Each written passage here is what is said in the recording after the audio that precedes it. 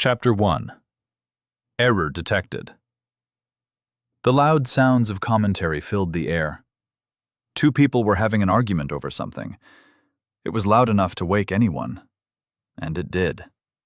Aiden woke up kicking and screaming with a pain in his head. "Whoa!" someone exclaimed, rushing to Aiden's side. "Deep breaths now, deep breaths." Aiden obeyed instinctively, sucking the air in like a man who'd just survived being drowned. It was full, unfamiliar, and putrid. Yet it was air, and he needed it. "Must have been one hell of a dream," the person said, a hand firmly on Aiden's back to give him support. Aiden didn't have any response to that. His mind ran through other things as he inhaled and exhaled deeply. Frost Mountain. Giants. His mind went through the motions, but where would he start? He knew of the giants. They were an old race that existed on Nastild, but nobody had seen them before. According to the stories, they lived in the Frost Mountain. But the Frost Mountain was where the problem was.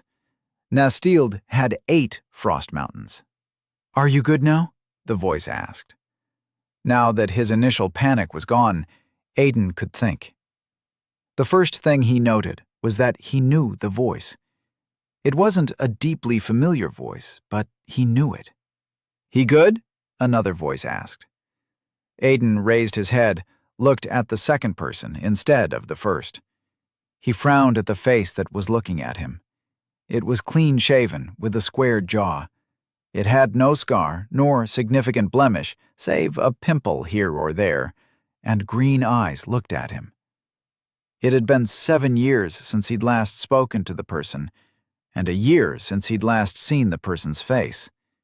The last time he'd seen it, it was scarred and bearded. "Drax?" he muttered. Drax cocked an eyebrow, and Aiden was reminded of why the girls always flocked to him. But Drax wasn't some handsome boy who used his handsomeness to get everything he wanted. He was upright, civilized, and more respectful than anyone Aiden knew.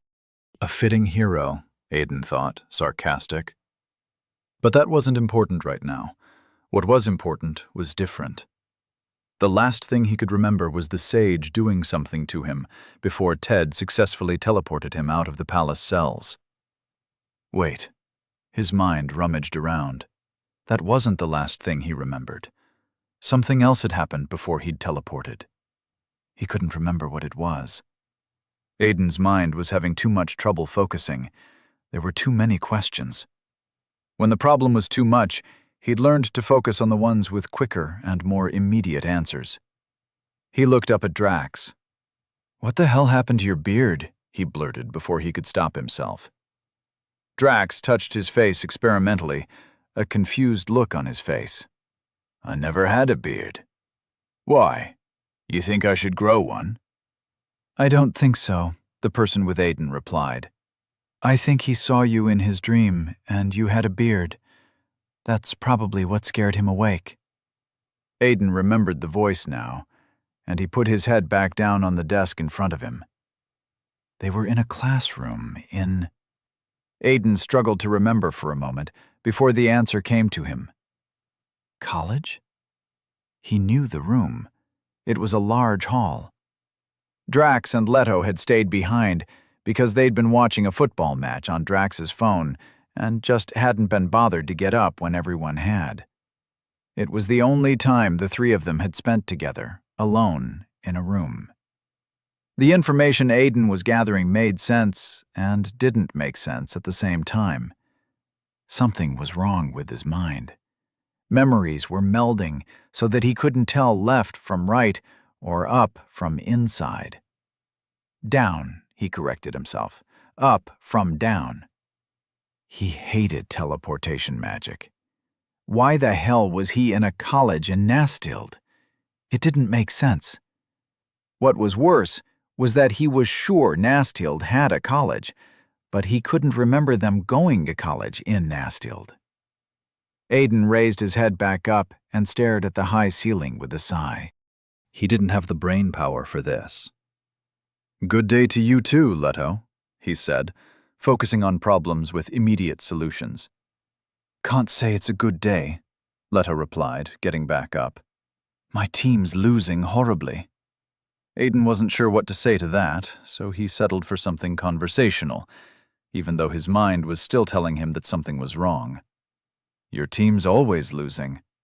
Even as he spoke, he was sure his brain was trying to process something, to figure something out. But it was just so hazy. Unable to look past the fact that finding the giants was going to be a very heavy task. Maybe that's why Ted wanted you to give the information to the head, he thought. He probably knows which mountain the giants are on. The head of the order was a man of too much knowledge. So much so that Aiden doubted there was an enchantment or spell the man didn't know. What he needed to do now was get to the order. No, he chided himself even as he rose to his feet. He wasn't sure how much time had passed since his teleportation. The order might already be aware of what he had done. What he needed to do first was confirm that Ted was still alive. He staggered, his body heavier than he remembered. He half expected to catch himself, and was surprised when he didn't. Instead, Leto grabbed him to stop his fall. "I think you got up too fast," Leto said, still holding him up. "Vertigo can be a bitch." Aiden shook his head in confusion. "That's not right. My agility's too high for that." He extricated himself from Leto's hold, his mind still trying to figure out what was going on. It still told him that everything was wrong, seriously wrong. Yet Aiden couldn't focus enough on it to figure it out. Was he under some kind of status effect? He'd heard of people falling under status effects after long-distance teleportation, but hadn't ever been one of them. But considering he'd been hit with something from the sage at the same time, he wouldn't be surprised if there was an after effect. He called his system interface up with a thought and waited for it to show him what was happening to him. To his surprise, it ignored him. "That's new," he muttered to himself. "What's new?" Drax asked. He had ignored the phone with the football match and was walking up to Aiden now. "You sure you're all right?" "I'm fine." Aiden shook his head, trying to dispel his haze. "My interface just won't come up. I'm trying to call up my status. I think I'm having an—" His words trailed off at the look of worry on Drax's face. Aiden's mind continued to scream at him. Something was wrong. He was in the wrong place at the wrong time. That wasn't surprising. Ted was the Demon King locked up under the palace, and he was in a room with the hero just after trying to rescue his brother. Of course, he was in the wrong place at the wrong— Aiden's face fell. "No." Drax looked at Leto. "I think he needs to sit down." "Yeah," Leto nodded. "How about we take a sit and just give it some time?" Aiden's brain was already piecing things together. He was in the wrong place at the wrong time. His brain had already deciphered that, but his thoughts were a mess despite it. He recognized everything in the room. Leto placed a hand on Aiden's shoulder and tried to ease him back to the chair, but Aiden refused. His mind was trying to figure something out, and he couldn't afford to be distracted. Too many distractions. "You've got to take a seat, Aiden," Leto advised, adding a little more pressure to Aiden's shoulder. Aiden realized he was being pushed back despite his refusal, and acted on instinct. He moved his shoulder back, allowing Leto's force work against him.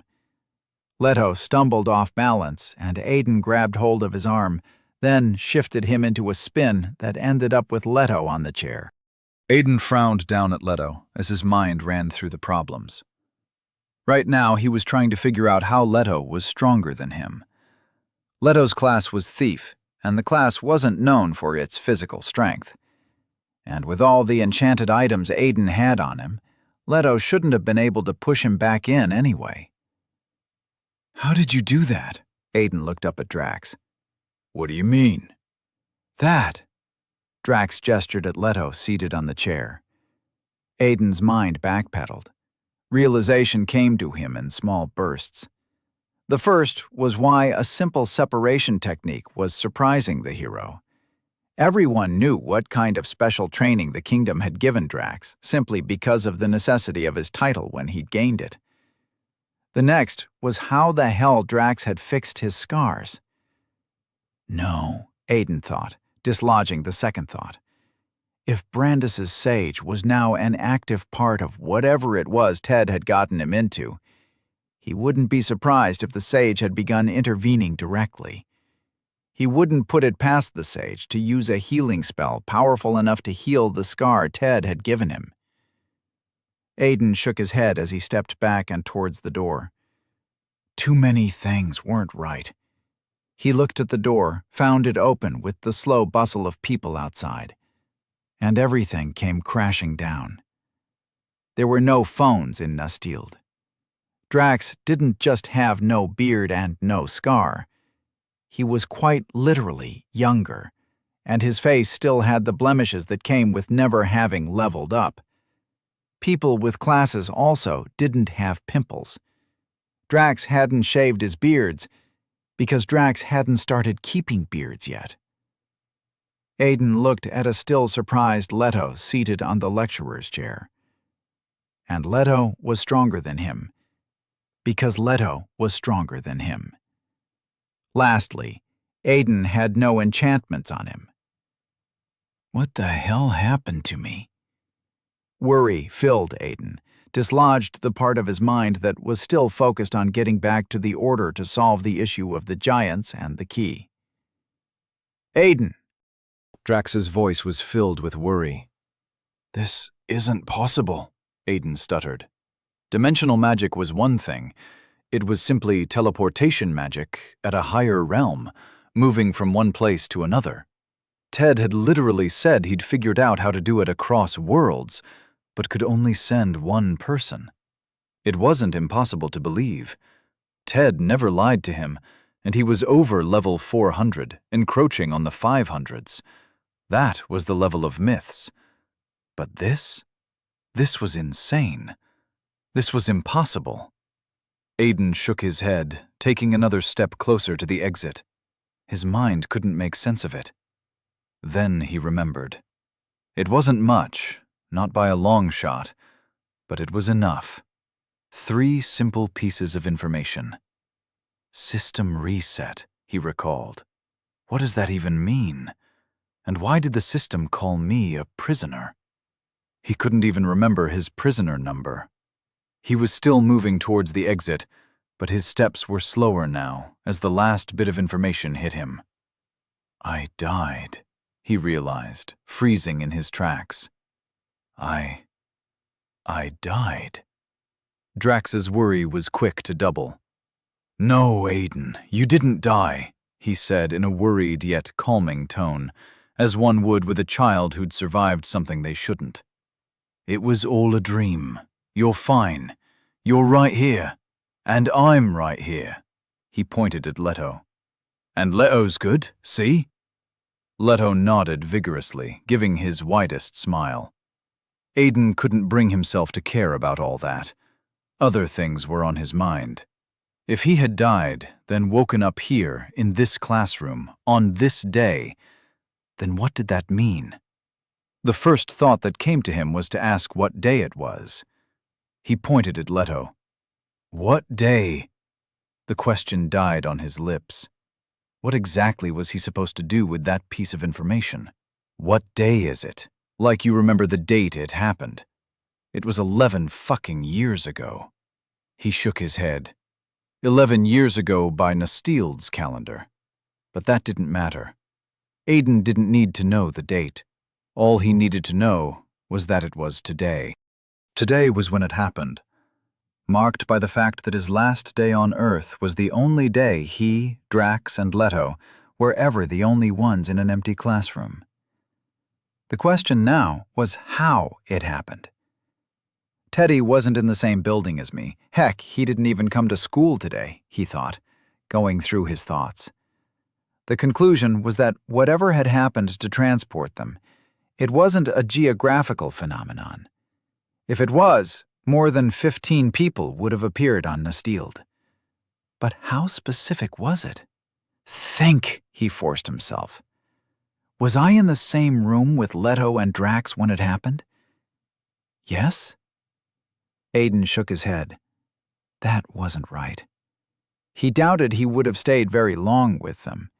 It wasn't like they were close friends or anything. They just knew each other. It was most likely that he had left them. No, he shook his mind from that line of reasoning, realizing something else. If he was here, on Earth, and back in the past, what of Ted?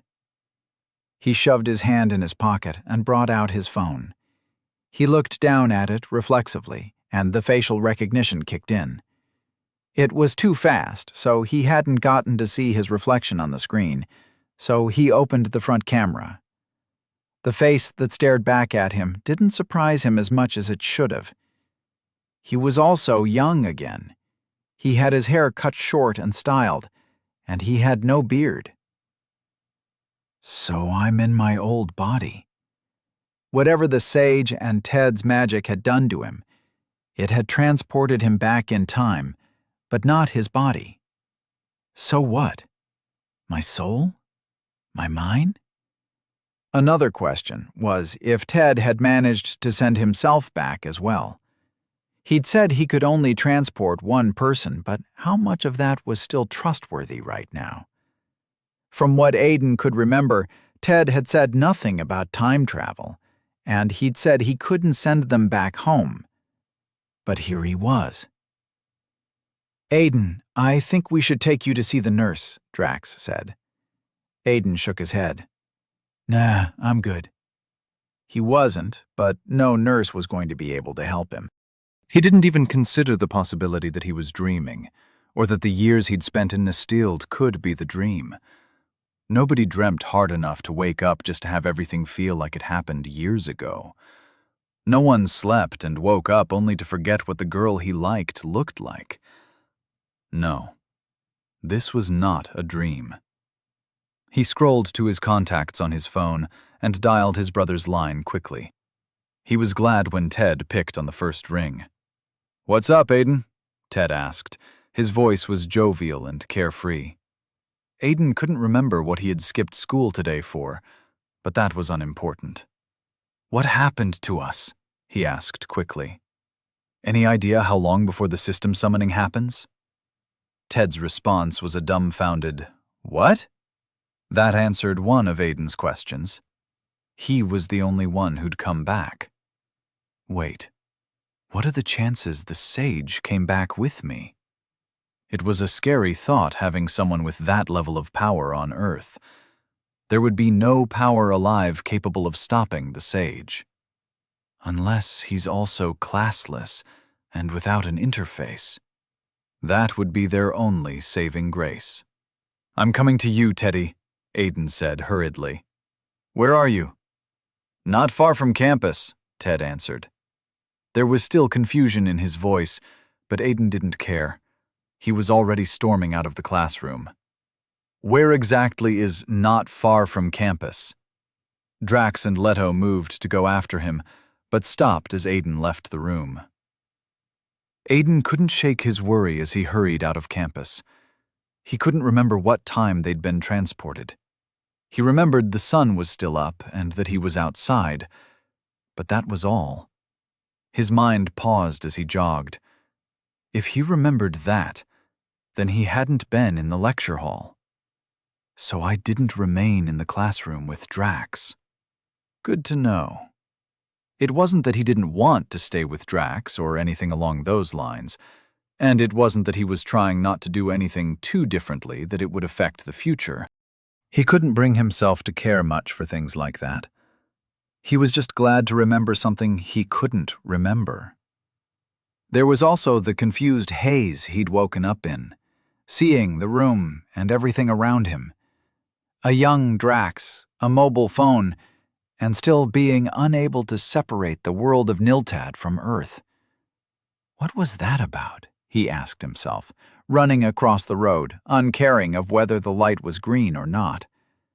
Judging by the shouts he received, it most likely was. Had the magic messed with his mind somehow?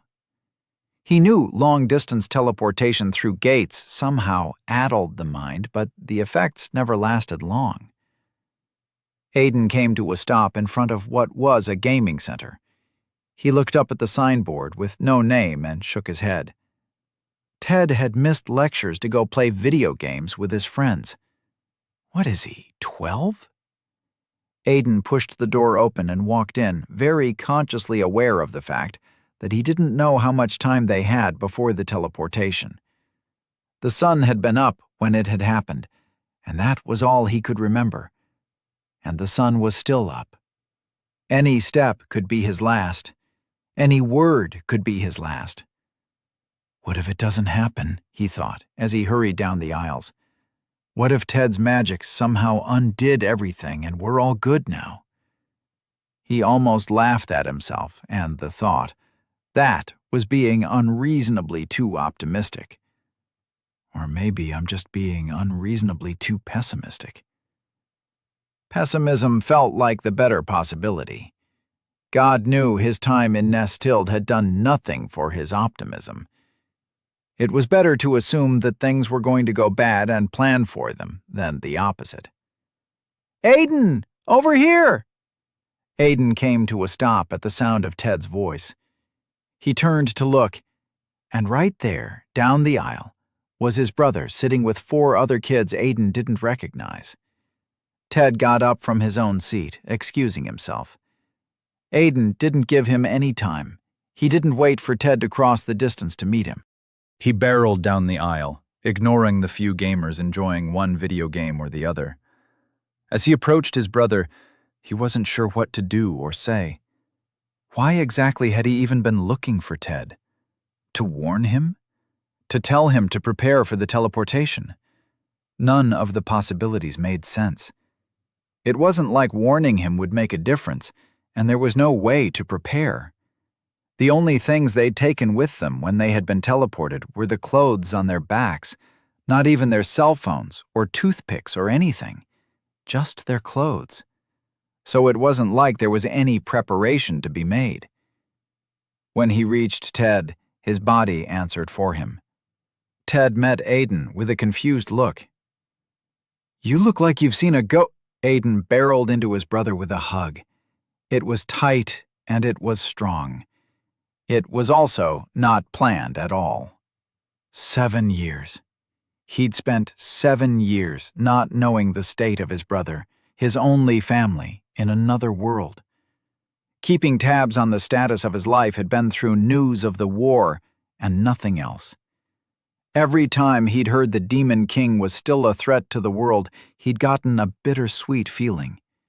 There was good because his brother still lived, and there was bad because of how many lives his brother had continued to take in the war. He couldn't count how many times he tried to justify his inability to view his brother as evil, even if he was the Demon King to himself. They'd tried to kill him first. They weren't going to keep him alive. It wasn't his fault that they wouldn't listen to him. He had to raise an army to protect himself from the rest of the world.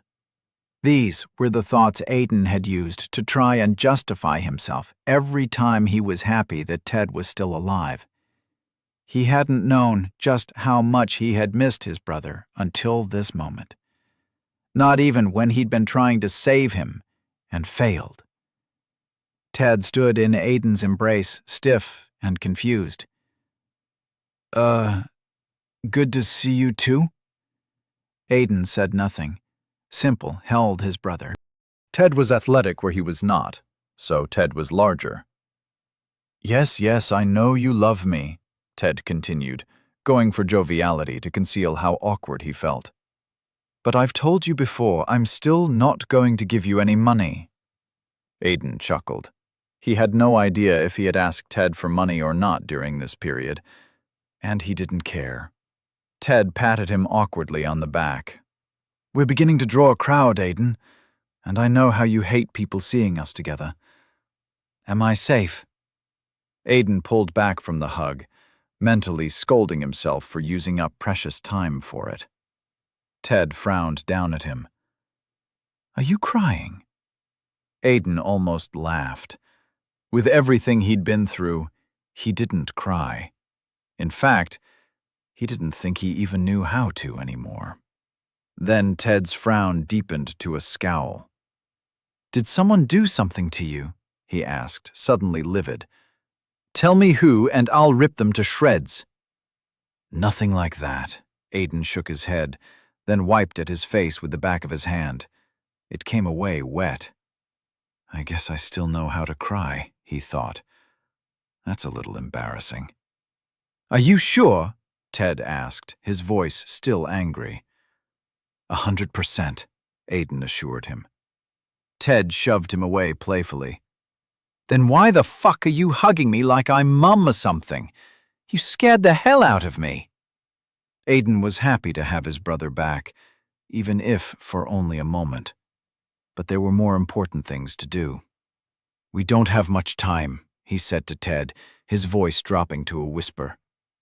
"What do you know about spatial magic and time travel?" Ted paused, thinking about it. "Star Wars and Back to the Future?" "Yeah, don't know what I was expecting," Aiden thought. To his brother, he said, "That's spatial tech and time tech, Ted." Ted shrugged. "I've got no idea what you were expecting from me, Aiden, but that's what I've got." Ted was looking at him differently, and it took Aiden a moment to remember why. He almost smacked himself for it. While they hadn't hated each other, before Nastila they hadn't really been that close. In fact, it had been the trials of Nastila that had brought them together. Aiden nodded to himself. "Definitely can't tell him about Nastila then. He'll think I'm saying rubbish." "How's Mom and Dad?" he asked instead. "Don't know, man. You talked to them this morning. I guess they're going steady and all that. I'm sorry, but you sounded worried on the phone." Ted looked back at his friends, frowned, ran a tired hand through his short hair. "Is there anything else, or did you just come for the hug?" Aiden didn't have an answer for that. In truth, his mind was elsewhere, contemplating if he still had enough time for one more trip. Maybe he could see his parents if he hurried, before... Error detected. "What the hell?" He stumbled back as the words appeared between him and Ted. That didn't make sense. He didn't remember seeing a system notification on Earth. They'd all just been teleported. The notifications didn't come until they were on Nastila. "Dimensional transportation imminent. Brace for impact. Prisoner number 2345023857739. "Aiden?" Ted asked, panicked. "What's happening to your body?" Ted was grabbing at Aiden, but Aiden was worried about other things.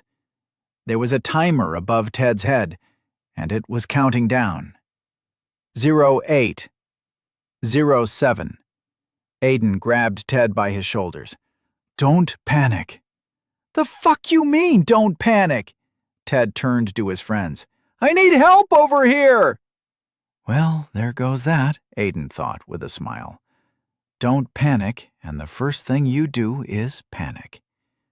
Then he looked at his hands and saw himself slowly dissipating, like sand in the wind. Hold up. That's not how it's supposed to happen. He wasn't supposed to evaporate like sand being blown in the wind. There were supposed to be geometric signs, circles and triangles and squares with lines running through them, that kind of thing.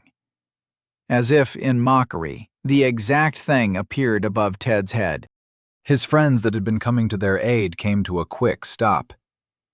"Ted," one of them muttered, scared. "Something's happening." It was odd how they weren't just looking at Ted, but looking around as well.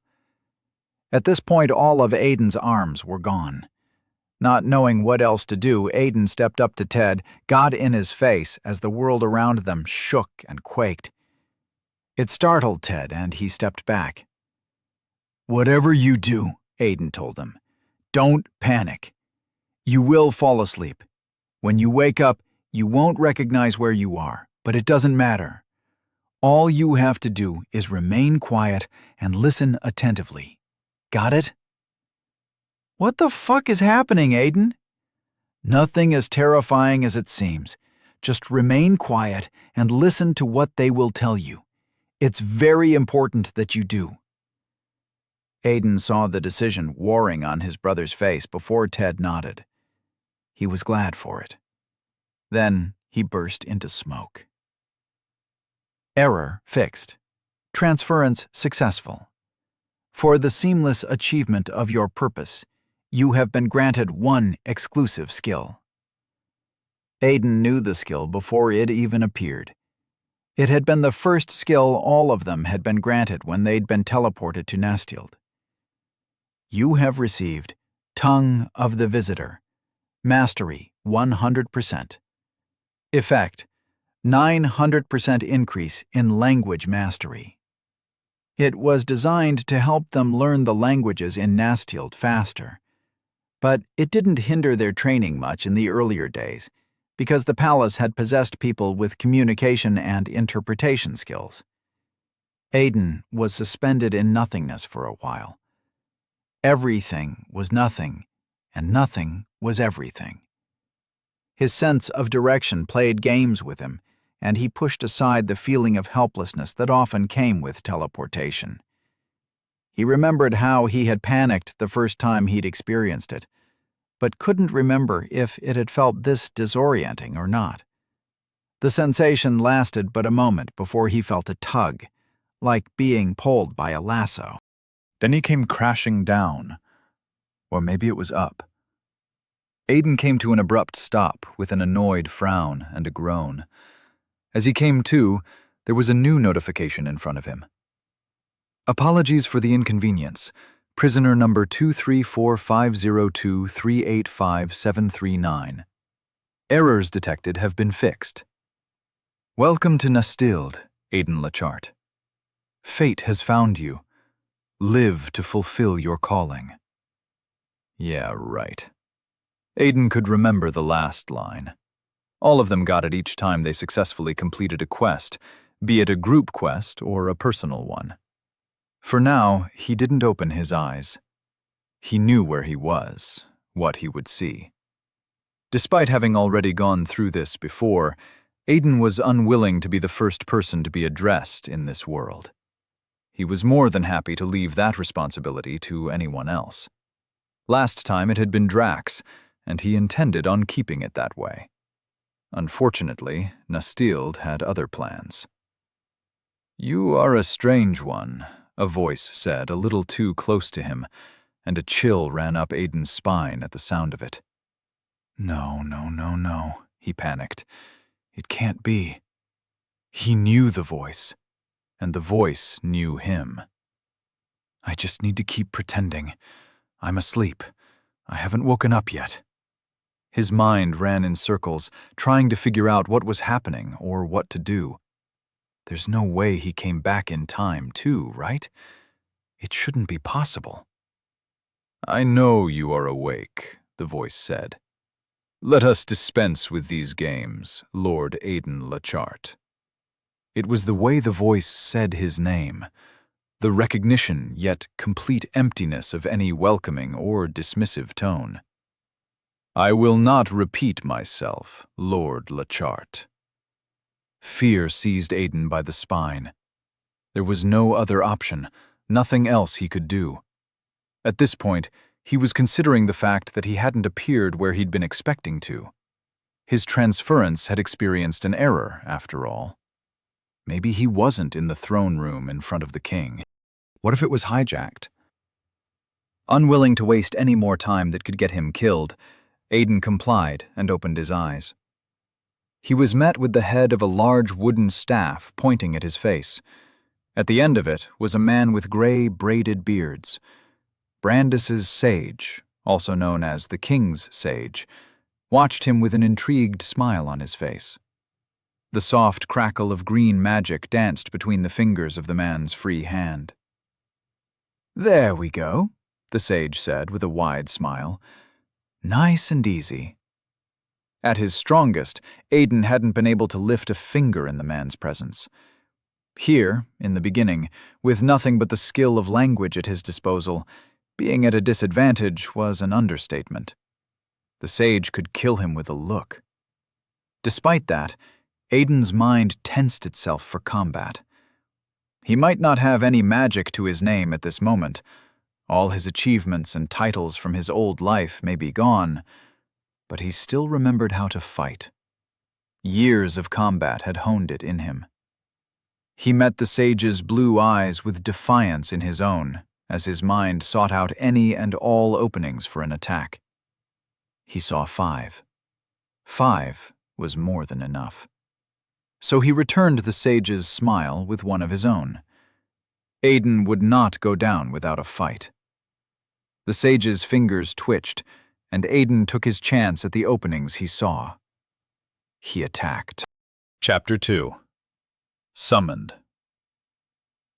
There are people who do not understand that the beginning of a fight against a magical opponent is almost as important as the end. As Aiden had been taught by pretty much every magical teacher he'd ever had, strike first and strike last. Aiden pushed himself off the ground with as much force as he could muster, hoping to take the sage by surprise. Without levels or enchantments, he was vastly too slow, and was weaving beneath the sage's staff when his mind processed a lot of problems. He slipped beneath the staff, coming up on the sage with an open hand thrust to his empty hand, as his mind asked him what would be next. He had to know that he would not win. Could not win. Even if by some stroke of luck he managed to land a hit, then what? Aiden had no answer to that as the sage stepped away from his strike. The man raised his staff and pointed it again. Aiden caught the look of confusion on the sage's face as he spun into a mess of a pirouette to avoid the thrust staff. You have learned Palm Attack, Mastery 12.00%. You have learned Evade, Mastery 15.00%. As startled as he was by them, Aiden ignored the notifications as he grabbed onto the staff and threw a kick at the sage's leg, hoping to destabilize him. You have learned Kick, Mastery 8.50%. The sage slipped away from the attack once more, taking his staff with him. Aiden had no intentions of engaging in a contest of strength against the man, so he let go of the staff. Aiden didn't let up, though. If the sage had been willing to attack him on arrival, then a lot of things had gone wrong from the get-go. But just how much had gone wrong? Aiden's mind continued to seek out answers as he continued his attack. The sage continued to evade him at every turn. What had once been confusion on the man's face was now intrigue. All the while, Aiden's mind asked questions, and he thought of possible exits. He went for a leg sweep and came up with a shoulder thrust. The sage avoided each attack easily. He was like an adult playing with an infant. You have learned. At this point, the sage was even smiling, entertained. Aiden's mind, however, was elsewhere. In their short exchange, he had established a few things. One, he had been summoned to the king's palace as had happened in his previous life, standing at the center of the massive throne room. The throne room had a high ceiling that was held up by a number of balustrades, 2 of which he'd been forced to weave around in his attack on the sage. Another thing he noted was the array of armed knights standing on both sides of the throne room. Each had a hand on the pommel of their sword, unmoving. The sage made a gesture with his free hand, and magic gathered to it in a soft blue light, and Aiden reacted as quickly as his body could carry him. He pushed off his feet, untrained legs pushing him, and darted forward, striking at the wrist of the sage's hand. In a fight with a mage who made magic with gestures, if you could get to them first, disrupt the gesture, you had a chance of canceling the magic before it even started. Another notification popped up. You have learned. Mastery knew he was getting the skills too quickly, but couldn't bring himself to attend to it. He was in a life-and-death situation, after all. The sage moved his hand out of the way, and Aiden's attack struck nothing. As if on instruction, a knight dashed out of their position. With all the armor and helmet, Aiden couldn't tell if the knight was male or female, and he didn't care. All he knew was that he had a new opponent. The knight covered the space between them in one move and drew their sword from its sheath. Aiden turned away from the sage, stepping into the knight's reach, and the funniest thing happened. The knight backtracked, staggered back as if startled. They had probably not been expecting Aiden to rush into them. Judging by the speed the knight had come with, Aiden wasn't sure if the action was a skill or if their movement speed was just that high. It didn't matter. Aiden's plans were already in motion. He reached for the disoriented knight's sword as the knight drew it free, grabbed the knight by the hand, and twisted. It was a simple combat technique designed to disarm an opponent, and it worked best when the opponent was already disoriented. Aiden found success as he extricated the sword from the knight. If it was before his return to the past, he would have struck the knight in the head with the pommel, put them down to be sure. But he wasn't stupid. He didn't have the stats for that level of takedown. So he simply turned, executing a swing with the blade aimed at the sage's neck. In a fight, you always take out the greatest threat if you can. As the sword cut through the air, aimed for the sage's neck, Aiden's mind asked him why disarming the knight had been so easy. Yes, the technique was most often effective, but it had failed him enough times for Aiden to know that he shouldn't have been able to find success so easily. But it was too late to allow such questions distract him. In a fight, distractions were the quickest ways to death. Aiden had seen it enough times to know it. The sage moved as the sword blade met him, as if anticipating the attack. He blocked Aiden's swing with his staff, and sharpened metal struck wood. Oddly, it clanged like metal meeting metal, letting out a few sparks. You have learned 0.001%. The force of both weapons meeting sent Aiden spinning back and off balance, and he remembered how a knight's weapon was intentionally made heavier than most weapons. That explained why the mastery was so abysmal. Everything about the strike must have been sufficient but poor as far as the system was concerned. Then how did I dispossess them? Aiden wondered as he spun away from the sage, and the tip of his sword hit the ground, bringing him to a stop. There was a small moment of reprieve from the fight. In it, Aiden found himself armed and facing off against the sage and a knight. Behind him were the bodies of people who were most likely the summoned. He was the only thing standing between them and the sage. With his overweight weapon, he was certain he could no longer lift, panting like a man who had just finished a triathlon. Behind the sage, King Brandis, fourth of his name, and king of the Bandiv kingdom, sat comfortably on his throne. There was a small frown on his face, as his eyes focused on the part of the ground where the tip of the knight's sword, now in Aiden's hands, had hit the floor. On his side was his queen on her throne. Aiden tried to remember her name and failed.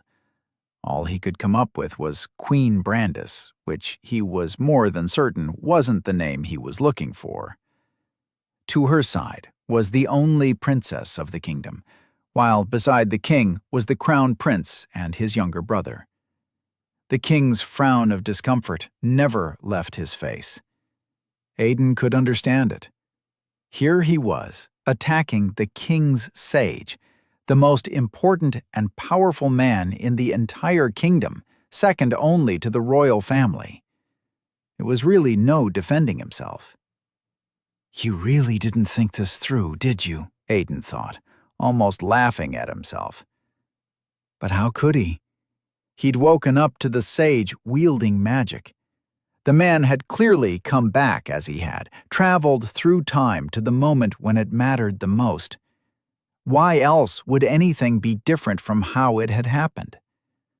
The sage could kill Aiden here and now, even Ted, now that he knew who they were, or who they were going to be. Aiden paused. Wait, why would he? There was no reason for the sage to kill them when Aiden really thought about it. In fact, the sage had wanted whatever magic Ted had discovered. So wasn't it safe to say it was in the sage's best interest to allow things run their course? The sage wouldn't have to be on alert until after Ted had been captured. Then, all he would have to do was kidnap Aiden and use him to get what he wanted from Ted. All he really needed to do right now was confirm that the both of them had come back in time, or not. Aiden frowned, realizing he might have messed up. There was always a possibility that what he'd woken up to was supposed to be a test from the sage to see if he had also gone back in time. If that was true, then he had just failed that test. There were too many possibilities rushing at him. Effects of always being the weakest mage in the room in his past life. He had been forced to use his brains more than his bronze so many times before joining the Order that he had developed a mind so active that it could run him off a cliff. Now that he had botched it all, there was only one thing Aiden could do: devote himself to it. Still panting, he prepared himself, not even trying to lift the knight's sword from the ground. The sage smiled at him, interest and concealed ecstasy on his lips. Then, to Aiden's surprise, the sage lowered his staff. "I believe that should be enough, Lord Lockhart," the sage said. Aiden was confused, unsure of what was going on. The knight he'd disarmed stood at ease as well, relaxed and unconcerned. Aiden looked around, waiting for what would come next. Were the other knights going to charge him? What was to happen? What was going on? Then the king spoke, his baritone as deep as Aiden remembered. "How much longer before they are acclimatized?" Aiden recognized the Nault tongue, the universal language of this world. If the king was speaking with it, then clearly he didn't want Aiden understanding the conversation.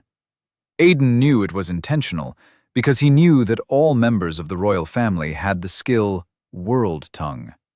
It allowed them to speak in a way that was understood by all. It also helped them understand all.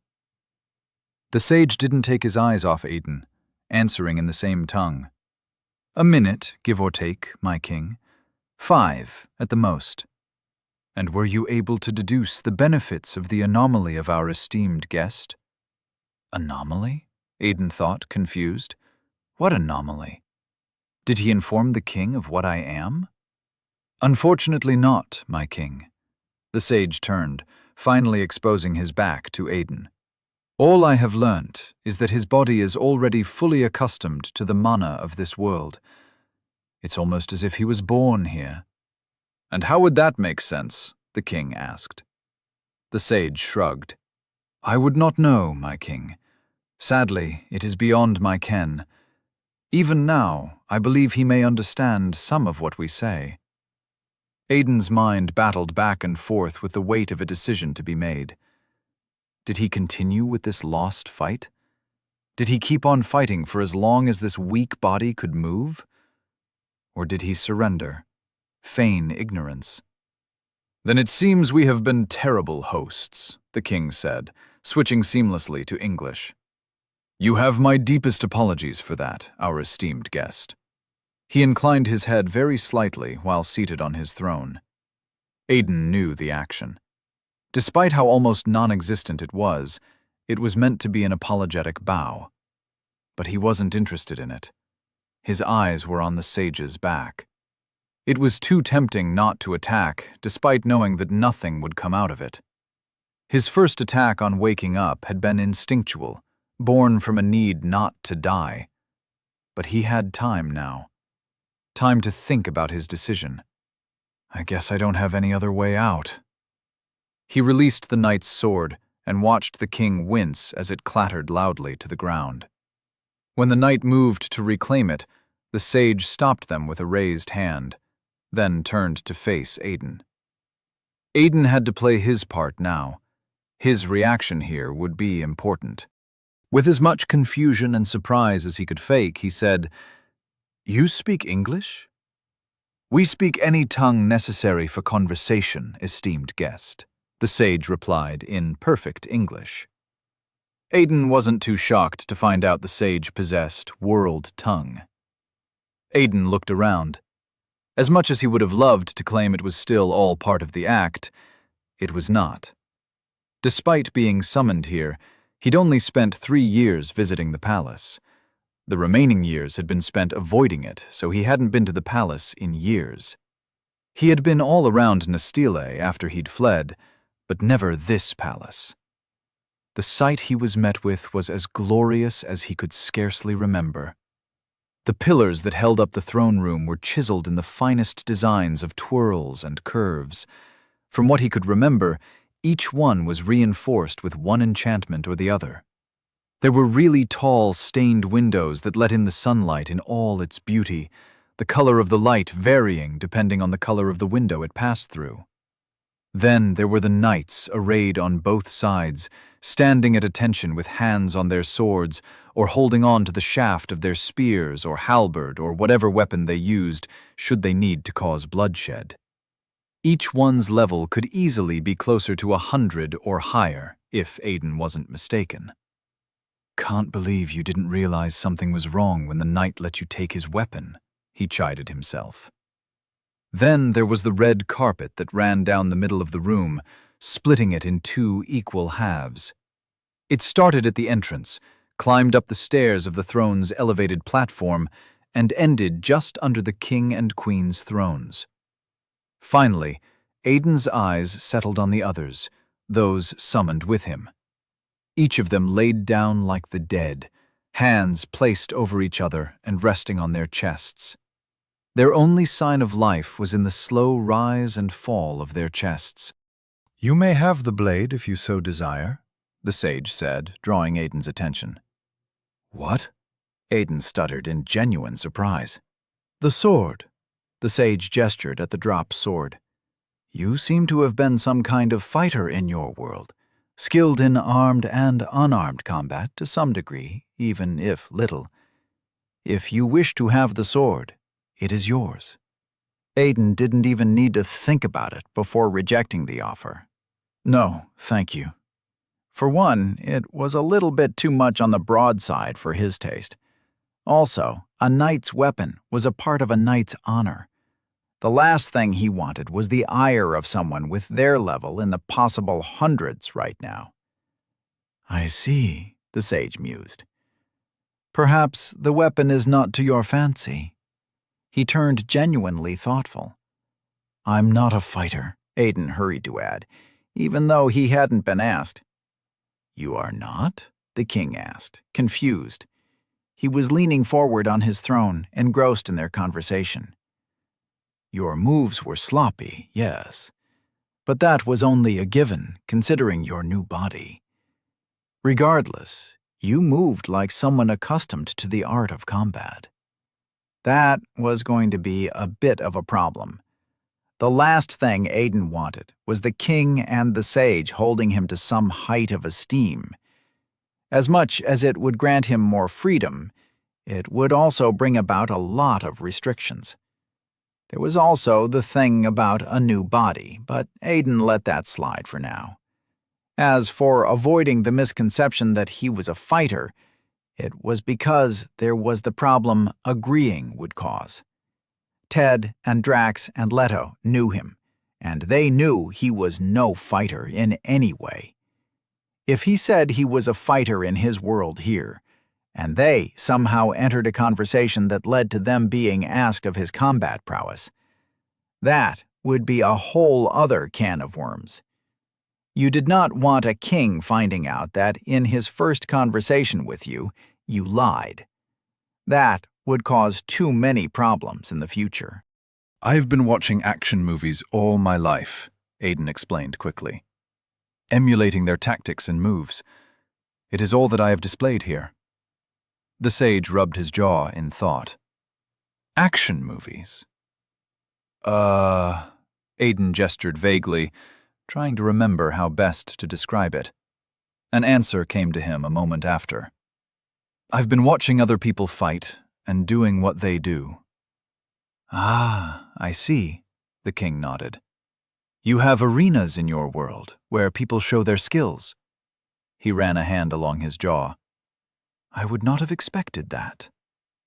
Aiden opened his mouth to correct him, but changed his mind. He wasn't going to explain acting on television to the king. Something told him it was going to be tedious. From the time he'd spent in the palace, he knew the royal family was kind, at least to those they had summoned, so he knew the king would listen and try and understand whatever he had to say patiently. But this was not the time. Esteemed guest, the sage addressed Aiden once more. Do not fear to speak.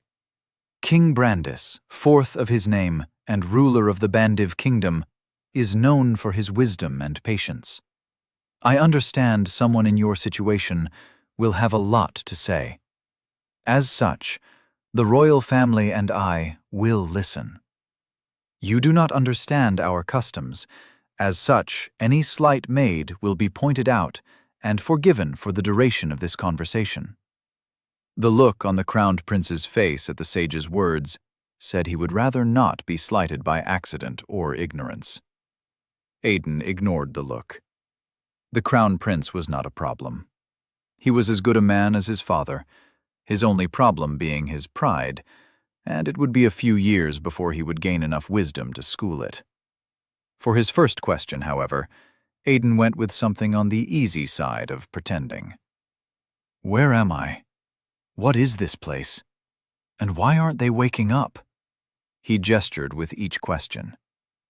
King Brandis made an intrigued sound, then looked to the sage with a smile. I can already tell what class this one will be offered. The sage smiled as well. So can I, my king. Aiden wasn't sure if that was a hint that the sage had also gone back in time, or merely a conversation between a sage and his king. Try not to go jumping at shadows, Aiden. It's the fastest way to kill yourself. First, the king said, voice loud and reaching, we would like to apologize on behalf of the gods for bringing you here without your consent. As for your companions, they should awaken in a minute or two, 3 at the most. I assure you of this. Then why am I already up? Aiden asked, genuinely curious. What was done to me? The sage and the king exchanged a look. To Aiden's surprise, the sage nodded and the king spoke. Judging from how well you have handled this so far, perhaps you can handle more. You seem to be special in some way, either by yourself or by the circumstances surrounding your arrival. He leaned back on his throne, a finger tapping calmly against the edge of the armrest. As you are not from this world, your soul would need some time to adjust to this world's magic. It is the reason your companions are yet to awaken. You, however, awakened barely a second upon appearance. A strange phenomenon. As if your soul has gone through such a thing before, the sage added. And as much as I would like to study it, you are here for far greater purposes. Aiden agreed very much with that. The last thing he wanted was to have the sage poking at him, trying to figure anything out. Before more could be said, a collective gasp of 14 people drew the attention of everyone in the throne room, interrupting the conversation as the others woke up at the same time, just the way Aiden remembered it happening. Ah, the sage stroked his beard. This is good. It saves us the time of having to explain twice. But before we continue, esteemed guest, does everyone from your world possess as good a combat skill as you do, from just watching people fight? Aiden was quick to shake his head. Drax took boxing lessons from what Aiden knew, but it was nowhere near enough to interpret into a real combat situation, with the stress of possible death. I see, the sage said. So you are somewhat unique, even amongst your kind. Welcome, esteemed guests, King Brandis announced, as everyone came to their feet in groggy confusion. This was yet another digression from the flow of events Aiden remembered. Naturally, the king had not been the one to address the group. It had been the crowned prince, and the sage had merely stood off to the side, feigning insignificance. Now the king addressed them, and the sage stood clearly and importantly to the side. King Brandis began by introducing himself, then the kingdom where they found themselves.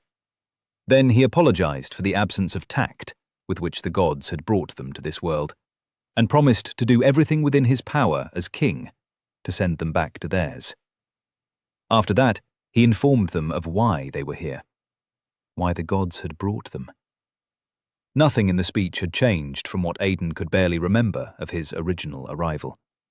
Yes, the wordings were different, the tone of the king more apologetic. Aiden had no interest in any of that. What he wanted to see was how the king's announcement of the Demon King would play out. When the prince had announced it in his previous life, he had tried to take all the emotions out of his voice, tried to make it seem as less dire as the situation demanded. The result had been chaos and confusion, with all 15 of them complaining and demanding release in one way or the other, silently but certainly. "I must now plead with you," King Brandis announced, voice solemn. "The reason for your arrival, the path with which you have been brought here, while being by the machinations of the gods, has not been a conscious one. Darkness seeks to befall our world, and with it, contingencies put in place eons ago have come to effect. The outcome?" He gestured at all of them. "You." Then he told them their reason and their purpose. He did it with a deep voice, completely aware of the dangers in place. But he did not stop there.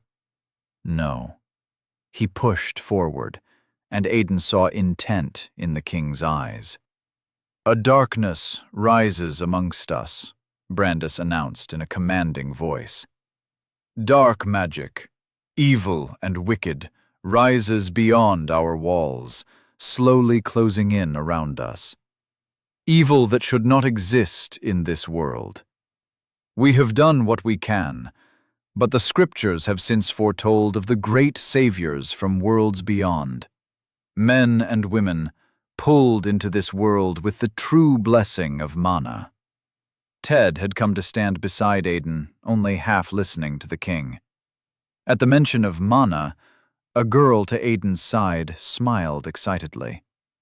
Aiden didn't remember her name, but he remembered the class she'd gotten. In his previous life, she had been an illusionist, and a powerful one.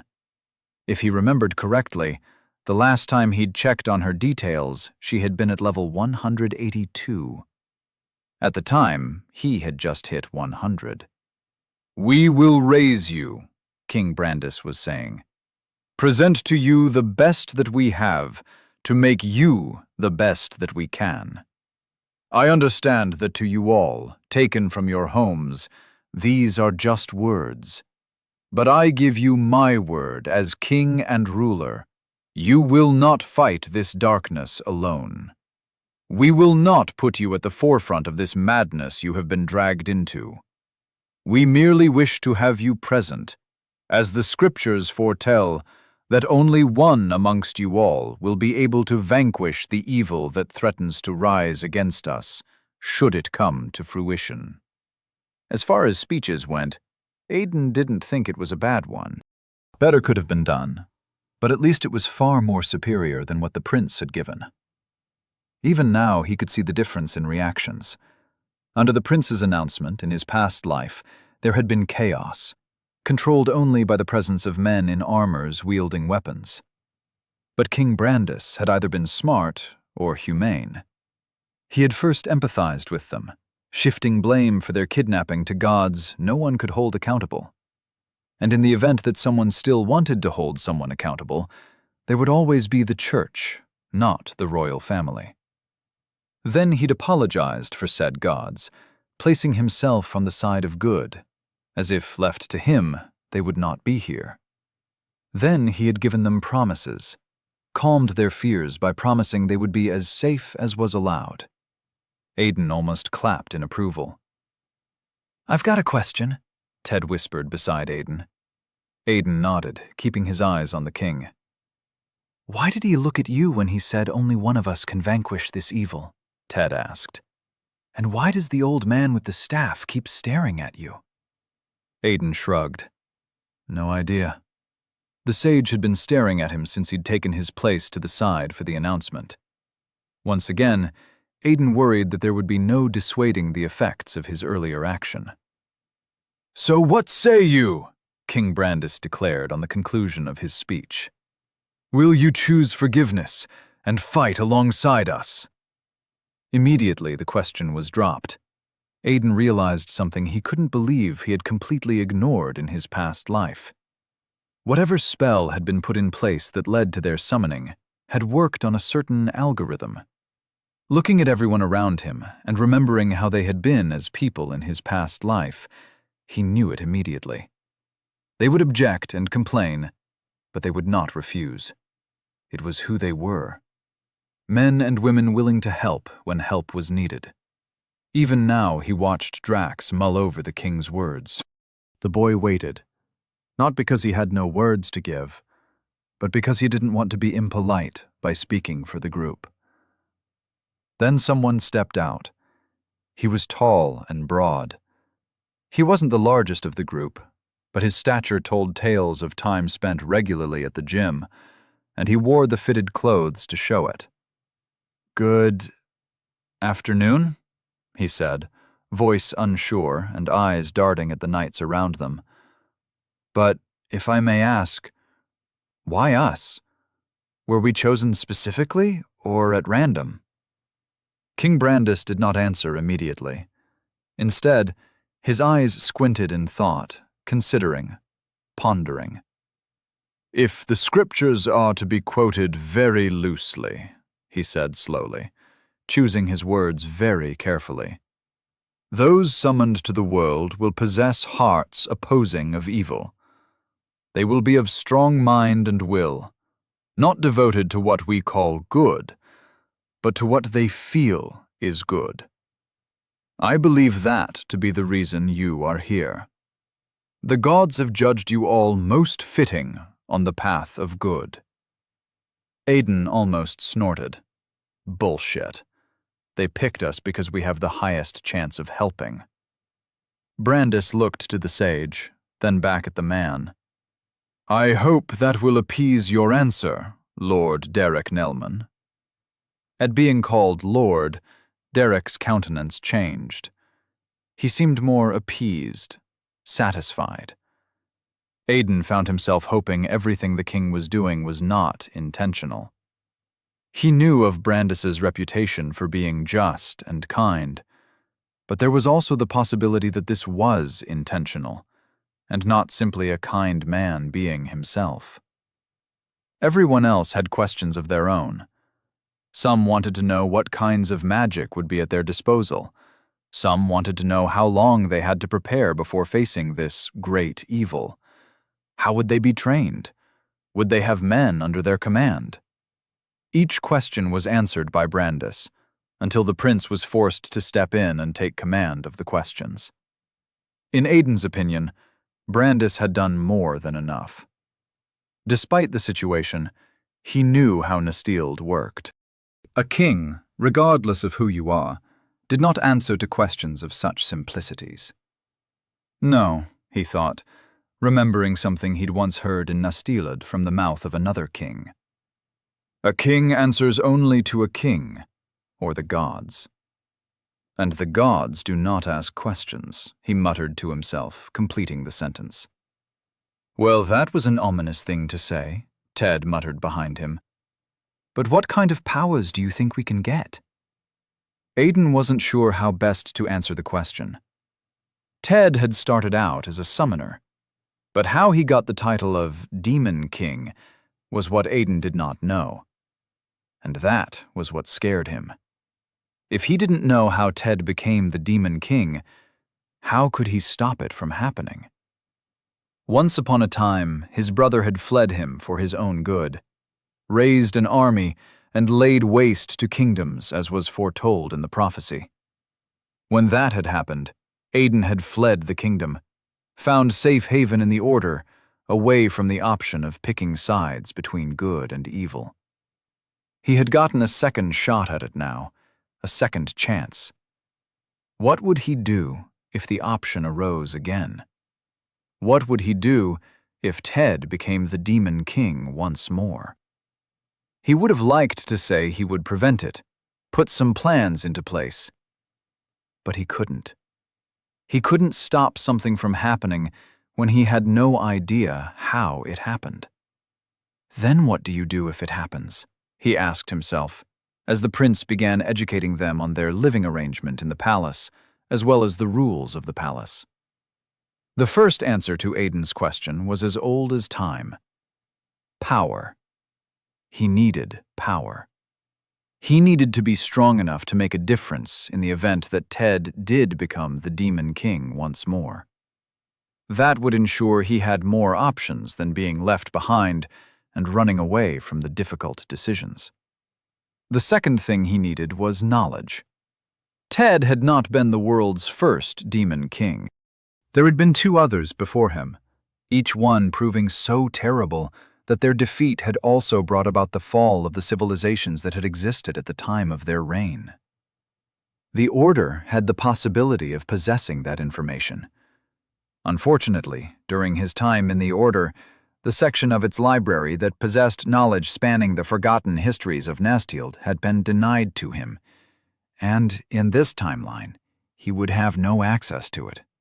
I guess it's a good thing they aren't the only ones with ancient texts.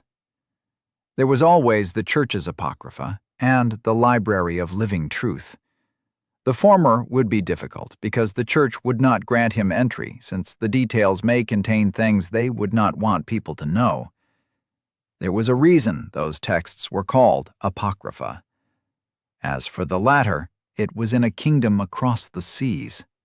The Library of Living Truth, Aiden concluded. He had better chances there. And since Ted was not revealed to be the Demon King until after 3 years, Aiden still had time. Someone bumped him on the shoulder, pulling him from his thoughts. When Aiden turned, it was one of the girls in the group. Ariana? Ariadne? Aiden couldn't remember her name. You spent 3 years with these people, he chided himself. How the hell did you forget their names? Because you spent another 8 away from them. What's up? He asked her, noting that the crowd was dispersing. Each of them was most likely being shown to their rooms. Catch you later? Ted asked, walking past Aiden. Aiden replied with a nod. Since they were from the same world, but likely not the same place, Brandis would plan for them to have dinner together. At least, that was what had happened before. And in the event that this timeline had changed so much and that didn't happen, Aiden already knew what room Ted would be placed in. He could always check on him then. Unless that changes too. The girl fidgeted, drawing Aiden's attention once more. When she had it, she pointed meekly. He followed her gesture to a knight, standing separate from the others. The sage stood beside the knight, resting both hands on the head of his staff. I think they want your attention, the girl said. He'd just gotten here, and already too many things were changing. Most, if not all of them, his fault. What next, he thought, as he walked up to the sage. The Library of Living Truth will suddenly be set ablaze? It was a joke, but it was also a sudden possibility that scared Aiden. I really hope not.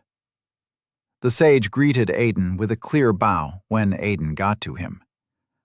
Lord Lockhart. The action drew looks from those that were still around, members of the royal family as well as the knights.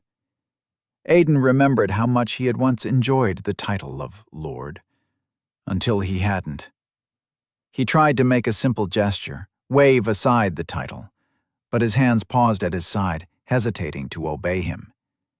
Confused, it took him a moment to realize why.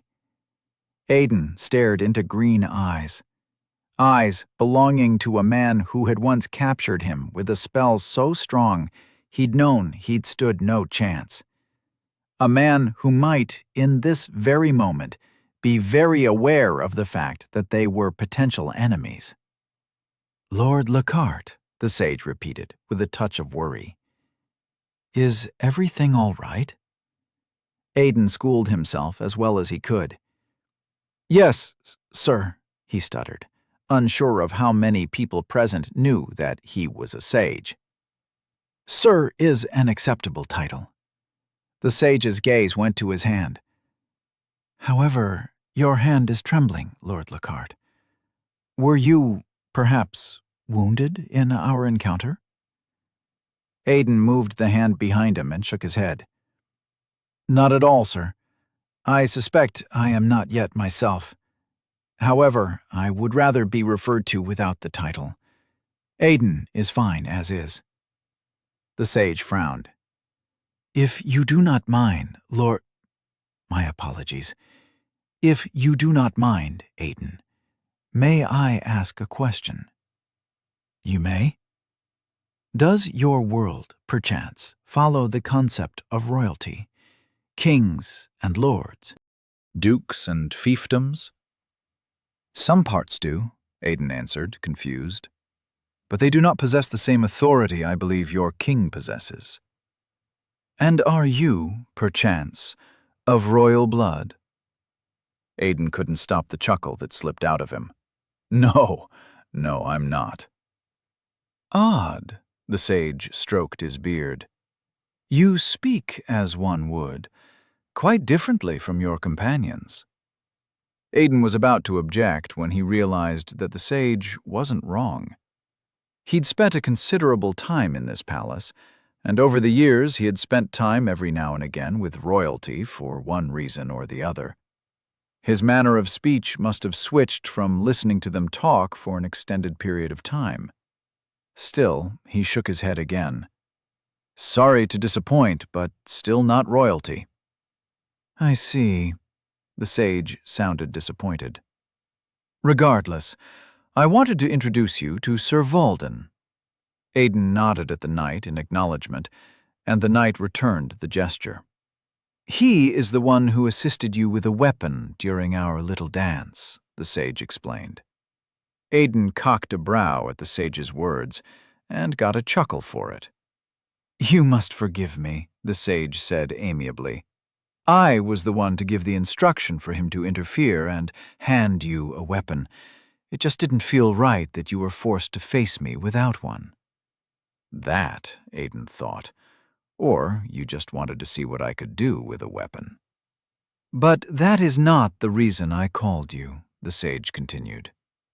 Aiden folded his arms over his chest. The one hand still trembled. Then why was I called? To show you to your instructor, the sage gestured at Sir Valden, who nodded once more. The king and I are in agreement that your physical skills require a certain level of attention if we are to see them flourish. Aiden did not oppose this. If he wanted to grow faster, he certainly couldn't waste any time pretending to need all the basics while sneaking around to reacquaint himself with the skills more suited to him. The others would have questions when they noticed, but those questions were his to answer as he saw fit. And Ted? He asked himself. He came to the easy conclusion that that was a bridge he would cross when he got there. For now, he would take all the help he could get. And my magical skills? He asked. You will be introduced to a teacher in due time, the sage answered. Should you prove beyond our expectation on that as well, then a personal one will be assigned to you. Fair enough, Aiden conceded, looking around. Will it be all right if Sir Valden and I began practice immediately? I would like to see how much of what I know can be done. The sage's only response was a gesture in the direction of one of the doors to the side. Aiden knew the door. While the others had gone through a different one that led deeper into the palace, this one led to the outer reaches of the palace. Sir Valden turned and walked towards the exit without a word. With all his knightly armor, his steps were without sound. Aiden knew that enchantments were responsible for this. Aiden followed after Valden. First, he would get all the foundational skills. then get the basic skills. Then he would advance them. Once that was done, he would need to turn his attention elsewhere. Brandis sat in his chair, his mind filled with thoughts. Unhealthy thoughts. He had just lied to Nastild's saviors, spun tales of how the gods had brought them here, when he very much knew they hadn't. Yes, there had been contingencies in place for when the demonic mana in the world began to rise, but their summoning was not some automated thing or triggered by it. The only correlation demonic mana had with their summoning was simply the fact that their summoning was impossible without it. Since the beginning of time, demonic mana had always been studied, not simply for its potent and raw power, but for its strong affinity for spatial magic. It was the only mana ever recorded with the power to transcend great distances. The summoning spell had been designed since ages past, created to pick out those relatively pure of heart. And why? That answer was simple as well as unfortunate. Because each and every one of those summoned with it had an affinity for demonic mana.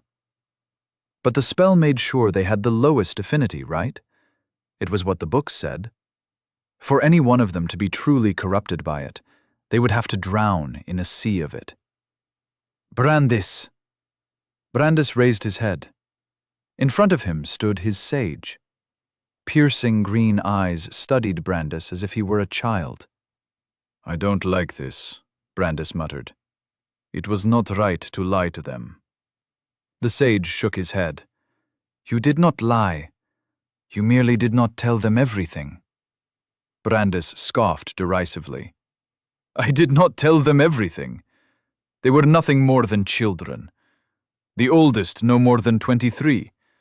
I'm very sure the youngest was 18. 19, the sage corrected casually. I believe his name is Dinkleworth. Of course, Brandis sighed. I might as well have sent young Dinkleworth to his grave. Brandis leaned back on his throne and stared up at the high ceiling. Why now? He asked no one in particular. Why during my reign? I cannot say, the sage answered. Would you prefer it happen during the reign of your son? Brandis' expression turned into a sharp scowl immediately. Careful, he hissed. I know your importance, but do not assume to scold me. And I am not. I am merely pointing out the pointlessness of regretting what you cannot control. As for the children, they will be fine. They will be raised and trained and empowered. While some innocent and unsuspecting person, human or elf, wanders aimlessly until they find that they possess a strong enough affinity for demonic mana. Brandis groaned in frustration. You know that's the part of the prophecy that angers me. Our enemy isn't some alien invader from another world, or some actual demon to lead the demon horde. No, they are one of us, an innocent person destined to become the enemy of an entire world. The sage shrugged.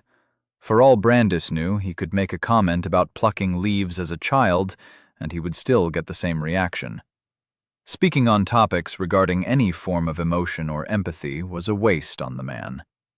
So Brandis turned the conversation to something else. The young man that woke up first. What do you think of him? The sage's lip twitched in what may or may not have been a withheld smile. He is acceptable, he answered. Promising. Unfortunately, he doesn't strike me as one to gain the title of hero. Brandis could agree with that. There was too much distrust in the man's eyes. What Brandis had seen had been distrust filled with a burning determination. He shook the thought from his head. I agree. Whatever he went through in his old world, it has left him jaded to some level. Yet the spell chose him, the sage mused. Strange. Yes, strange. Brandis let out a tired sigh. What are the chances of him becoming a sage or a guide, or even a watcher? The guide class will be more fitting for him, and if he is lucky, which I believe he will be, he just might be able to upgrade it to protector. That way, we get a powerful class drawn to sacrificing for the greater good. But for that, we might need to have him develop a bond with whoever gains the title of hero. Not for the first time in his life, Brandis wondered what was so special about the hero and demon king titles that made them supersede a person's class. Every other title fell under the title section of a person's being, buttresses to their class. But hero and demon king completely usurped the classes. The only instances where titles proved more powerful than a class was when the holder indulged most in them than anything else, which was rare. The superiority of hero and demon king made almost no sense to him. He had a strong feeling that the church had the answer, but were simply unwilling to share it, despite what they said. "I suggest we keep a strong eye on Lord Lacarte," Brandis said after a while, ready to end this conversation. "As much as I am glad to have someone with eyes like his, I do not like the way he looked at you." "At me, Brandis?" the sage asked. "Yes," Brandis answered. "At you. I got the impression that he attacked simply because it was you. It was like he recognized you as the only threat in this room. And I think that is something worth investigating." "I see," the sage mused. "Then it was not merely in my head. Interesting." There was something about the way the man said the last word that drew Brandis's attention to him. Looking at the sage, Brandis saw something he rarely saw the man do. The sage was smiling. Aiden held a wooden sword in his hand, its tip touching the ground beneath him. Valden had led him to one of the outdoor training arenas and was standing off in the distance with folded arms. The knight had every intention of testing Aiden, not that Aiden cared. He could use the test, see what he still could and couldn't do. To him, it felt as if it was just yesterday he had tried to break Ted out of prison. Unfortunately, his extremely brief squabble against the sage had taught him that while his mind was still what it was, his body was new. Weak. "Are you ready, my lord?" Valden asked. Aiden nodded, and Valden unfolded his arms, readied himself. Aiden would need to test the limits of his current body, then train it beyond them. But as important as that was, what he needed now was a class. Something that would take him to the highest heights in this world. For that, he thought as he raised his wooden sword and readied himself for combat, enchanter will not suffice. Chapter 3. Isekai'd. "Again," Aiden said, voice barely audible through his panting. He raised his wooden sword once more, sweat dripping down his face, and readied himself for what was to come. Valden's helmeted head tilted slightly to the side in what looked like intrigue. The sun had dipped into the horizon, blanketing the rest of the world in a deep orange with tints of red. Night would crawl up on them from out of the blue soon, and they would be forced to go in. After a moment, Valden shrugged, raised his sword, and attacked. He came in with an underhand slash from bottom to top, and Aiden evaded it, escaping the attack only barely. Valden doubled on the attack almost immediately, bringing the sword down in a downward slash. Aiden didn't evade this time. Instead, he brought his wooden sword to bear. Wood met wood, and despite using both hands against Valden's one-handed attack, the force of the blow almost brought Aiden down to his knee. Rather than fall under the knight's strength, Aiden let the end of his sword tilt downwards. The blade of Valden's sword skid down Aiden's until it slipped free and he staggered away. Valden watched him go without following. "You have learnt resilience, mastery 2.12%. Aiden staggered once, then dropped to his knee. He raised his hand to halt Valden, in case the knight chose now to attack once more. Again? Sir Valden asked. Aiden shook his head. I think that's enough testing for today. He looked in the direction of the sun and couldn't find it. Evening had taken its turn. Now night was beginning to fall. I must say I'm impressed, Lord Lockhart, Valden said. Me too, Aiden replied. It is impressive that a knight of your stature can display such level of control in combat against a learner such as myself. You give me too much credit, Lord Lockhart. Everything that has happened today is all you. Valden placed his sword on the ground. However, while that impresses me, I was speaking to something else. Aiden sat in the sand and let his wooden sword clatter in the dirt. And what do you speak of? Your composure and control, Valden said. Aiden cocked a quizzical brow, waiting for the knight to expand on his words. I mean to say, during our session, I'm certain you had countless words appear in front of you, yet you did not once stumble or stagger. You did not allow them to distract you. Oh, those. Aiden didn't miss a beat.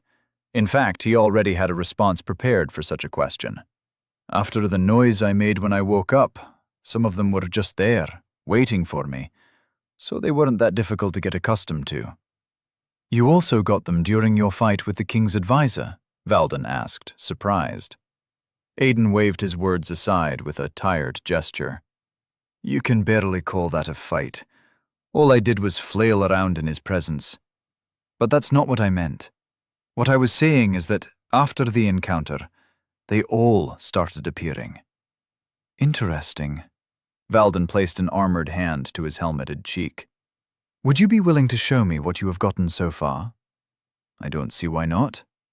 Aiden almost called up his personal information before stopping himself.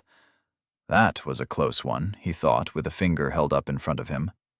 How would he explain just casually using the system? If he had simply opened his status and shown the knight, there would be no explaining his way out of it. Valden just stood in front of him, waiting. Lord Lockhart? Apologies. Aiden gave him an embarrassed smile. I thought they would be somewhere there, and I would just point them out. But they are not. Understandable. If anything, I am the one at fault for not giving you proper instructions on what to do. Aiden nodded, accepting the unspoken apology. Would you show me?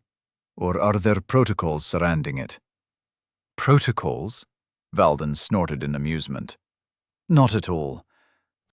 In this world, we are all taught things that we do not know. It is all about willingness to learn. If you wish to see what you've learned, you only need to think about it. Ask yourself what you are capable of, and you will show it to yourself. Certainly more complicated than just saying status, Aiden joked. My apologies, Lord Lockhart, but I did not catch that. Don't worry about it, Sir Valden.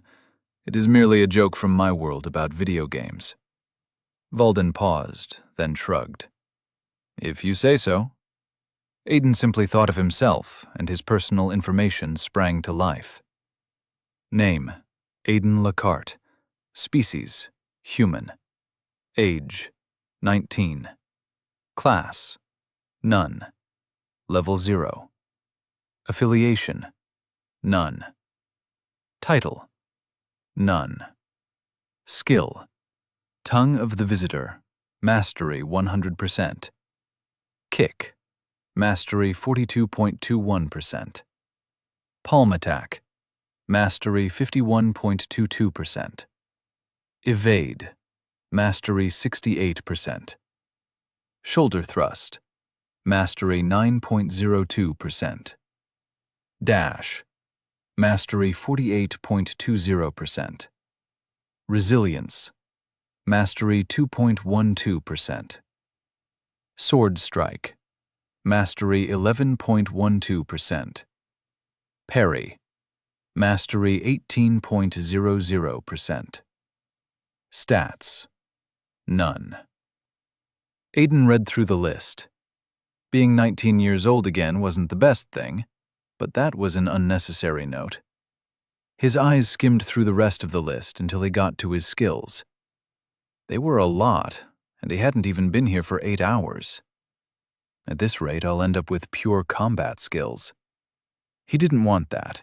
He needed to mix in combat and magical skills if he wanted to be strong. Luckily, the criteria for what kind of class a person could awaken weren't fixed until level 10. And he wasn't even level 1 yet. "I'm sure you must be displaying a lot of skills right now," Valden said, waiting patiently. "But you do not have to worry about having too many skills. May I know one of the skills you have?" "It would be easier for us if you just took a look," Aiden said. "How do I make that happen?" "Simply wish for me to see it, Lord Lockhart." Aiden complied, and Valden walked around to stand behind him. The knight made a thoughtful sound. "Those are quite the array of skills," he mused. "And your mastery, Lord. In just a few hours of sparring? This is an amazing growth rate. By tomorrow you should have all at 100%. Aiden shook his head. "I don't see and reaching 100 by tomorrow. Maybe in a week." Valden looked at him, then nodded. "Perhaps. However, I would like you to understand that these skills are merely what we like to call foundational skills.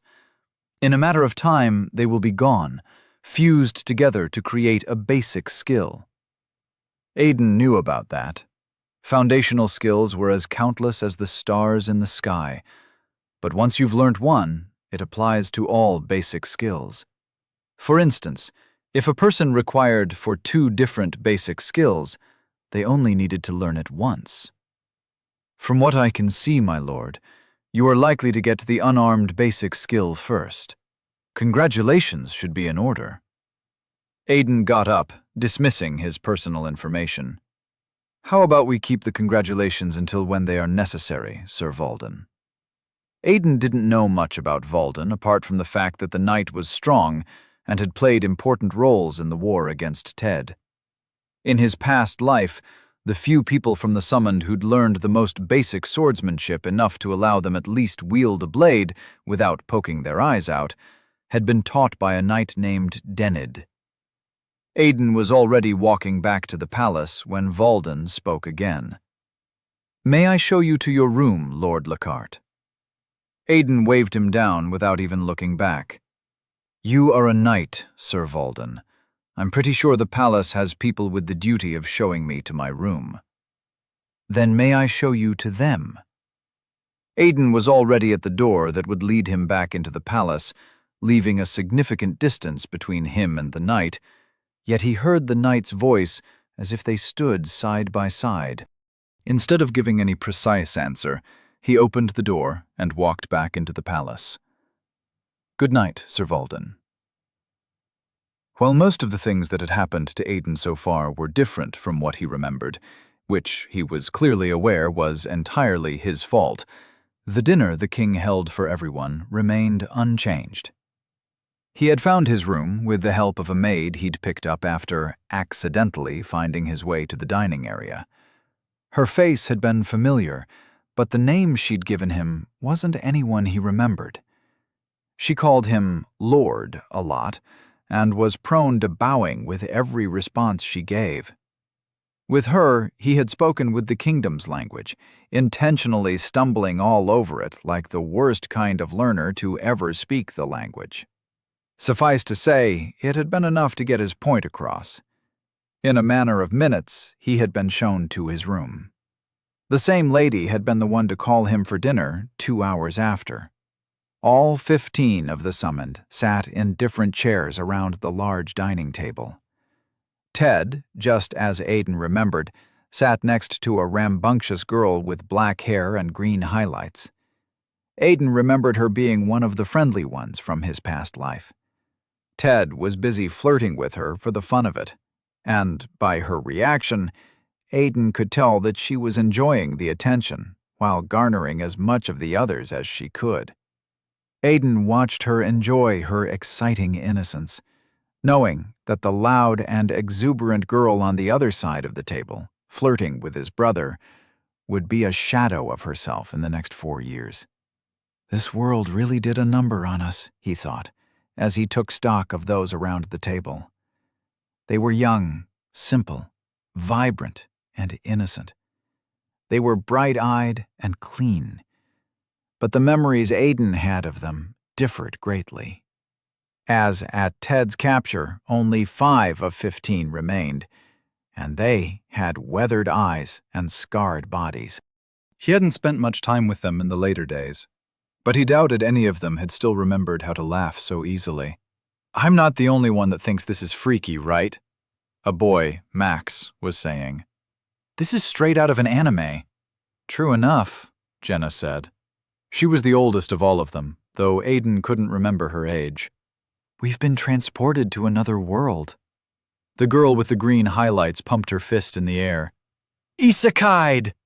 Ted shook his head with a smile. "I don't remember getting hit by a bus, though." "A truck," another boy corrected. He was on the chubby side, with a spoon of what was supposed to be rice in his mouth. "People get isekai'd by truck-kun." Aiden held back a smile at that. This was another thing all of them had in common, and it was something he had a feeling whatever spell had brought them here had been seeking out. They were all fans of the same anime genre, where the main characters were transported to another world to relative degrees. The fact that their minds already entertained the idea to some point before being summoned was probably why they'd adapted so quickly.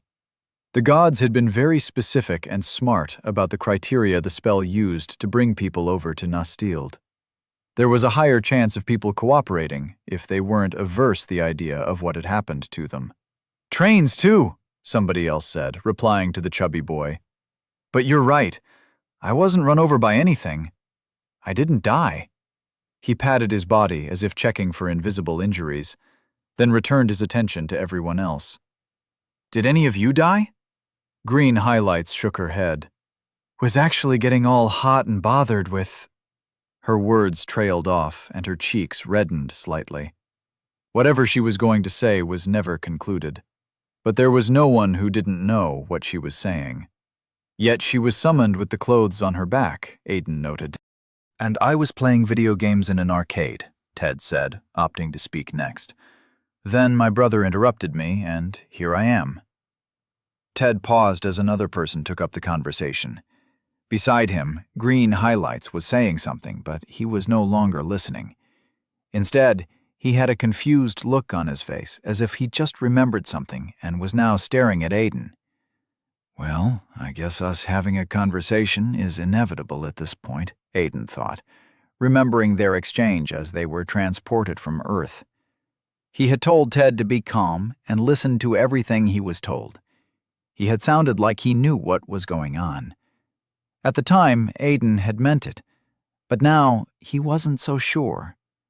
How did he convince Ted to listen to him and nothing else? The Ted from his past life would have listened to him and worked with him. Unfortunately, Aiden's relationship with his brother on Earth was not as strong as the one they'd developed on Nastild. Before being summoned, Ted would fight for Aiden, but after first asking questions so that he knew why he was fighting and who was right or wrong. If Aiden was wrong, then there would be no fight. In Nastild, however, they'd grown closer, close enough that they would fight for each other, no questions asked. The Ted staring at Aiden now would rather try and fail and try again than actually put everything down and listen to Aiden. "This is going to be harder than I thought." "Whatever happens," Derek said, "I think we can all agree that we should cooperate until they find us a way back home." "You're joking, right?" a gangly boy asked. Aiden remembered him very clearly. He had been the last of those who had died before the final 5, and Aiden had, for reasons he would rather not think about, been present at his death. Derek turned to the boy. "What do you mean?" The boy, Sam, pointed a spoon at him, then at everyone at the table. "You heard everything the king said, didn't you?" he said. "In this world, we can learn magic. Create fire with nothing but words. Shake mountains with the most powerful spells. maybe even ride dragons. And you want to go back? Aiden wasn't going to be the one to tell Sam that an attempt to ride a dragon usually led to one ending: death. Did you also forget the part about a great evil? Derek retorted. In case you didn't understand it, it means bad things will happen to us. We will go to war. If we have powerful magic, then so will our enemies. Sam shrugged, unconcerned. Then we only have to be stronger than them. We are in a fucking palace, guests of the king, and destined to save this world. I'm guessing we all know how these stories go. We'll be given the best teachers and the strongest magic. If there are levels, we'll raise them as if playing on easy mode. If it's more cultivation than system apocalypse, then we'll channel our chi or whatnot and become powerful. What's to complain about? This conversation was going exactly as it had gone last time. Sam thought he was making a lot of sense, while the others slowly began to think of him as very delusional. It only took Sam a moment to notice the looks they were giving him around the table. What? He protested. How do you not see that this is a great thing? Because some of us have families to go back to, Drax answered, voice calm. I have my parents who'll be worried out of their mind, not knowing what has happened to me. I have brothers and sisters who'll worry. I'm sure it's the same for everyone around this table. Most of the others had stopped eating to listen to Drax. Aiden couldn't be bothered. This conversation ended the same way, and now that he knew what he knew, it was unnecessary. The power to return to their world didn't lie in their hands. It never had. Because from everything the king had told them, he and the priests were the ones working towards getting them back home. And they never found a way. I just want to go back home, another girl said. Her feature that stood out were how gray her eyes were, almost white. I enjoy the transported to another world stories as much as the next person, but I don't want to be stuck here. I can't be sent off to war. She sobbed, and Sam rolled his eyes. Why are we even arguing about this? He asked. The solution seems simple enough. And what's that? Leto asked, speaking for the first time. I say we speak to the king and tell him what we want. Some of us want to go home, and some of us don't want to go home. The table fell into an uncomfortable silence as everyone mulled over his words. So, Sam continued, happy that they now understood him. All we have to do is tell the king which of us want out and which ones would love to stay. And since I get the feeling they won't be figuring out how to send us back anytime soon, everybody gets enough time to think about it and change their minds before the time comes. Good? There was a muttering of agreements that went around the table. It brought an amicable end to the argument of going home. The rest of the meal was eaten in simple conversations. Everyone introduced themselves, gave their names, their age, and what they were doing before getting here. Just for the fun of it, each person added what kind of magic they would like to learn. Aiden wasn't sure if he should be glad that they all gave the same answer as his past life, from the little he could remember. By his own fault, his own life here had deviated significantly, but the others had yet to experience the butterfly effect. And he was beginning to think that some of them would not. But was he okay with it? Did he want to leave everyone to face their own fates when he wanted to save Ted from his own? Aiden didn't know specifically how those who died had died, but he knew when they died and where. Do I want to save them? He asked himself. Would there be any point to it? He had a single goal in mind, which wasn't even saving Ted from being captured, but preventing him from being the Demon King in the first place. And that was already more than enough stress for him, since he didn't even know how Ted had become the Demon King. From what Aiden knew, the Demon King wasn't a class, but an exclusive title. the only one of its kind. It meant Ted had done something at some point in time that had unlocked an achievement that gave him the title. The problem was that Aiden didn't know what it had been. "Aiden," someone said, "what about you?" Aiden was pulled from his thoughts and found Sam looking at him. How does he know my name? He wondered, running through his memory. He found no instance where his name had been said in front of Sam. "Aiden," Sam repeated. "You're holding up that... What the hell's that look for?" Drax looked at Aiden from across the room. "Aiden, are you all right?" "Fuck if he's all right," Sam spat. "He's looking at me like I'm somehow less than him. Does he think he's the main character or something just because he had a talk with the old man in a night?" Aiden didn't blame Sam for his reaction. There was a very high chance that he'd been looking at him like he was nothing but human garbage. But that was because that was the memory Aiden had of him. Towards the end of Sam's life, he had become a person who believed strongly that the end justified the means. And because of that, the means he used to get stronger to bring down the Demon King's army had slowly lost all forms of humanity. "Aiden, what's wrong?" This time it was Ted who'd spoken. Aiden had an answer. He had it right there on the tip of his tongue. But he didn't give it. He wouldn't give it.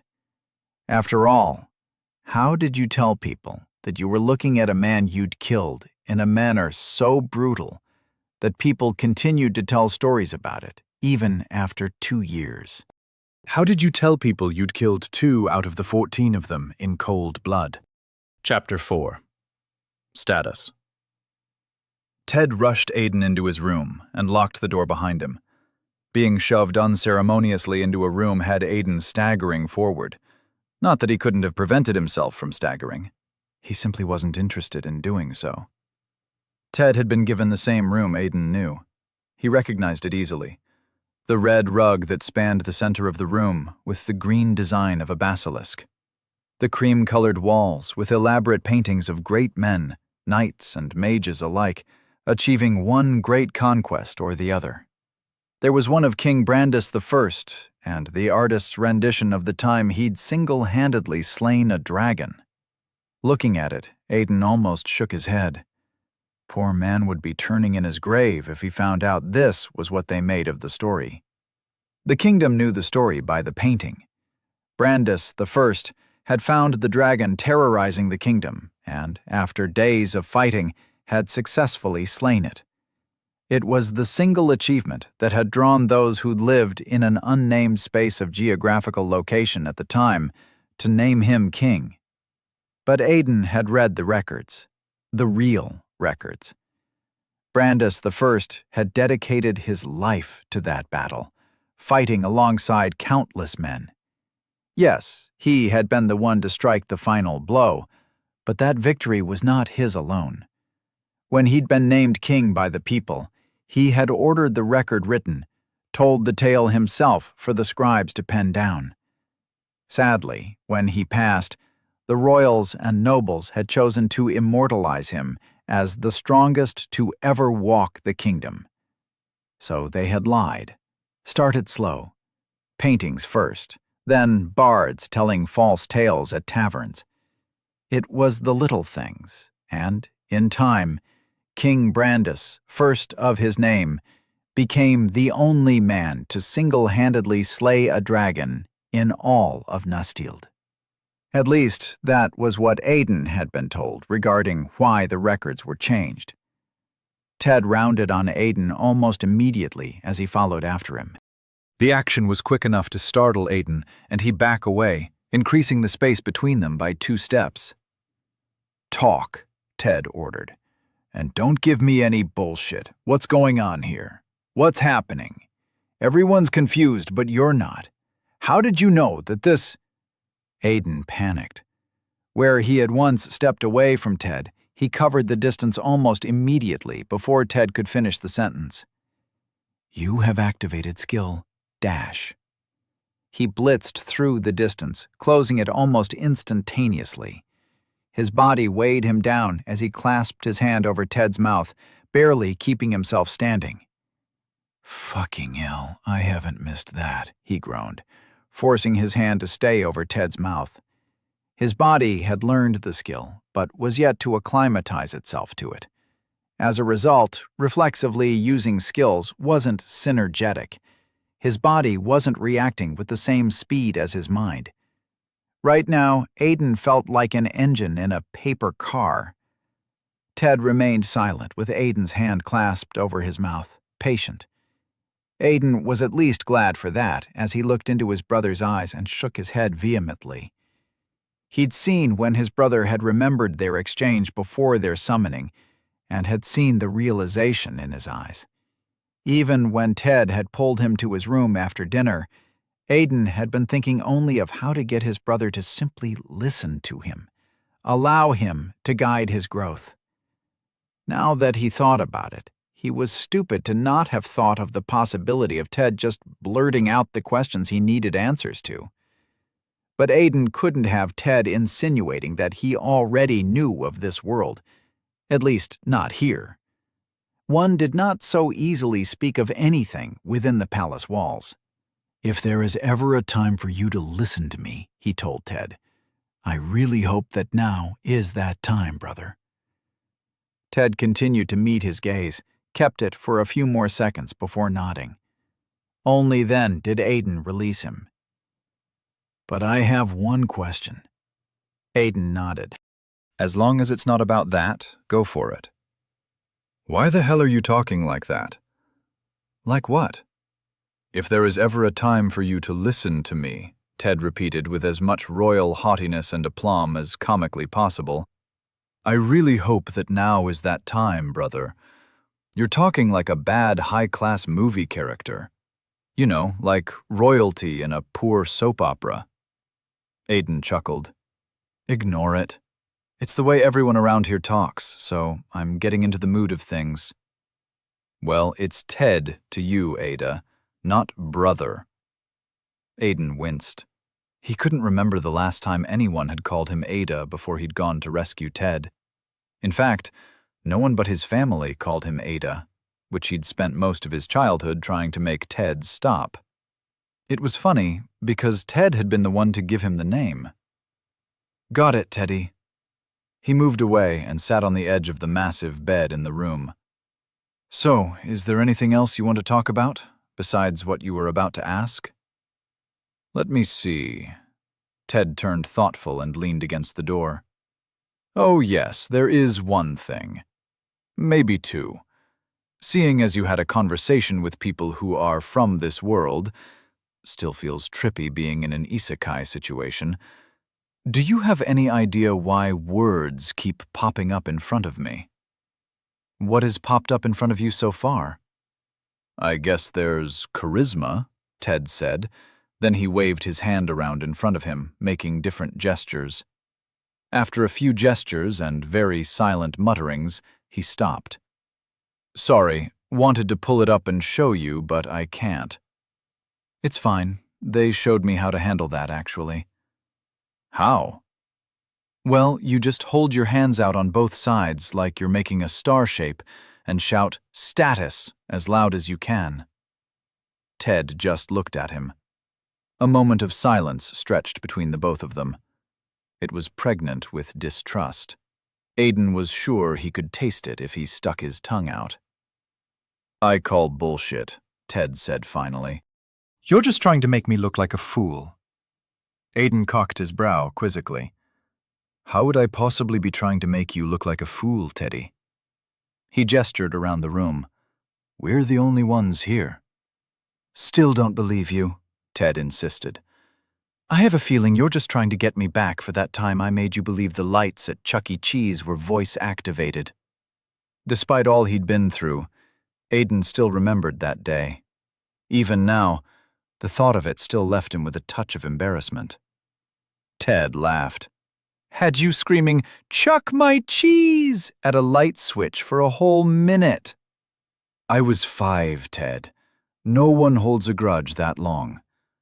Besides, if that was my intention, you'd have an audience here as well. And you don't. Aiden waited patiently after that, keeping every expression from his face as he waited for Ted to come to a conclusion. Is this how much we didn't trust each other 11 years ago? He wondered. Well, not exactly 11 years ago, but... He wasn't sure how time references in time travel worked. To him it was 11 years ago, but right now it was less than 12 hours ago. All right then, Ted said with a triumphant smile, bringing Aiden back. You go first. Aiden actually chuckled. You're serious? As a Chuck E. Cheese light bulb, Ted smirked. Aiden got up from the bed with a tired groan. Anyone ever tell you that you've got trust issues, brother? Yes, Ted answered easily. All my exes. Now show me. And what did I just say about that brother nonsense? Yes, Aiden waved his complaint aside. Your name's Teddy, and I should call you Teddy. Ted, his brother corrected. Aiden ignored the correction and stood with his feet shoulder-length apart and held his arms out to the side. Status. He didn't shout it, simply said it in a slightly louder tone than what would be used for a normal conversation, and his personal information appeared. Age 19. Class none. Level 0. Affiliation none. None. Tongue of the visitor.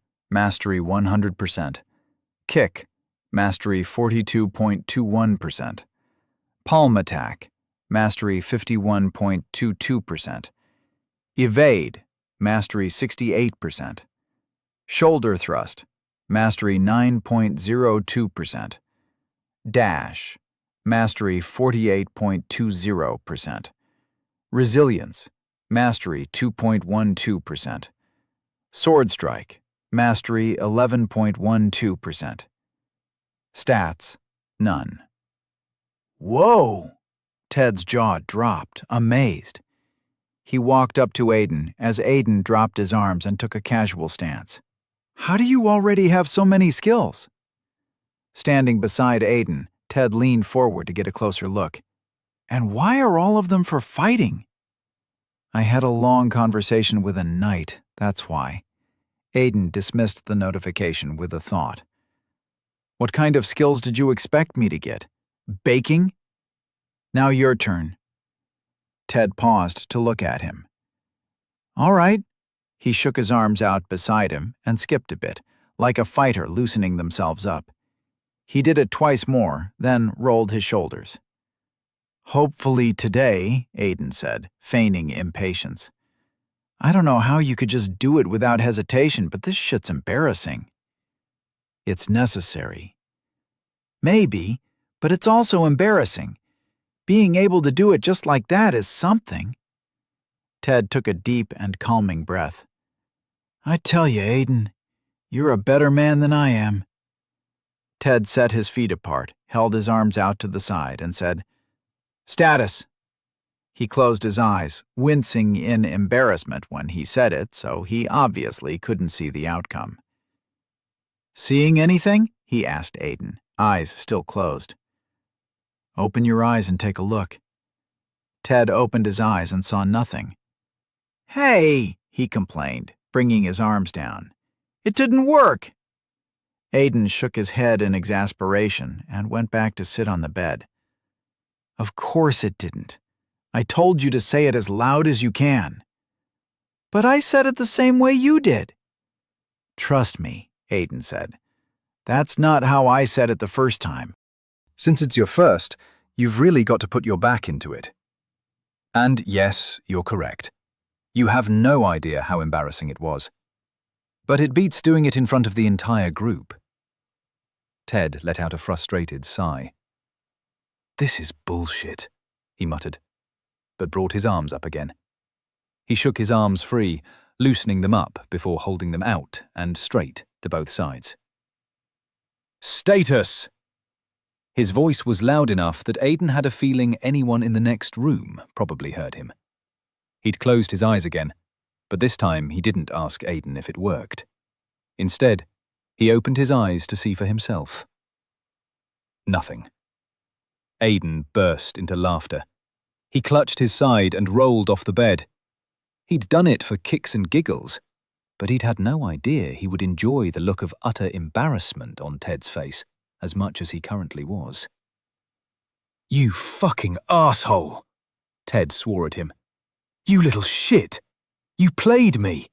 You're still salty about the Chuck E. Cheese thing." Aiden was chuckling now, his laughter dwindling.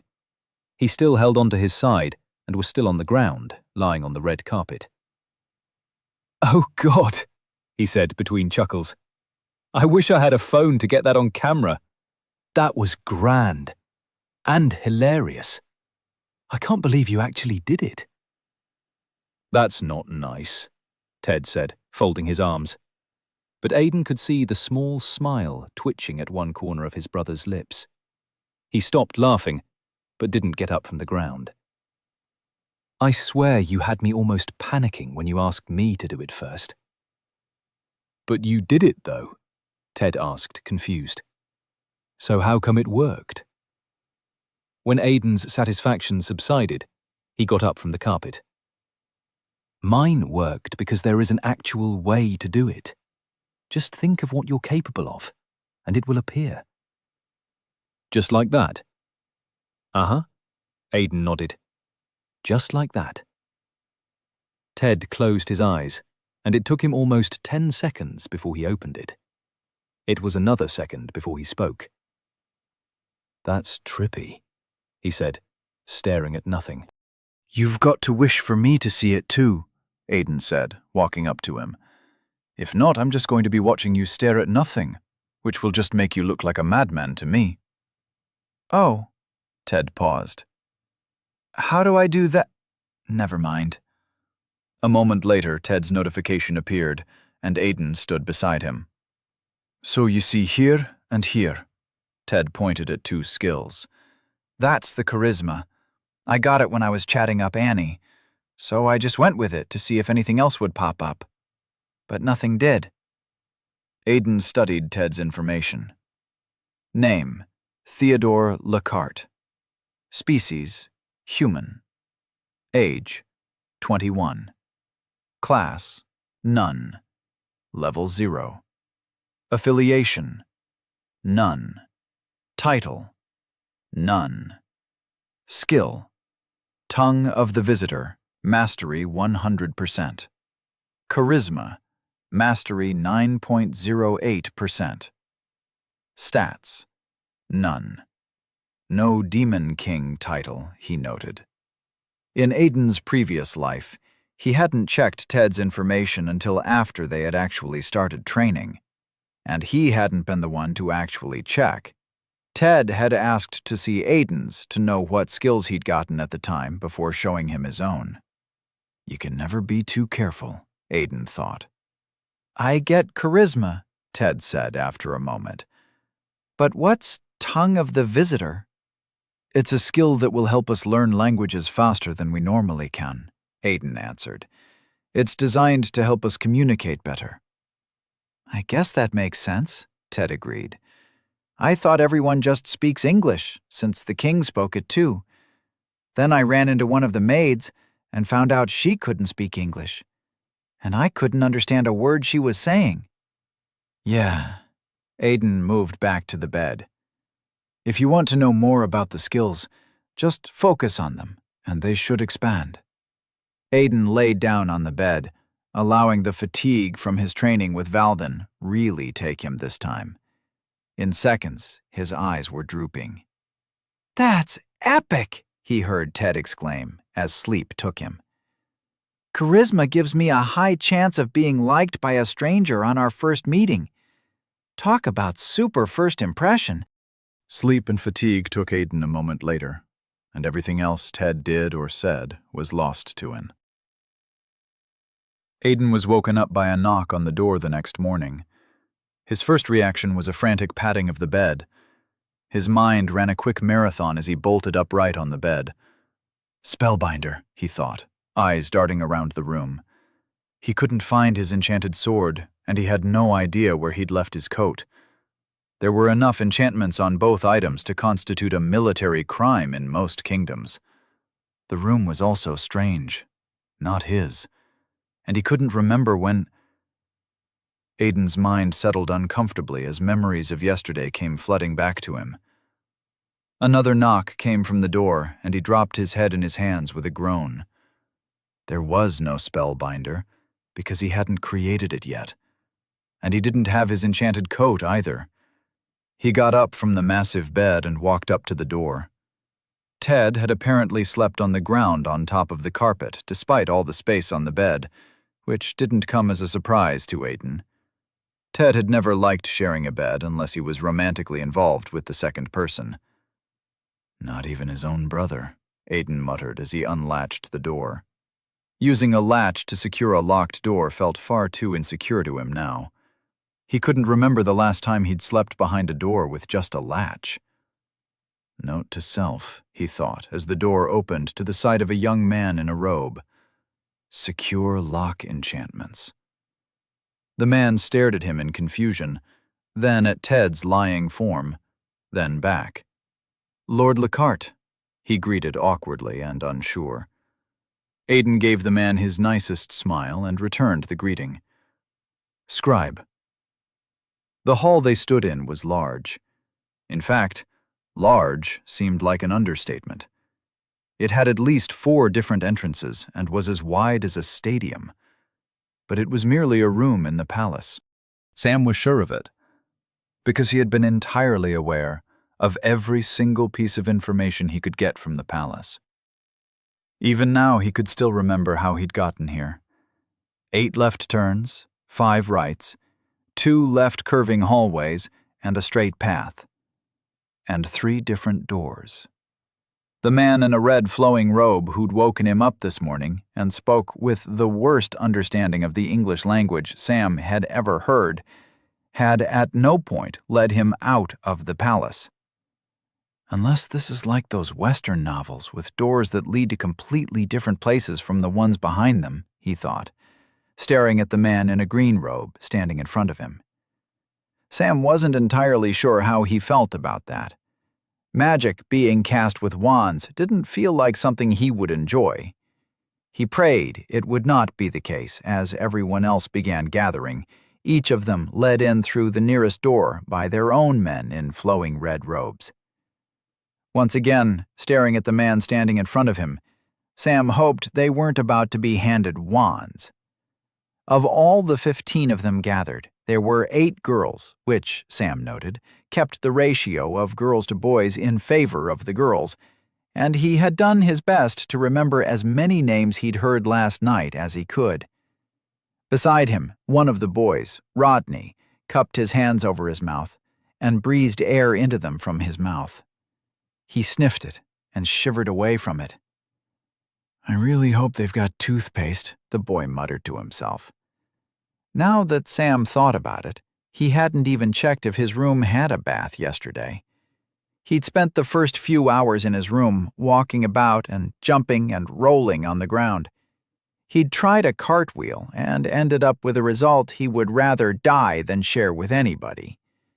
In summary, he just spent the first few hours before dinner reveling in the fact that he now had a fully functional body, instead of legs that didn't work and arms that twitched any time he tried to use them.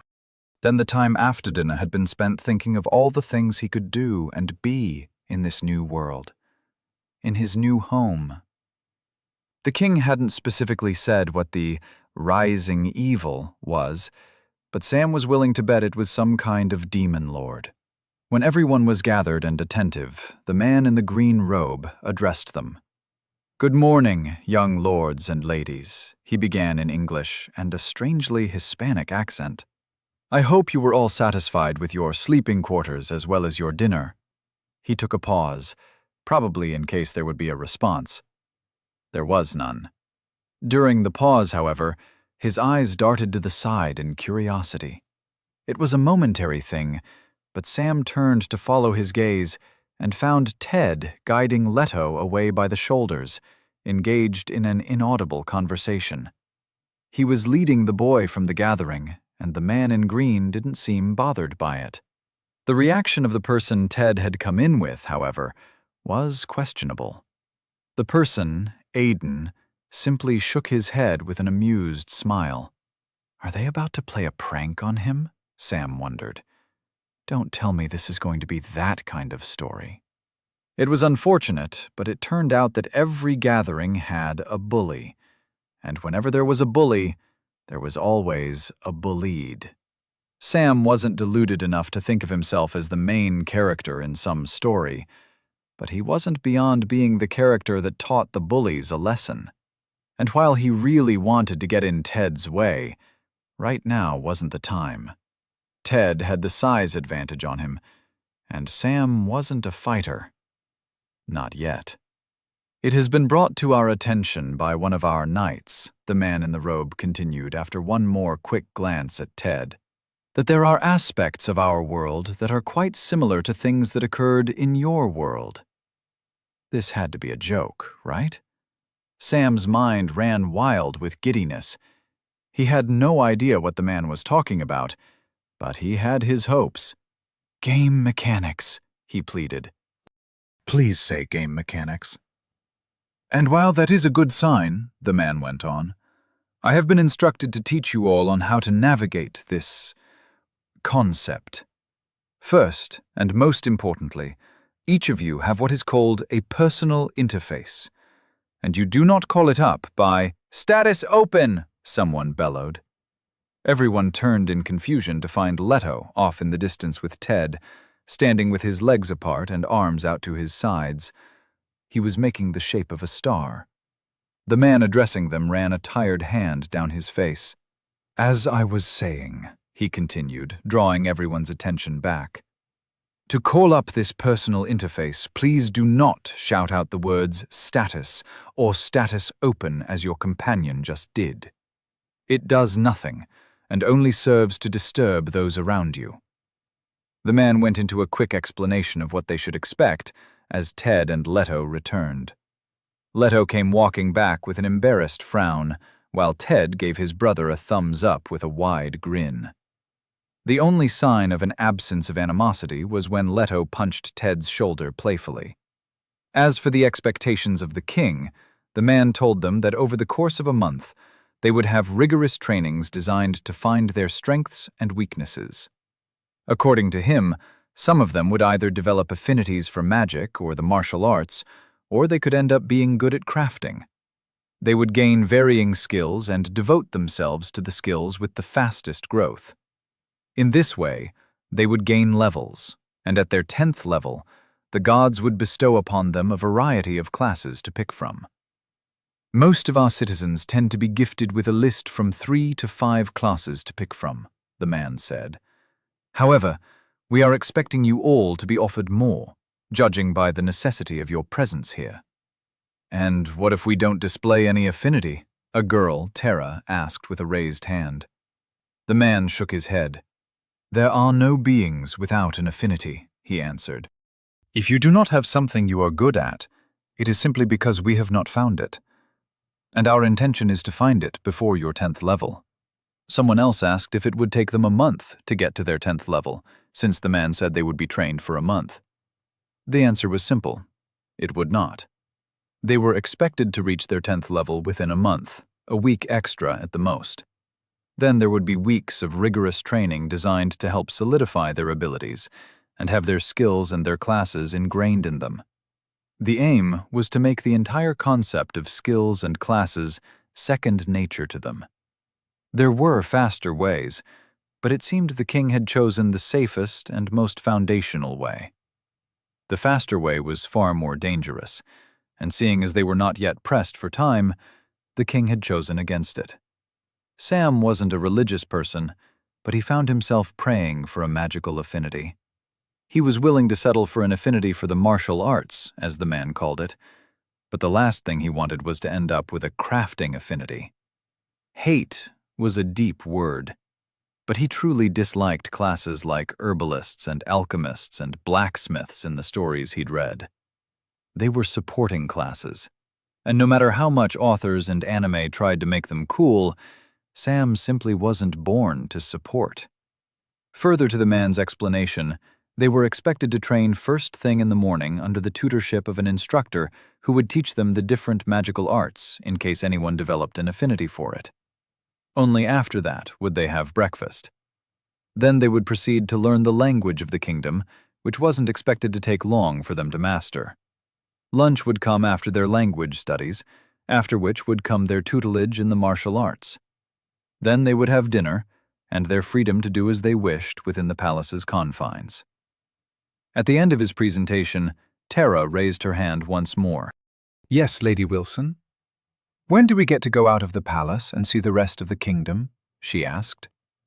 When you are able to communicate quite fluently in our language, he answered simply, and when we are sure that sending you out would not result in dire news of your health conditions. Your safety, after all, my lady, is of utmost importance to us. Also, he added, addressing everyone now, I offer my deepest apologies for not introducing myself properly. My name is Eliad Reinhardt, and I am head scribe of the palace.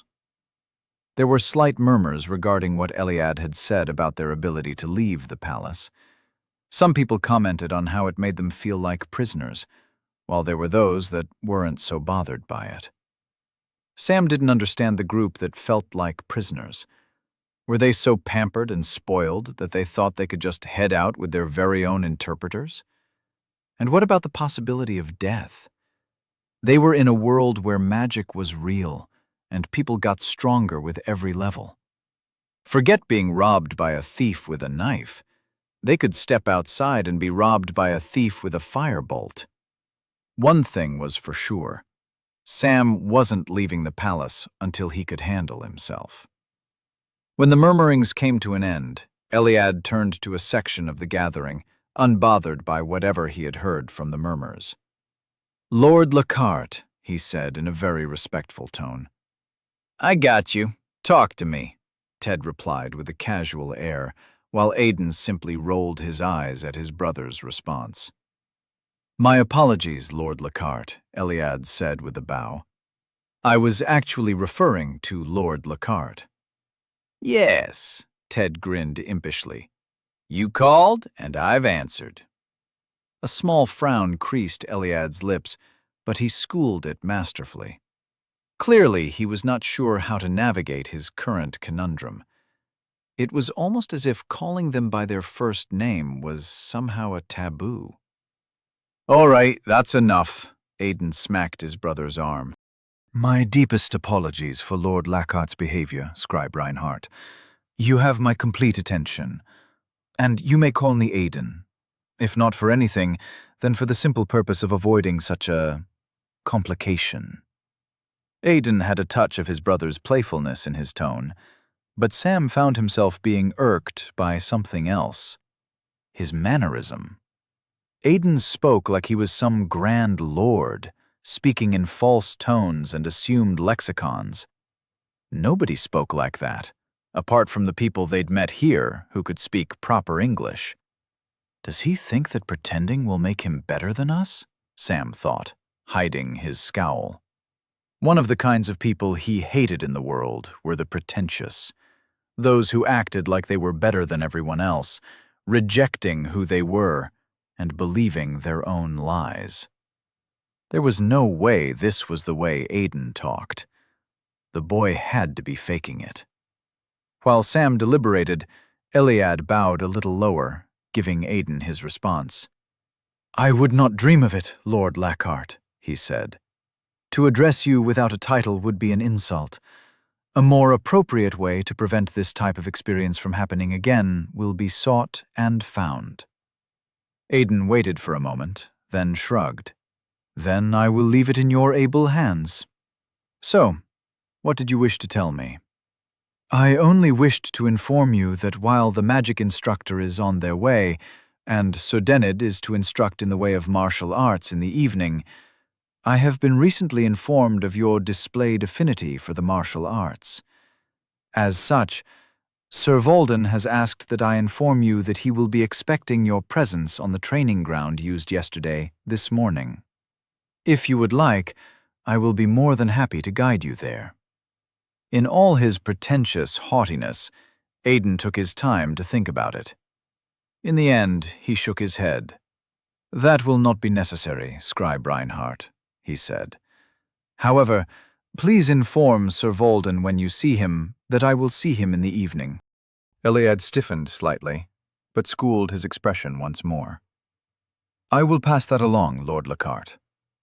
When he made his exit, heading for the nearest one in the room, Sam seethed quietly in anger. Aiden Lockhart was someone who looked down on people and thought he was better than them. He was pretentious and false, and Sam knew his kind of people. One of them was the reason he'd ended up with a disabled body in what was now his old world. It was official. Sam did not like Aiden Lockhart. Chapter 5. A Skill Issue. Aiden scratched his head as he looked at his interface. In a way, history was repeating itself. Beside him, Ted was peering at his details. Age, 19. Affiliation, none. None.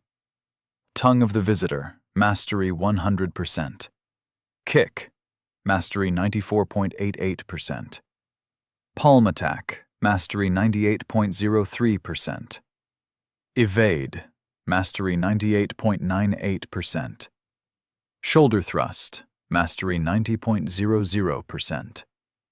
Dash, Mastery 89.50%. Resilience, Mastery 30.18%. Sword Strike, Mastery 99.19%. Parry, Mastery 82.00%. Engraving, Mastery 80.00%. Geometry, Mastery 92.90%. Stats, none. "Can I just say a few things?" Ted said. Aiden didn't see why not. After all, he had more annoying things on his mind. Like, why did he still not have an affinity for magic? "First and most important," Ted said, "how the hell do you have so many skills?" "Because I've been doing so many things," Aiden replied. "So have I. And when did you pick up geometry? The magic instructor said it's the basic foundation for spells and enchantments. I took one look at those things and had a brain fart. But you're already at 92%. They were in Aiden's room today, and he laid down on his bed, tired. "Anything else?" "Yeah, one more. This place stinks. Even the mighty Sam of Isekai has started getting annoyed. It's been a week, and we're yet to see the first level 1. Aiden didn't blame their impatience. If the king wanted them to be level 1 in this instant, it would actually be easy. All they had to do was find some creature or monster, Nastild was filled with them, or a person at level 1, maybe 2, and have them kill it or them. Instant level up. But the difference between video games and this world was in the way levels translated. All levels did was increase a person's raw power. It did not translate to experience or skill. This style of training, while slow, guaranteed that by the time they left the palace, they had a higher chance of winning in a fight against an opponent of their level. "I was talking to Sam earlier today," Ted said, to Aiden's dismay. "And he said he had an idea of how to get to level 1. Aiden knew the idea. And the truth was that the idea had gone on without a hitch in his past life. In his former life, everyone that had followed Sam's idea had ended up leveling up. It had also been the motivation that had allowed them to leave the palace from time to time, just to level up. "He says he's been speaking with some of the soldiers," Ted went on. "Not the knights or the squires, and he knows how to get all of us to level 1. "I take it he wants to do it using game mechanics," Aiden said. "Sneak everyone out of the palace and hunt down maybe a goblin or something." Aiden hadn't attended the initial plan in his past life because he'd been too busy studying enchantment books in the library at the time. This was after learning that it was most likely the only form of magic he would ever be good at. That's how it works in games. And the soldier he said he spoke to confirmed it, Ted said. We're heading out in 3 days. Why 3 days? Aiden asked. Why not tonight? The soldier needs to find a place with enough creatures for all of us to level up with, and they have to be low levels. That made sense. As to why the soldier was helping them, Aiden could guess that the soldier wanted to be seen in good favor with them. As far as the soldiers were concerned, these were the saviors of their world, destined to rise to the highest levels. He was probably sure that any help he offered would grant him their favor. It was just quite unfortunate that it would not. The soldier had ended up being so unimportant after a while that Aiden almost pitied him. At least that was how it had played out. So, you coming? Ted asked. Aiden was surprised to find himself thinking about it. The truth was that he was already on his way to level 1. If he could learn mana manipulation, then he could scale all his masteries to 100%.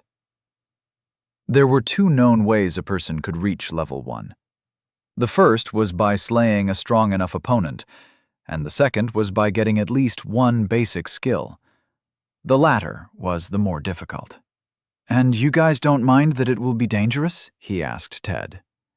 Ted rolled all the way to the edge of the bed and stopped. It's going to be a level 1 monster, Ada. They'll be weak and insignificant. Besides, the soldier is a level 19 with the class literally called Soldier. Soldier was a basic class at the bottom of the combat classes, upgradable to the Warrior class. But at level 19, anyone with the class was suitable to babysit all of them in hunting down level 1 monsters. The problem was if the soldier was going to be responsible about it. Have you guys accounted for gear? Aiden asked. Armors and weapons? Ted nodded. Same guy's bringing us the things we need. And since I already have mana manipulation and basic thunderbolt, that gives us an edge. Aiden had almost forgotten that at some point Ted had been the prospect for the hero title. He'd had a talent for both magic and the martial arts, developing a talent for spellcrafting and alchemy later on as well. Everyone believed that the only reason he hadn't ended up with the title was because he didn't give himself over enough to a sense of justice. I'll be more than happy to tag along, Aiden told Ted. I just hope I can get this mana manipulation skill before the time comes. Ted shook his head in confusion. For someone with so many skills, I'm surprised you don't have that yet, he said. I think mana manipulation isn't that hard. You just have to listen to the mana, feel it. It's even easier when Instructor Nilma places all of us in the mana field. In fact, when she does it, it's hard to even ignore it. You feel it on your skin, listen to it, then direct it. It's like playing with water in a bowl. Aiden looked at his brother, dumbfounded. Talented people always gave the blandest explanation of things. So, in summary, he said, you're asking me to just do it. Ted chuckled, staring at the ceiling. Pretty much. You know people can't just feel mana and direct it, right? It's really not like water in a bowl. It's far more complicated than that. Ted shrugged. Sounds like a skill issue to me. Aiden sat with a gentle frown on his face in Nilma's mana field. He sat, eyes closed, with 2 others, Anita, who liked to be called Ani, and Leto. They were the last 3 of the group who were yet to get their mana manipulation skill. And by Instructor Nilma's instruction, she would be unable to teach them anything else in the way of magic without it. Valden had told Aiden that mana manipulation wasn't so necessary. Seeing Aiden begin to skip training with him for the sake of reading books in the palace library had led him to sharing that particular piece of information. Knights don't have mana manipulation, Valden had told Aiden one day. Every living being can sense mana, and that is enough. However, we knights possess aura, an innate manipulation of our own mana. It may not work the same way mana manipulation works, but it is plenty strong in its own right. Aiden knew of aura, And while it was a powerful tool, he didn't care much for it. In this life, if he still didn't have an affinity for magic, then he would at least get the enchant skill, even if he wasn't going to get the class. He had given it much thought, and had decided on it. He had a fighting style he was already accustomed to, and whatever class he ended up getting this time would not change it. The least he could do was gain the skills he was familiar with and work with that. Aiden sat, paying attention to nothing but the air around him with closed eyes, when it finally clicked. He knew the methods to get the mana manipulation skill, but his patience had been the thing slowly dwindling away. Now, however, he had it. He opened his eyes as he felt the warm lick of mana against his skin. It was like standing in the midst of a lot of smoke, small, gentle, and weightless, but very present. A notification flashed in front of him. You have learnt skill, mana manipulation, mastery 0.00%. The beauty of skills like mana manipulation was that they were foundational skills that didn't need complete mastery. They were independent foundational skills, never being absorbed into any basic skill. Congratulations, Lord Lockhart, Milma said in her gentle voice. I will be more than happy to have you in our lessons now. Dude, you're so lucky, Leto pouted as Aiden got up in the circle of mana field they were seated in. Aiden stepped out of the field of deep blue. Lucky wasn't the word Aiden would have gone with. In his past life, it had taken him up until level 8 before he'd learned mana manipulation. Then, it had taken him the remaining years to raise it up to 50%. As much as he didn't think he was special, there was a part of him that had expected more of himself.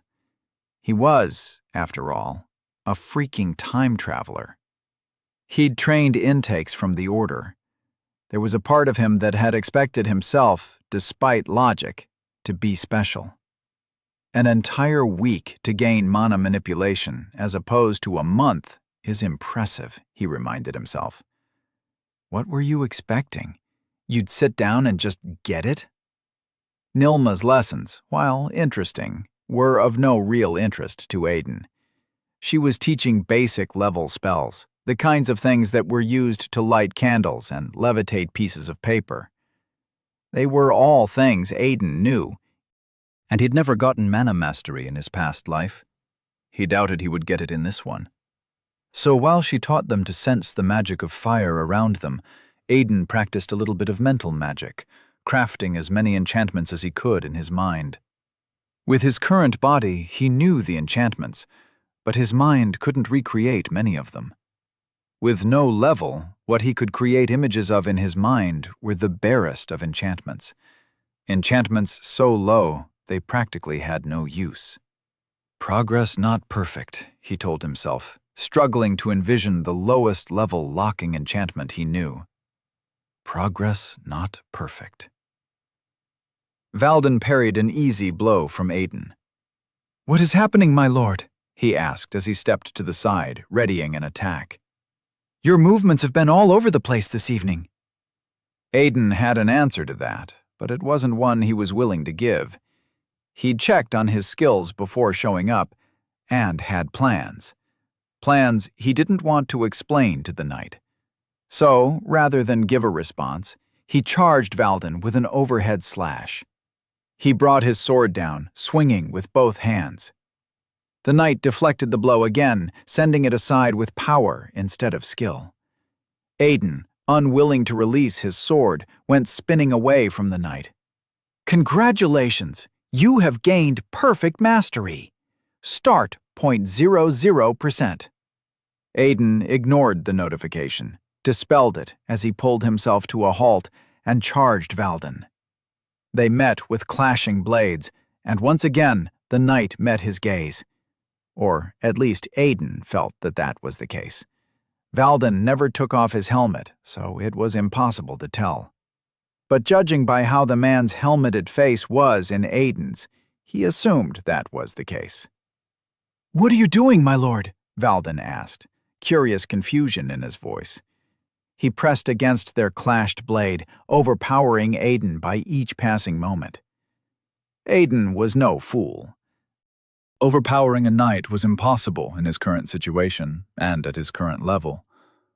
But this wasn't a battle of strength. It was one of technique.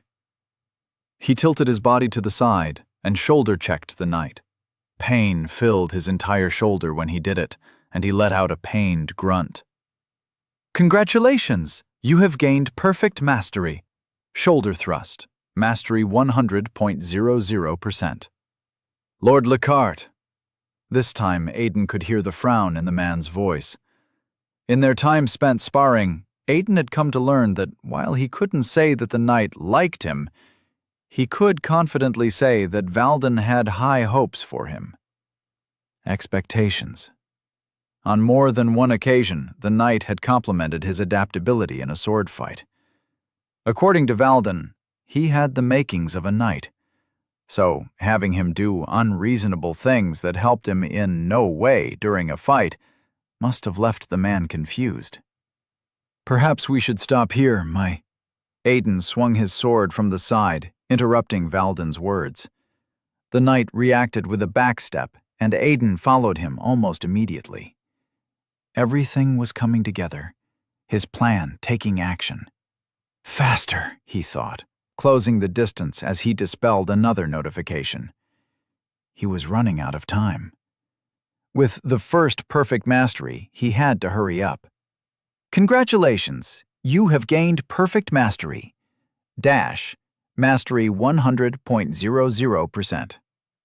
Lord Lockhart, Valden hissed as he blocked another sword slash. Aiden wasn't looking for a block, and Valden was losing motivation to continue this fight. Aiden could not have that.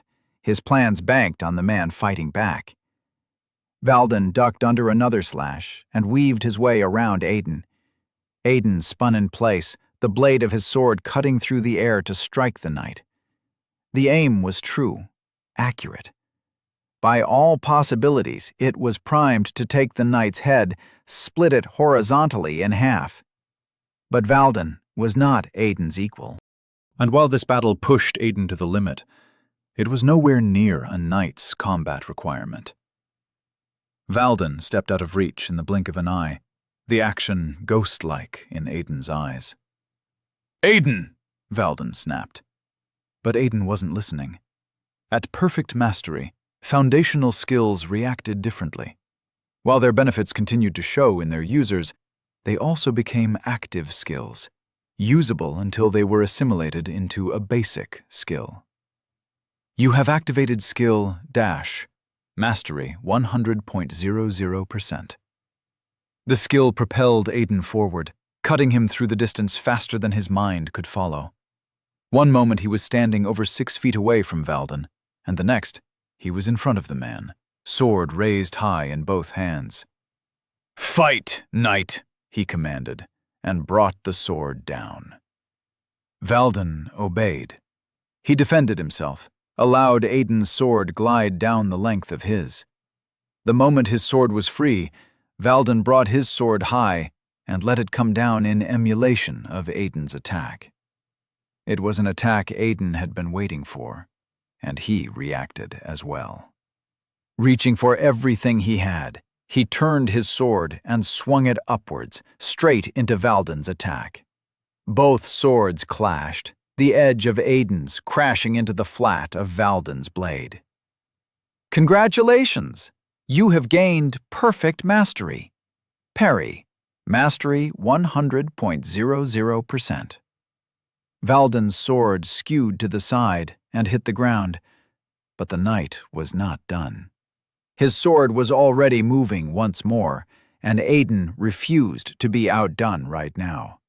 He had a goal, but even as he leaned away and avoided the new attack, he knew his plan had failed. Congratulations! You have gained perfect mastery. Evade, mastery 100.00%. Aiden wanted to keep going, but his body had other intentions. He created a distance between himself and Valden in 3 steps, panting heavily. The air filling him through his mouth proved nowhere near enough. Progress not perfect, he told himself in disappointment, as he fell to his knees, tired. Without looking up, he raised his hand, palm held out, and let his sword drop. He raised his eyes up, and while there was a smile on his lips, dread filled his entire being at the sight he was met with. Valden stood in front of him, a striking figure. His knightly armor glimmered with tiny sparks of energy that were almost non-existent. He had his sword held high again, sparks of mana like lightning running through it so that it glowed very slightly. This time, he held it in both hands. The dust gathered around him had yet to settle. From the tiny slit in the knight's helmet, too little to see the man's eyes through, blue wisp leaked out from where the left eye should be. Aiden knew aura when he saw it. He stared up at the sight, a man almost executed. "I believe that's enough, Sir Valden," he said, barely keeping his fear from his voice. "Don't you?" There was a slight tremor in his voice, and he hoped the knight had not noticed it. Valden just stood there, sword raised high, chest heaving so hard it was visible in the way the armor responded with each breath. The sparks going through it did not cease. The knight's sword did not falter. Aiden's interface flashed in front of him. Foundational skills with perfect mastery detected. Multiple foundational skills with perfect mastery detected. Congratulations! You have achieved perfect mastery in the necessary foundational skills. You have gained skill Basic Swordsmanship, Mastery 2.10%. Aiden would have smiled if his life wasn't currently about to flash before his eyes. Then he saw Valden move a split moment before it happened. In this single moment, Aiden's mind ran through a myriad of options. His sword had fallen from his hold, released by him, so that wouldn't help him. He had no magic to his name or enchantment with which to protect himself, and he could barely even move. He watched Valden's grip tighten around the hilt of his sword, crackling with growing energy, and swore. He'd pushed his luck a little too far. "Oh shit. Congratulations! Prisoner number 2345-023-85739. You have leveled up." Valden's sword came down, cutting through the notification. Chapter 6. Japats. Aiden's raised hand trembled horribly. The end of Valden's sword was buried in the ground beside him, cleaving Aiden's dropped sword in two. In the wake of its fall was a crack in the ground that spread forward for over 15 feet. Aiden looked back, trailed the distance the crack traveled. The crack widened the farther it went, and Aiden couldn't tell how deep it was. That has to be a skill, he thought, right? If it wasn't, then Valden had reached the rank of aura manifestation and had simply imbued his sword with it in anger. What were the chances that the action hadn't been intentional? When he turned to look back at Valden, the knight was staring right at him. Through the eye slit, Aiden could see a single, bright blue pupil. He would have said something, anything, if he didn't think his life depended on whatever happened next. Who was to say that he hadn't angered Sir Valden to true volatility?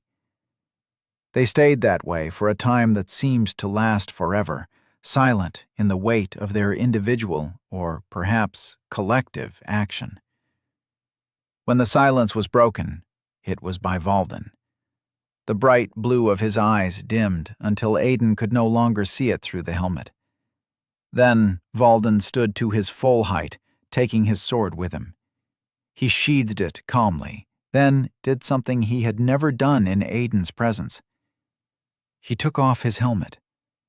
The action seemed almost ceremonious, executed with both hands. Sir Valden was not a handsome man. He was not ugly, though, not by the definition of the word, but no one would look at him and call him handsome. He had a rough face and a square jaw. He wore a neat beard, trimmed to perhaps an inch in length, with a scar as long as his smallest finger on the left side of his jaw. He also had a full head of night-black hair tied back neatly. He had blue eyes and a mouth that looked like he had never found a single thing funny in his life. "Lord Lockhart," he said, voice empty. "Congratulations on your first level." Aiden's head twitched in a nod. Now that his life was no longer dancing on the edge of a sword's blade, the adrenaline was wearing off. In its place was the slow rush of power that came with achieving a level. It was usually more ecstatic than this, but fear was a great number.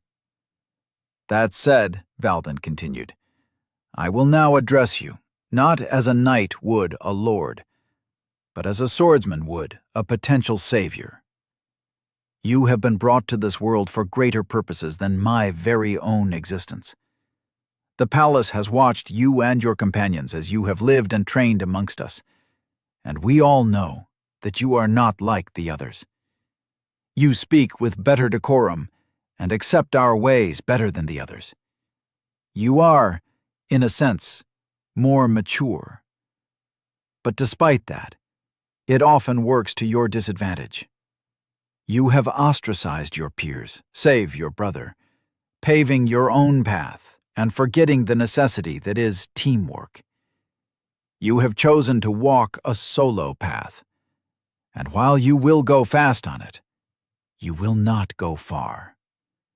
You may know more than your peers, Lord Lockhart, but it does not make you an adult. You are but a child, stuck in a game you do not understand." Valden gestured at the space around them, expression still empty. "I do not know what you sought to achieve here this evening," he continued. "I do not know what your goal was in your display of chaotic swordsmanship and confused actions. I do not know what you sought in testing me. But I will advise you this. Do not push a knight to anger. Do not test a knight. You almost lost your life today, Lord Lockhart. Remember that." Valden gave Aiden no space to reply. Once his words ended, he turned and strode away, placing his helmet back on to hide his face, and leaving Aiden with his congratulations on a new level. Aiden ran his hand through his hair once the knight was gone.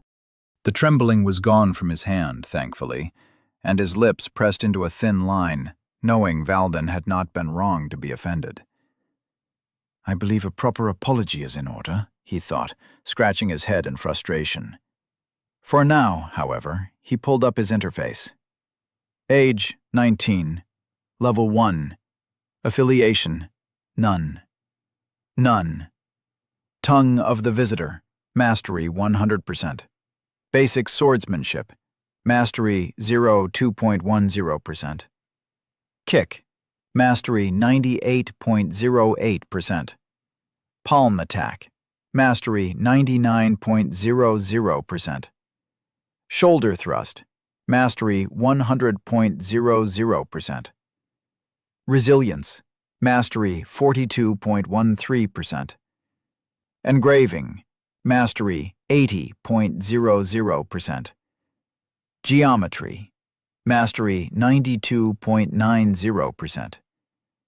Mana Manipulation, Mastery 2.00%.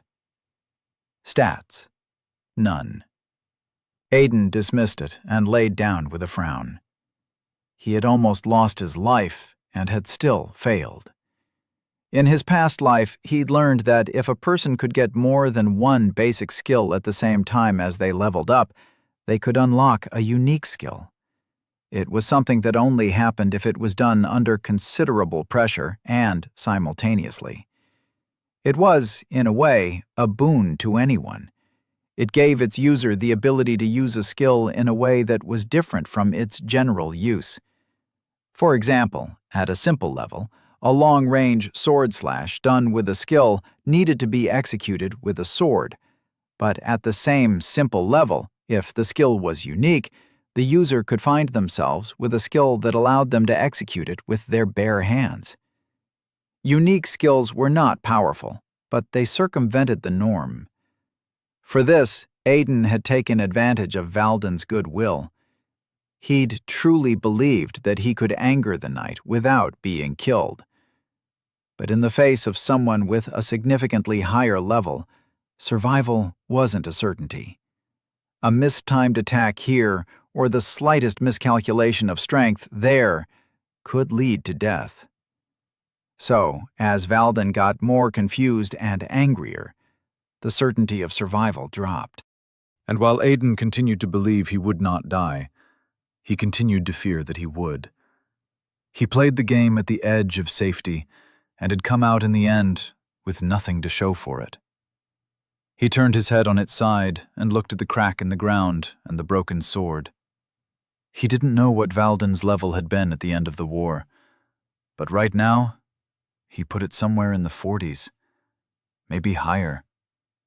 It didn't sound like a large number, but considering many people went their entire lives without breaking through the level 50 wall, it was commendable.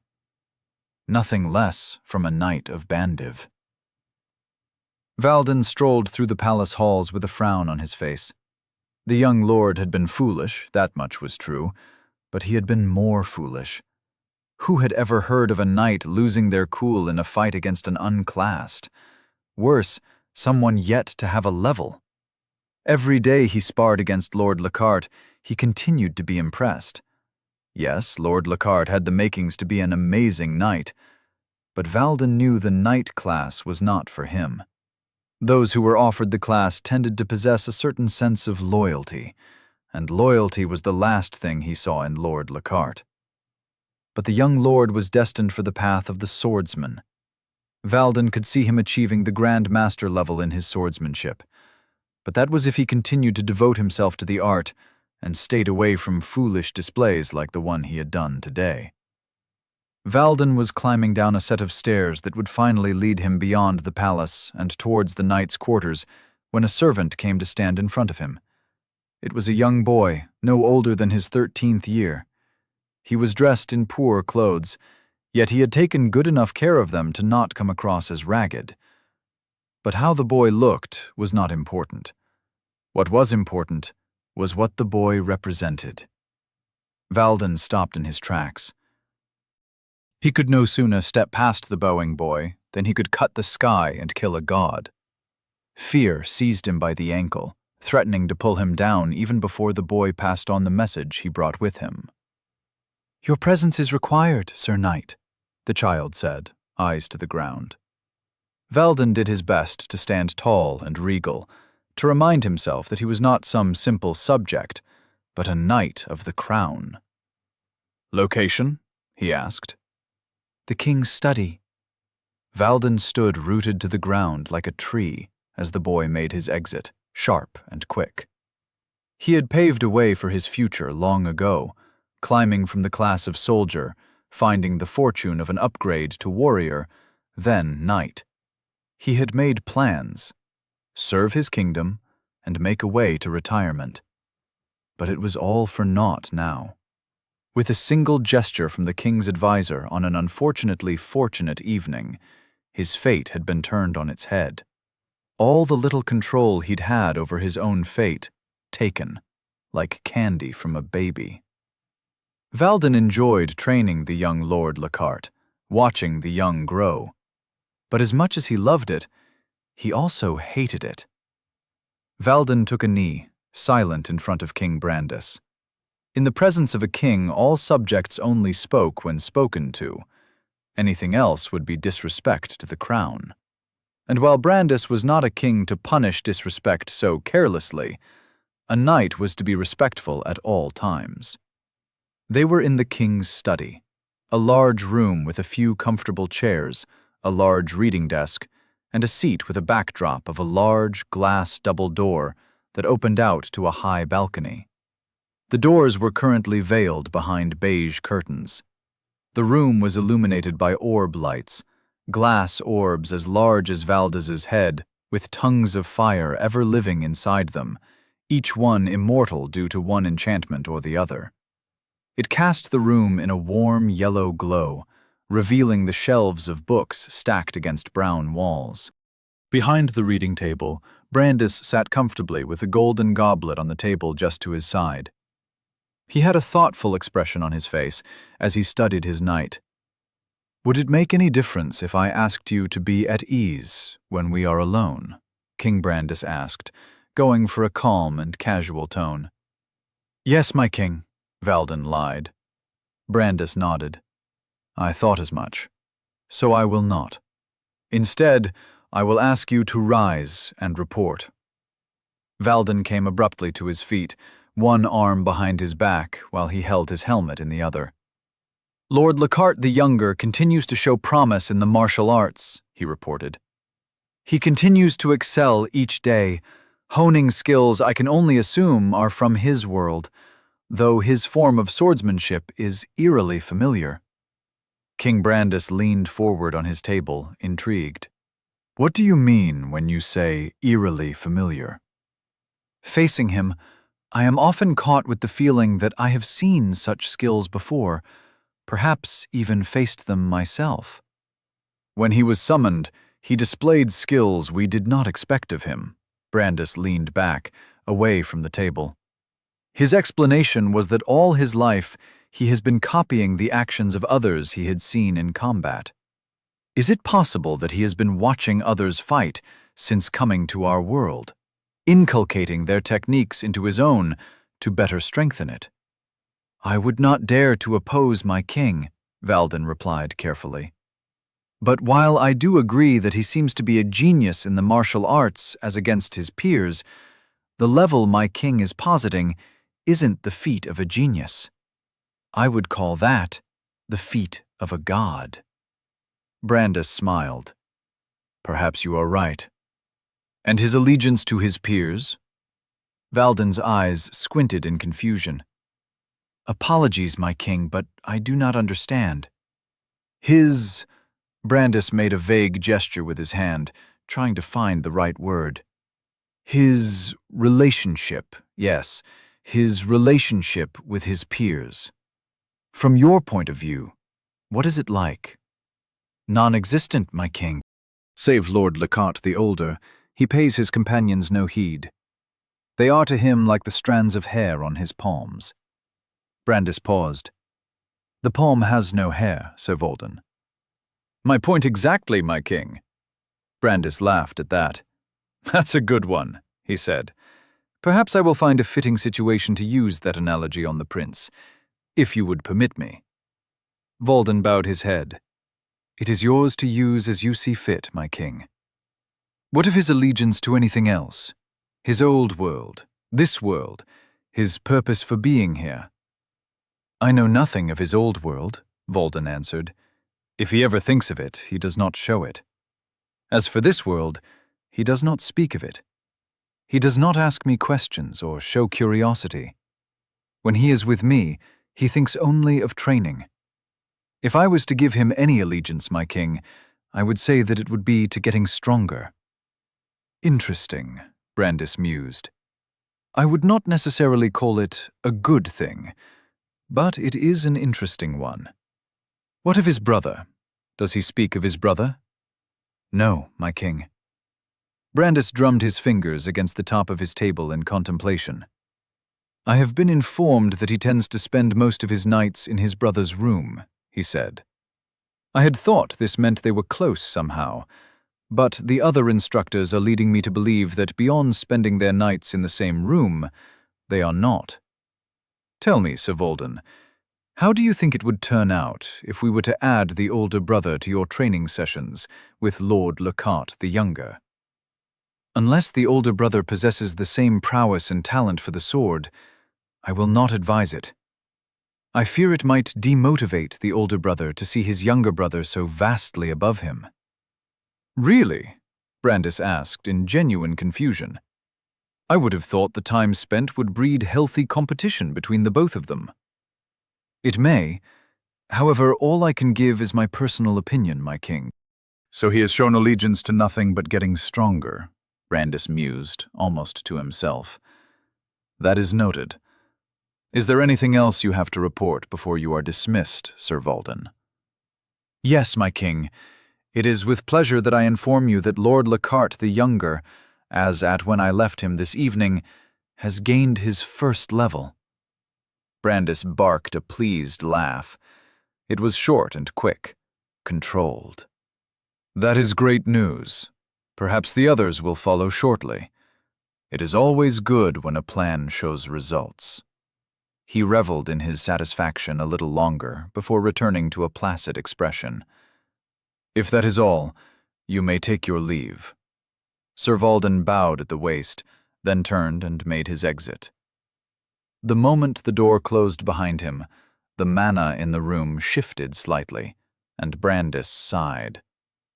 Talking to these knights sometimes feels like talking to a brick wall, he said. I miss the days when they weren't so respectful of me, when we could laugh and talk, one man to another. You were not king then. The sage strolled out of the side of the room to stand in front of the king's table, as if walking out of nothing. Being king has its bad, just as it has its good. Brandis rubbed his forehead with thumb and forefinger in exhaustion. That much is true. But that is unimportant. You've heard the reports. What do you think? The rogue class seems like a possible offering, the sage said. Then there's the alchemist, the sword master, and perhaps guide. Brandis cocked a brow. Still? The sage nodded. I find that unlikely, Brandis said. The guide is a class offered to people with some level of allegiance, someone willing to show someone a path, a way, someone willing to put others on the right path. You heard Sir Valden. The boy cares for no one and shows interest in nothing but his own power. The sage shrugged. I still stand by my words, but you must remember that it is a prediction and nothing more. As for Valden's familiarity with the boy's way of fighting, pay it no heed. It is nothing of import. Brandis cocked a brow. I was not going to. But hearing you point it out, I guess you already have an idea of what it is. I do, but it is, as you have said, an idea, and nothing more. All right, then. Brandis picked up the goblet on the table and took a sip from it. He turned on his chair and stared at the curtains that concealed the double door behind him. What about the other matters? What do we know of the developments in the East? It will please you to learn that the kingdom of Nel Quan achieved success in their attempt only yesterday, though their numbers do not rival ours. Good for them. And the South?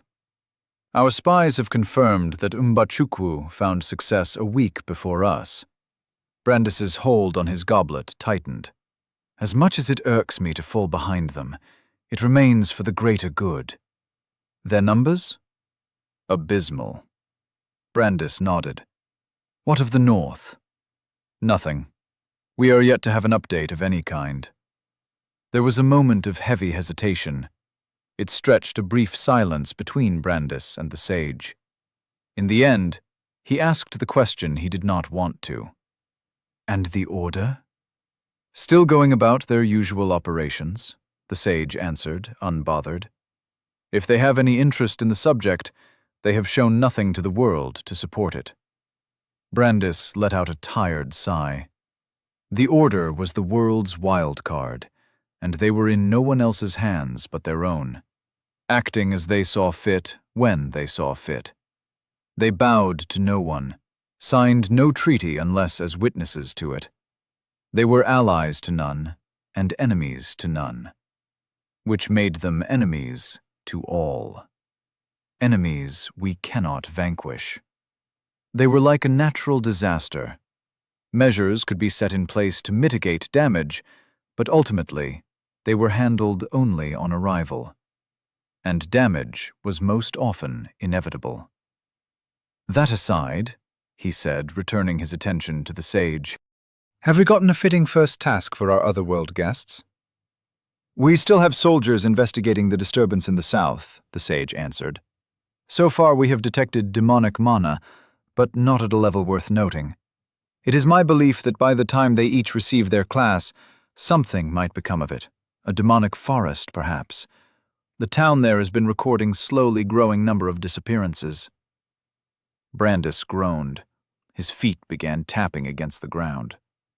I hate this, he said after a while. I hate everything about demonic mana. Even when we notice it, there is nothing we can do about it. We cannot dispel it or collect it or relocate it. And the only method of harnessing it is as disgusting as it is dishonorable, and even that does not dispel it. All we can do is wait until it manifests fully and causes problems. This is no way to live, Sage. Everything happens for a reason, King Brandis. A reason? So there was a reason for the deaths incurred from the summoning? Brandis spat. Is that what you are telling me? Yes, the sage remained unfazed. We may not know what they are, but they are there. A sage that speaks like a priest. Brandis shook his head in dismay. Confusing. But it doesn't matter. Once the problems begin to arise from the demonic mana, we will send the Outworlders. However, and I cannot stress this enough, their safety is of the utmost importance. They must experience what battle truly feels like, but not one of them is to suffer death.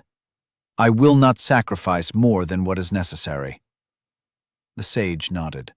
Understood. Is this my dismissal for the night? Brandis almost laughed, as if he needs a dismissal to dismiss himself. No, he said, instead with a raised finger. One more question before you go. Advice-seeking, really. Do you think we should tell the Outworlders? The sage didn't even bat an eye. Of the sacrifices that came with their summoning, or of the other kingdoms? The other kingdoms. Of the sacrifices? No, never. It will only serve to distract them, and nothing good will come of it. Of the other kingdoms? Eventually. And when exactly is eventually, Sage? I cannot say, but the time will come. The sage turned away without being dismissed, and started walking off to the side from where he'd come. I know it may not seem that way sometimes, Brandis, but time, no matter how linear, is not as we believe. Even when time begins to act up, break and twirl, even when you fear that one day it just might loop in on itself or reset, there will always be a time for everything. King Brandis watched the sage disappear into one of the bookshelves, as if there was nothing there. He simply stepped into it like a ghost or a wraith. Sometimes he disliked conversations with the man. They often left him with more questions than answers, and mostly confused. For instance, what was the purpose of the extended explanation of time? Was he hinting at something? Brandis shook the worry from his mind, thinking of things he had some modicum of control over. He reached inside a drawer of his desk and pulled out a rolled-up parchment. Now that he was alone, or relatively so, because for all he knew the sage could waltz in at any time, even though he never did, he unfurled the parchment and spread it out on his table. It was a large map with different graphs and diagrams drawn over it, depicting geographical paths, mana paths, ley lines, tectonic shifts. It was the accumulation of his years of research. His expression took on a deadly look as he stared at it, his brain working in search of a solution. He had narrowed his search to a single continent. Now he just had to narrow it down to a smaller geographical location. If he could just figure out where the Demon King's castle was before the Demon King arrived, that would be half the battle won. They could storm it, lay waste to it, before it became a defendable stronghold. He placed his finger on a point on the map where he would be sending scouts to survey tomorrow. Not for the first time, he asked himself a question he hated. Why did it have to appear in my kingdom? Because if he'd narrowed down the castle of the Demon King's appearance to his kingdom, then he was certain the other kingdoms had. It was only a matter of time before they all put aside their differences, came together, and demanded he surrender his kingdom to a council leadership until the Demon King threat is dealt with. This was going to be a problem. Aiden stared at what his brother was holding in his arms and couldn't believe it. "This is what we're being given for gear?" he asked, flabbergasted. "Nothing else?" "You do remember that this isn't some sanctioned thing we're doing, right?" Ted asked. "We're quite literally sneaking out of the palace on an illegal daring-do. With nothing but a sword and—" Aiden leaned in for a closer look. "Please tell me that that's not an orb light." "It is an orb light, Aiden. A portable one." Aiden ran a frustrated hand down his face. "How the hell did you people survive without any casualties?" he muttered to himself. "What did you say?" Ted asked.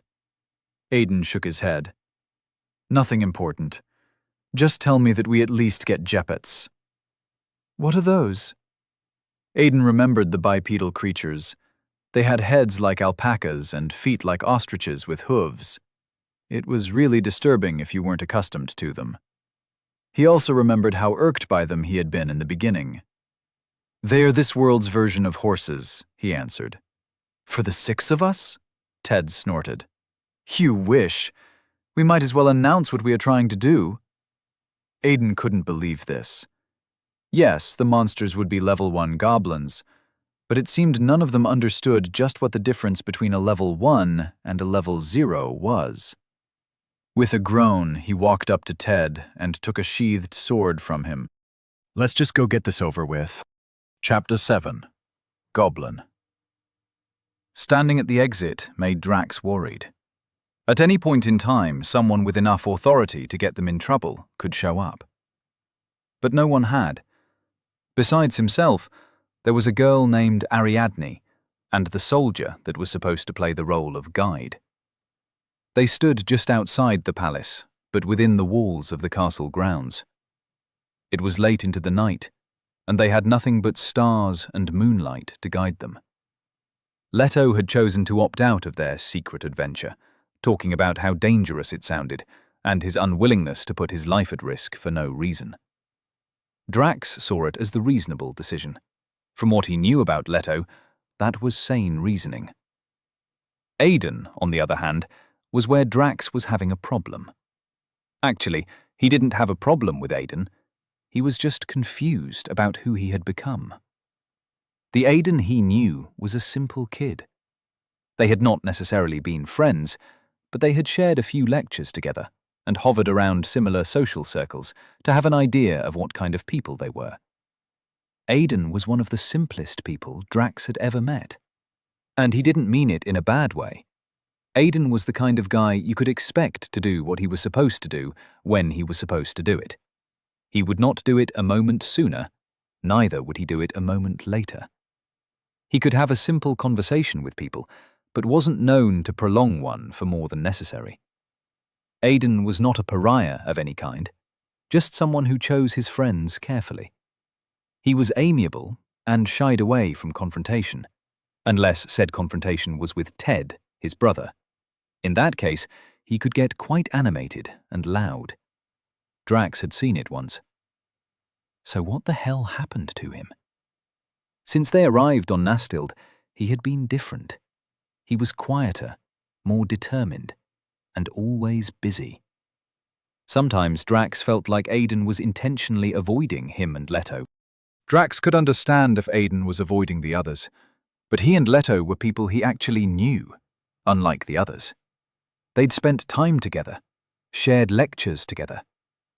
Then there was the martial prowess. Drax had been in the school's boxing team. He'd known people around all the sports teams, and Aiden had never been a part of one. He was not a guy whose name turned up in such conversations. So why was he now suddenly a combat prodigy as far as the instructors were concerned? What happened that he was getting private lessons with a knight? Drax shook his head, willing himself not to dwell on it. The truth was that while he worried for Aiden, there was a part of him that felt offended by Aiden's actions. And the more he thought about it, the more it offended him. There are 2 wolves living inside you, he told himself, repeating what his father often told him. One is good and one is bad, and they are constantly fighting. You must always feed the one you want to win. And Drax always wanted the good to win. Good always prevailed. It always had to. "Is everyone here?" the soldier that was supposed to guide them to their destination asked. "We only have 3 more minutes before we leave." 3 minutes wasn't a long time. So while they waited, Drax pulled the blade of his longsword a finger-length free of its scabbard and examined it. He knew nothing about swords. Even the ones they'd been using to train had all been wooden. The best he could tell about the sword in his hand, as he revealed more of its blade, was that it was clean. Not polished, just clean. And it was sharp. Sam strolled up to them a moment after, coming from around the corner of a small well close to where they were. His footsteps were quiet. Anita followed behind him, eyes darting from side to side, as if she expected someone to jump out of nowhere and bust them. Drax half expected that to happen, actually. When Sam and Anita joined them, Sam took up command, taking a head count. Drax wasn't a fan of how easily the boy was trying to assume leadership, but wasn't going to be the one to oppose him. Sam had been the one to set this up, so it was only fair that he assumed leadership. "Just the 4 of us?" Sam asked in disappointment. "I thought there'd be more." "I guess there'll always be those not willing to take the necessary risks or make the necessary sacrifices." The soldier looked at all 4 of them, and Drax could see him rethinking his choices so far. Can't be easy, Drax thought. The man, by no other authority but himself, was about to take the kingdom's most important guests out of the king's safe hospitality and into unknown odds. If anything happened to them on this trip, Drax could only imagine what punishment would be given to the soldier. "Sorry we're late." Everyone present turned in the direction of the voice. The owner had called out in what Drax could only describe as a loud whisper. Ted and Aiden were walking up to them. While Ted's sword hung sheathed at his waist, dangling from his sword belt, Aiden wore the same belt, but held his sheathed sword in one hand a little too casually. "I thought you said you weren't going to tell him," Sam whispered to Ted sharply when they were close enough. Ted reeled back in mock hurt, as if physically struck. "Who? Me?" Sam threw his hands up in frustration. "Yes, you." "Couldn't be." Ted paused, waiting for a response. Sam just stared at him. Accepting that one wouldn't come, Ted said, "That was the part where you go, 'Then who?' Anyway, what can I say? I lied." "What the hell is wrong with you?" Sam shot back. "This entire thing is based on trust. How the hell do you expect us to trust you after this?" Ted looked between Sam and Aiden before thumbing at Sam theatrically. "Do you believe this guy?" he chuckled. In what world does he live where an older brother would learn of a way to get stronger and better and not tell his little brother? If anything, this should make you trust me more. At least as a person. Drax couldn't fault the logic. In fact, right now he was finding it a bit difficult to trust Sam.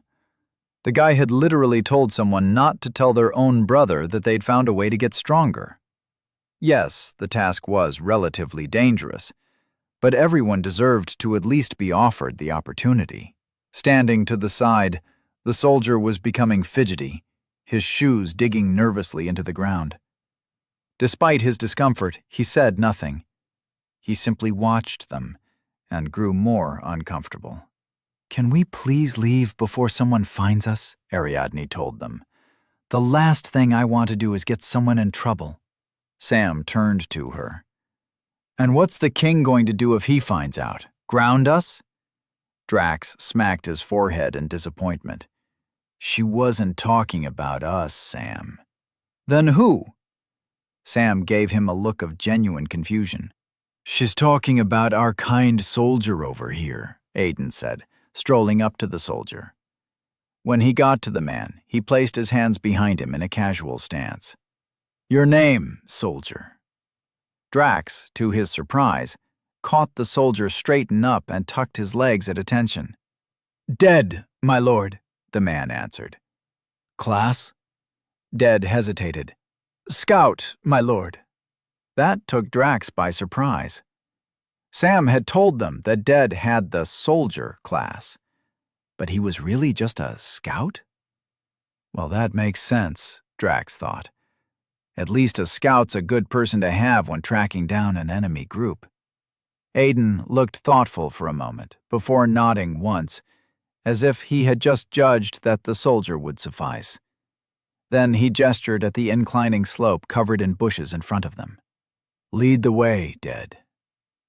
Dead gave Aiden a short bow, then walked into the bushes in a crouch, moving the bush aside with his hands until it swallowed him whole. While Aiden had been the one to gesture him on, he was not the first to follow. Sam was quick to brush past him, while Ariadne followed after a moment of hesitation. Anita followed in her green highlights, with Ted right behind her. Drax moved, and Aiden followed right behind him. As they were swallowed by the bushes, Aiden did something he had not done since they'd arrived in this new world. He spoke to Drax first. "No Leto?" he asked. Drax shook his head. "No Leto." Aiden made a thoughtful sound. "I guess he didn't follow. Wise." Drax paused, confused. That was it? 9 days of giving nothing but quick responses and hurrying off to keep himself constantly busy, and when he finally initiates a conversation, that's it? No, Drax was not having it. "Is everything all right, Aiden?" he asked. "Oh, yeah." Aiden nodded, then paused as if rethinking his response. After a moment, he shook his head. "Sorry, it's just been a disturbing past few days." "It's been a few disturbing days for everyone, Aiden," Drax said before he could stop himself. His voice came out a bit harsh, leaking some of his feelings on the subject of being ignored. "We all were going about our lives one moment, and the next we were in another world." Aiden scratched the back of his neck nervously. "Yeah," he muttered, as if to himself. Why was Aiden being nervous around him now? Displeasure turned into worry, and Drax ran through his memories, looking for any point where Aiden had ever been nervous around him. He found none, which meant Aiden's nervousness started in this world. Was it just towards him, or was there more? But he spoke with Dead easily. No, Drax corrected himself. He addressed him like a soldier. Was that what was happening? Had Aiden spent too much time around the knight he was training with, that he was only comfortable speaking in militaristic manners? Drax understood the importance of what King Brandis was trying to have them do, but it didn't mean they had to lose their humanity and social abilities because of it. "Aiden," Drax said, reinitiating the conversation. He made sure his voice was soft, supporting. "If you have any problem, you know you can tell me, right? You can talk to me." They were stepping out of the bush path now, and Aiden looked at him, hesitant. Why does he keep looking at me like that? It was the same look Aiden had been giving him since they got here. Whenever Drax tried to talk to him, he always had the same look on his face. He looked at him as if he was a decision Aiden was trying to make, as if he couldn't decide if he was a friend or a foe. Drax had thought about it for so long, and he couldn't find a single reason to make Aiden look at him like that. Even Leto didn't get that look. When they came to a stop in front of a small path in the castle walls, Aiden nodded. "I know." His mouth said he had made a decision, but his eyes said different.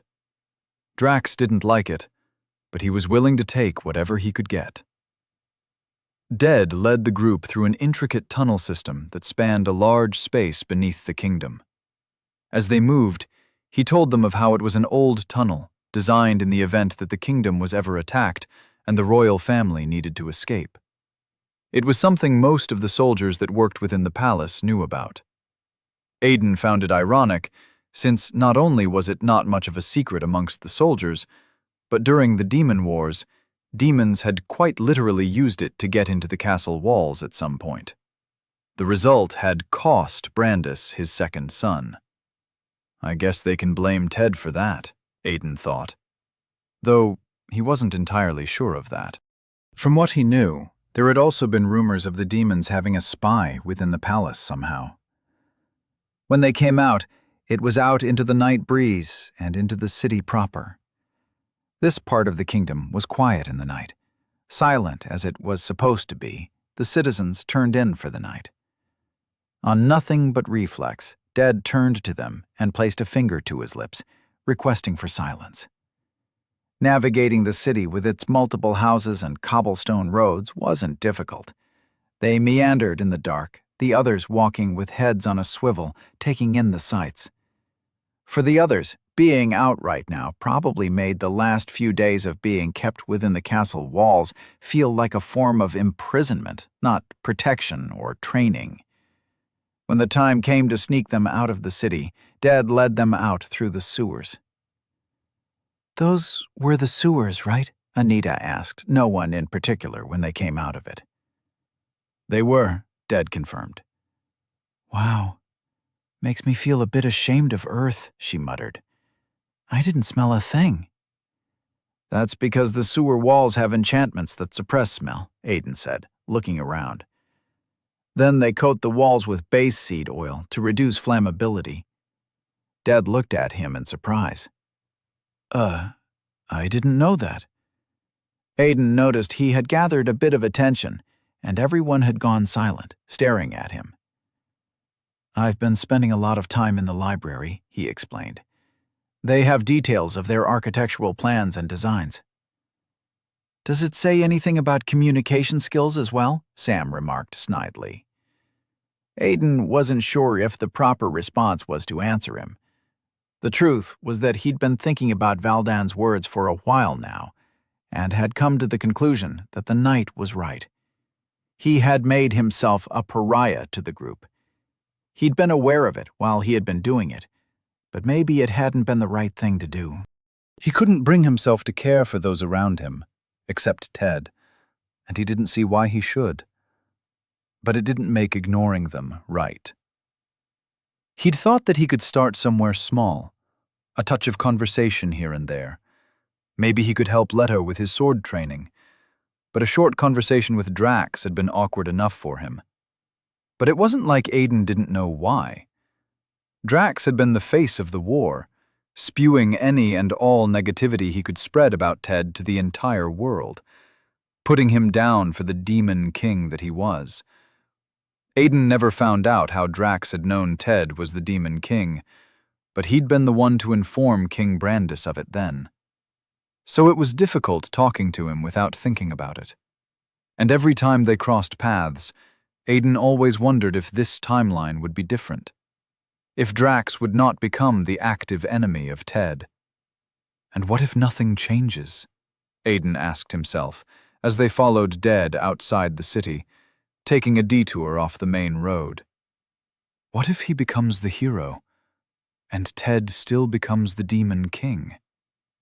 Aiden frowned at the thought as Dead led them, walking by moonlight. If he was being honest, Drax was not the bad guy. Aiden knew this, but he'd also never thought of himself as the good guy either. If he was being honest, he was on the side of the potential demon king. And while Ted had never truly stepped on the battlefield or gone into the cities and kingdoms to lay waste, it had still been his part of the war. And the number of lives his war had taken had been in the millions. Not for the first time, Aiden wondered, if everything repeated itself, what would he do different? Ted would be the demon king again, which made him the villain. And siding with him makes you a villain too. Aiden had no delusions on the matter. But was he really okay with it? If Ted is forced to flee, will you follow him? He asked himself. As much as he would have liked to say yes, he couldn't. Aiden wasn't sure he could stand being the enemy of the entire world. It wasn't like he'd grown to the peak of power before his regression. He'd just been a mere level 268. Drax would have swept the ground with him back then and used him to pack the dirt. And Ted had been almost twice his level. Aiden knew how to get strong, and he intended to use his knowledge to do so quickly this time. But it wasn't like he knew how to get to the top exactly. There were knights that had remained stronger than him until the very end amongst those that had survived the war. People had existed that could kill him without batting an eye. Aiden had too many worries on his mind. There was the part of getting stronger, then there was the research on demon kings, then there was the key and the giants, and the order. Aiden sighed mentally, suddenly weighed down. From taking them off the main road, Dad led them into the forest. They were flanked by high trees that blotted out most of the starlight in moments. But rays of moonlight slipped through the cracks in the canopy of leaves to illuminate parts of the forest. "So," Sam started talking, "just in case anyone is worried right now, don't be. So far, this world has been operating under game mechanics to a certain extent. We have a status and skills, and can apparently level up." Most of the others nodded as they walked. Dad's attention never left his front. Sam adjusted his sword belt. "So I asked around," he continued, "and the combat and growth mechanics follow the same rules. I'm more of a mana channels and colorful core guy myself, but I can work with this too. While the king is training us inside the palace, we can all advance to level 1 if we just kill a level 3 monster. I've done the math." "Wait!" Anita hissed sharply. "I thought you said that we were going after level 1 goblins." "We are," Ted said, without taking his eyes off the road. Sam rolled his eyes. "Yes, we are. But to level up, we'll need to kill at least 2 level 1 goblins, maybe 3? "Why goblins, though?" Drax asked. "Couldn't we kill like a level 1 spider or something?" Ariadne shivered visibly. "I hate spiders." "Not necessarily spiders," Drax corrected. "My point is that couldn't we kill something less humanoid?" Aiden understood why Drax was making the request. It was coming from, in a sense, a good place. However, it was blinding him from something critical. "A humanoid opponent would be best at this point," Ded said, stopping to squat and place his hand on the ground. "All my lords and ladies know how to fight right now are humanoids. Lord Higgins probably worries that facing something less humanoid may prove confusing for you all and lead to errors." Sam nodded. "I can't have people freezing up just because they don't know what to do when the enemy has 4 legs instead of 2. "And how do you know we'll freeze up?" Anita challenged with a scowl. The grass around Ded quaked a little. He was probably using a skill. Sam gave Anita his most empathetic smile. "Because I would." His words silenced Anita's challenge, and her scowl dropped, replaced by an apologetic look. Ded raised a fist, drawing everyone's attention to him. "Please exercise silence, my lords and ladies. The enemies are not far." "The level 1s or the level 3s?" Sam asked. Ded looked back at all of them, hesitating. "The level 1s, my lord." "Just out of curiosity," Ted said in a whisper. "But what of the level 3s?" Ded gestured to the east. "The level 3s are in that direction." Ariadne let out a relieved sigh. "Well, we know where we are not." "That way, we will find the level 5s and higher," Ded said, unintentionally interrupting her. This request was posted on the adventurers' notice board in the guild hall, and a few adventurers are scheduled to be here tomorrow. No one knows what exactly the goblins are doing, but there's a speculation that they're being led by a hobgoblin. Aiden was fairly certain that the group hadn't encountered the hobgoblin in the previous timeline, because hobgoblins were at least level 15 monsters. All monsters evolved, and at level 10, Goblins began their evolution into hobgoblins.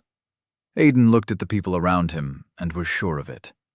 At their current strength, a hobgoblin would go through them like a wrecking ball through a barn shed. "I say we go for the level 3s, Sam said. "Why the hell would we want to do that?" Drax asked, flabbergasted.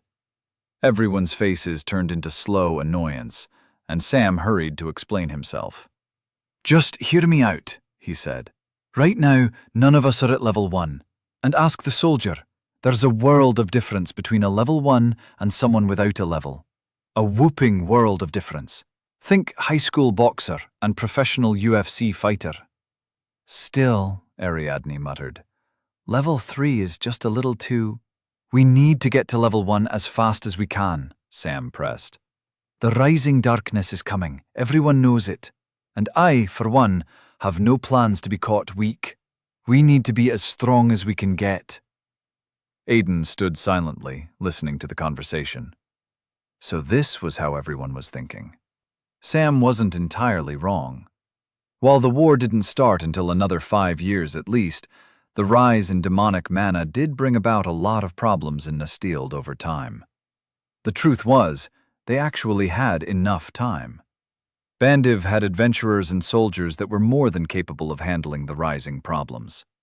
Yes, as time went by and demonic mana continued to rise, they slowly became understaffed, but that wouldn't be for another year. Right now, the kingdom didn't need any of them to step in. Ted stood beside Anita where he'd spent most of the trip. But this time, instead of giving her his undivided attention as he had been doing, he was watching Aiden. Ariadne walked up to Ted, and the soldiers stood to meet her. "Is it true?" she asked. "Is the difference between a level 1 and someone without a level that much?" "All things being equal," Ted answered carefully, "a person without a level cannot dream of winning against a level 1 in any kind of fight." "See?" Sam gestured at Ted dramatically. "That's what I'm saying. We need to get to level 1 as fast as possible. Personally, I'm appalled that I've been here for a week and I'm still, well, here. In the stories, they get to level 1 right off the bat. First chapter type of thing." Drax chose that moment to step up. "Dead." "Yes, my lord." "As a soldier, what is your take on this? What would you advise?" Aiden held back a chuckle. "Way to put him on the spot, Drax." "With all due respect, my lord," Dead started, careful once more, "I am beginning to think that this is a bad idea." "And there you have it." Sam walked up to everyone. "You asked for advice from a level 19 scout. What did you think he was going to say? This is about taking risks, so let's take risks. I don't know about you guys, but I'm more than ready for my first level." Dead's gaze moved subtly to Aiden. Aiden gave the man no reaction. Truth be told, he wasn't worried. He already knew the outcome of this escapade and was genuinely curious to know how it had happened. There was the possibility of his presence changing things, but that didn't worry him. He was more than capable of handling his own. With all the chaos he was witnessing, he really wanted to know how they had succeeded. "Then how about this?" Ted suggested, speaking for the first time. "How about we face the level 1s, then we see how things go. We can always face the others after that. Make sense?" It was a suggestion everyone could get behind, and nods soon started going around. "Good," Ted said, his eyes on Aiden. "Dead, please lead the way." "Yes, my lord." Dead continued onward, and everyone followed. Ted, however, delayed enough so that he ended up beside Aiden as they walked. "You and I," he said, "eventually need to have a talk." It wasn't long before they came upon the goblins. Dead moved them into a crouch. They were covered by the bushes, and some of them hid behind trees as they watched the goblins. Aiden counted 9, each of them holding flaming torches. They loitered around, never getting too far from each other. From the looks of things, they didn't seem to be on a patrol of any kind. They just loitered. Sam moved up to Drax, who was currently crouched beside Aiden, hidden behind a bush. "From what I know about goblins," he said quietly, "they always move in groups, which means it will be difficult to separate them. We'll have to take them as a group." Aiden wasn't sure of what to say to that. Sam was using the wrong source, but he still had the right information. "An ambush would have been good," Drax said, "but we don't have any bows." "Doesn't matter," Sam shook his head. "I know Denna did her best, but I hate bows. Too stressful. Besides, the soldier couldn't get us any.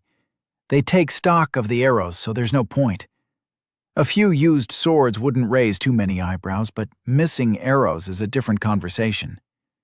Drax nodded and turned to Aiden. "What do you think?" One of the goblins ventured a little too close to a shrubbery, and his torch almost touched it. A leaf caught ablaze, and the goblin snatched it from the branch before it could spread.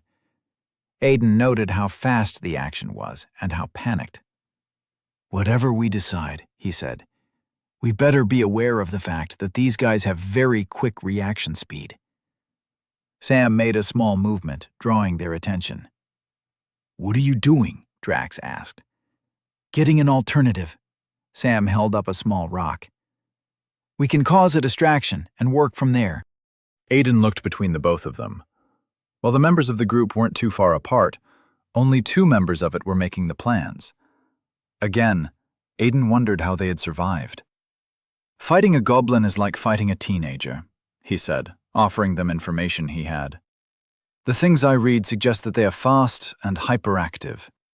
Their preferred fighting technique is to overwhelm their opponent with numbers. If they cannot, then they go for a hit and run, darting in and out of reach." He turned his attention to the goblins. None of them had any visible scar, which led him to believe that they had no scars at all. They were short and green, with pointy ears and noses that were a little too long, and they loitered about in nothing but rags that covered only their genitals. Their only weapons were the torches in their hands. A goblin without a scar was a rare sight, which meant one thing. "They are level 1 for sure," he continued. "And from what I can see, they don't have actual combat experience." Dead turned a surprised look on Aiden. The others had already moved in together, close enough so that they could hear him. "How do you know this?" Anita asked. "You sound so sure." "None of them have any scars," Aiden explained. "And one of them panicked when the bush almost caught on fire. A goblin without a scar is almost an impossible sight." "So we can take them?" Ariadne asked. "They are inexperienced, my lady," Dead refuted. "Not weak." "While we are inexperienced and weak," Aiden pointed out, "there are 9 of them, so rather than try to pick them off, which won't work unless Dead forces them to scatter, I say we overwhelm them." "I say Dead forces them to scatter," Sam said. Ted snorted. "Sounds like a coward's move to me." "It's called strategy," Sam snarled. "Thinking with your head." Once again, Dead looked to Aiden. Again, Aiden ignored him. He wasn't going to play commanding officer to a level 19. But he also wasn't going to be party to a defective plan. "Dead stays put," he said. "Dead didn't lead us out here to carry us." "You're just objecting to support your brother," Sam pressed. "The plan is a good one. Dead scatters them, and we pick them off one by one." Aiden shook his head even as Sam was talking. Sam pressed his nose between thumb and forefinger in exasperation. "Why not?" "Because that plan only gets executed in 2 ways. 1, they scatter, and we work as a group to pick off the goblins one after the other. The pro is that Dead can watch over us the entire way." "And the cons?" Sam asked. "By game mechanics, the experience gets divided between the entire group, which turns out to be very little. Then we spend the entire night trying to track down the other goblins. The experience will be too little, so we can do it all night and end up close to level 1, but not there. Or some of us will get there, but not the others. And what's the second way? They scatter, and we scatter with them, picking them off. Pros, we stand a chance of leveling up as long as none of us lets them get a sword. Cons, Dead can't keep watch over all of us. Sam frowned in thought. Aiden was surprised. A part of him had expected the boy to refuse him just because he could. There's also an overall problem with the plan, Ted supplied. If they scatter, they could inform the other groups, which would be really bad for everybody. Also, Ariadne pointed, one of them is leaving the group. We can't let it go far, Sam said, suddenly panicked. We can't afford to have two groups coming after us. I'm going to distract it. He raised his hand and chucked the rock he was holding before Aiden could stop him. The rock bounced near the goblin, not too far, and it stopped and turned in their direction. Then it approached them slowly, cautiously. It's coming, Anita panicked. But it's leaving the group, so that's good for us, Sam said. Who wants this one? I guess I'll take it, Drax said. He reached across and drew his sword, unsheathed it. Let's put it down before it causes a problem. The goblin jerked to a stop as if it could hear the sound of unsheathed steel, and everyone paused. Do you think it noticed? Sam whispered. I don't think it... What the hell? Everyone reeled back in surprise. A notification flashed in front of Aiden, and he knew the others were seeing the same thing. Warning! You have just encountered your first monster, Goblin. A goblin is an ugly and mischievous creature. They usually come up to 4 feet in height, or 5 feet on very rare occasions. Warning! You have been detected by your first monster. Survive. How did it detect us? Drax asked, taking his sword in both hands and rushing out of the bushes. He ran up to the creature and swung up in a diagonal arc, hoping to cut it across the chest. Aiden didn't get to see the outcome, as a new notification popped up in front of him. Error detected. You have just encountered your first monster. You have not just encountered your first monster. Error detected. You have detected and been detected by a monster once before. Error. Error. System repairs recommended. Prisoner number 2345023857339, stand by for system repairs. System repairs in progress. System repairs, 0.04%. What the hell do you mean by system repairs? Aiden thought, unable to hold back his panic. And why does it keep calling me a prisoner? The last time his interface had mentioned anything about a system, it had asked him to wait for support while it contacted the administrators, whoever they were. In the end, the resolution had been his termination. As much as he hated to admit it, he had been powerless then, and he was powerless now. If his termination was the resolution now, his death would remain an inevitable outcome. What the hell are you spacing out for, Aiden? Ted pulled him from under the arm. Fight! The message disappeared from Aiden's sight, and he was faced with the sight of gray, goblin eyes. He reacted immediately, raising his sheathed sword. The creature stabbed forward with its torch, and it struck the flat side of Aiden's raised scabbard. Not the time to be spacing out, Aiden thought. It was the time to be fighting. The goblin darted away from him quickly, and Aiden realized everybody had scattered, even dead. To his side, Ted was holding off 2 goblins with sword slashes and thrusts, keeping them at bay. Aiden drew his sword free. He held the weapon in one hand and the scabbard in the other. He would attend to the notifications when they chose to attend to him again. For now, he needed to fight. The goblin snarled at him, and Aiden almost laughed at himself. I can't believe I'm taking a level 1 goblin seriously. He took a combat stance and attacked. Skill, basic swordsmanship, is in effect. Aiden felt the effects of the skill as he closed the distance in a single step. Dash was no longer on his skill list, but the effects remained a part of basic swordsmanship. He swung his sword when he came to a stop, and the goblin raised its torch to meet it. Blade cleaved through wood and came down on the creature, cutting through flesh and meat. You have dealt a critical blow. Chapter 8.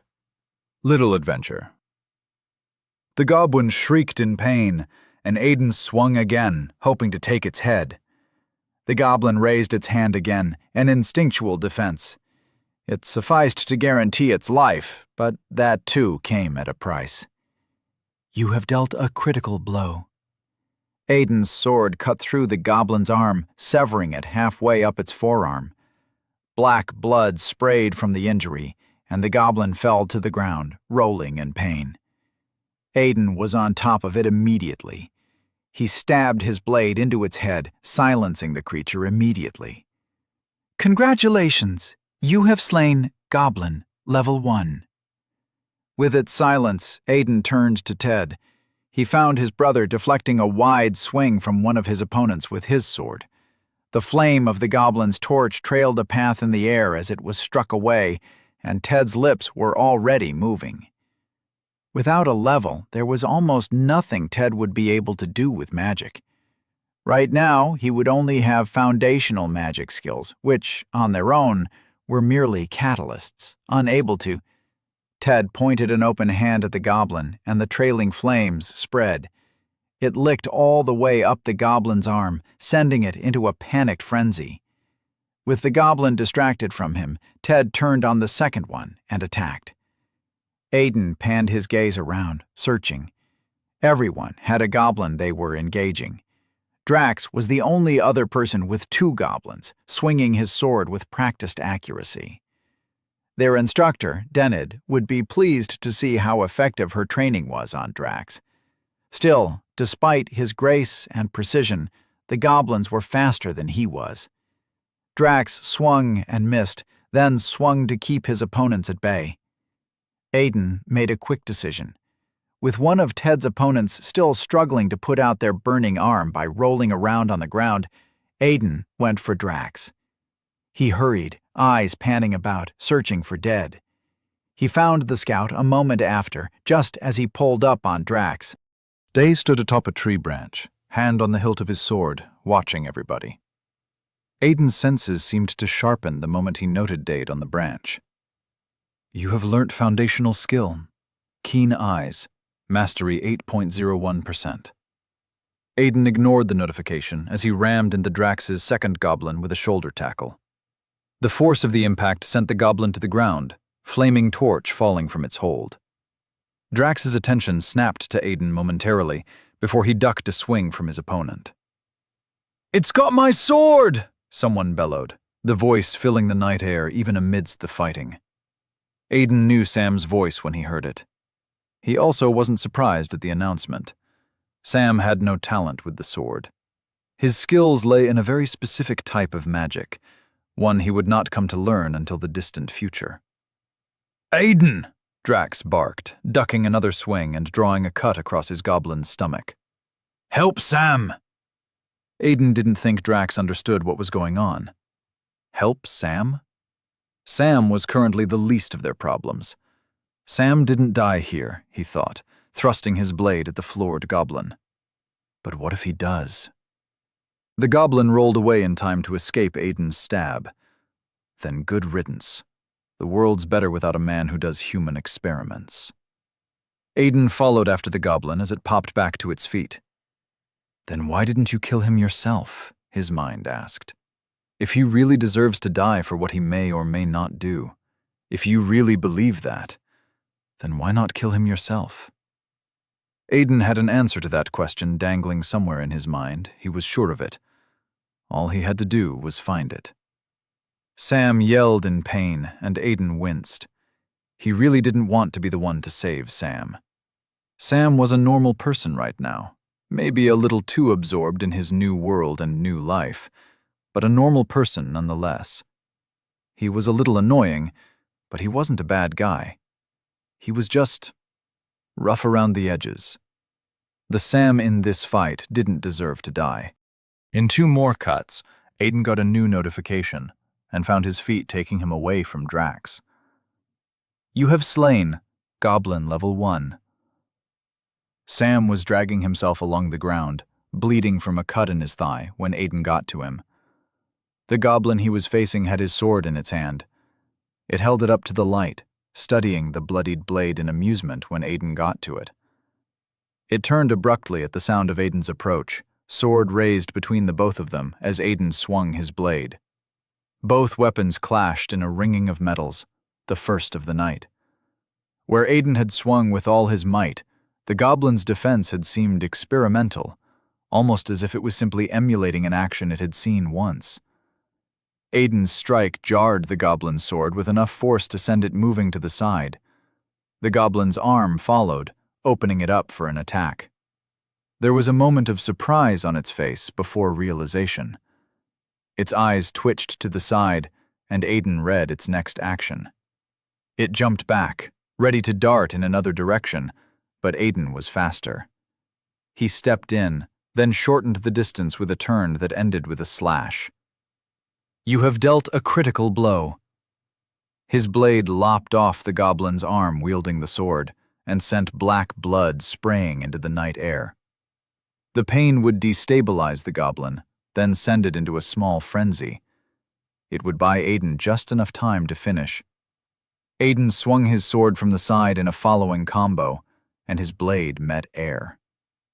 In front of him, the goblin was hightailing it like a runaway train. Aiden hesitated, surprised, and a trail of fire came at him from the side. He ducked under it, his attention returning to the fleeing goblin. Annoyed, he rounded on his new opponent. His mind went into complete combat mode at the surprise attack, threw him into what the order had made him, and he ducked into a roll. 50 feet northeast, he bellowed, dropping the coordinates of the fleeing goblin as he moved his attention to his new foe. "Take the shot, Zen!" His stupidity dawned on him a moment after, as he caught his new opponent's swing in one hand. He grabbed the lit torch by the handle just beneath the fire and pulled the goblin into his waiting blade. He stabbed it in the gut with a scowl. "You have slain Goblin Level 1. He'd been adapting to this new timeline well enough, reacquainting himself to the renewed, only to unravel in such a situation. One real-life battle, and you forget you are not a part of the Order, he scolded himself. Aiden pulled his sword free of the goblin, angry at himself. Zen was not his partner anymore, and his moment of forgetfulness had cost them a goblin. Looking out into the distance where the goblin had run, he couldn't see it. Even with keen eyes sharpening his sight, there was nothing. The monster was gone, and the outcome was anyone's guess. He looked down at the dead goblin at his feet, then at Sam, who had pressed his back up against a tree, applying pressure to his thigh, trying to stem the flow of blood. His face was pale, and there were tears running down his cheek as he panted heavily, lips muttering things Aiden could not hear. Aiden doubted Sam was muttering anything useful. After all, at level 0 he wouldn't be capable of any healing magic. A small squeal filled the air, drawing his attention once more, and Aiden turned to find Dead holding a goblin up by its neck. It struggled in his grasp, while Ariadne was on her knee at his feet. She, leaning to the side, head down turned. On the ground beside her was a small puddle of vomit. Everyone gathered when the last goblin was dead, its neck broken by Dead with barely a flick of the wrist. Sam was in no position to be moving about, so they converged at the tree where he was rested, hand still pressed against his injury, and breathing still labored. Drax helped Ariadne, and she leaned on him all the way to the tree. Dead came up to Aiden's side when they were gathered, his head slightly bowed. "Should I go after the goblin, my lord?" he asked. Aiden saw the small frown on the man's face, self-deprecating. He understood it. Dead was the highest level amongst all of them, significantly stronger, and a scout. A level 1 goblin had no right escaping the battle when he was around. The goblin was certainly too far gone by now, Aiden thought.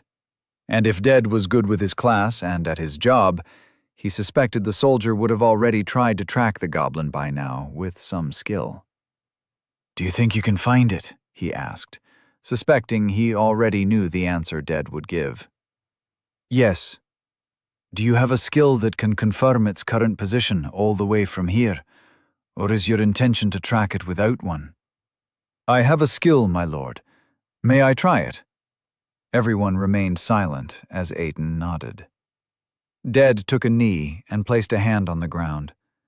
The grass swayed away from him abruptly, then grains of sand rose barely high enough to be noticed before falling back down.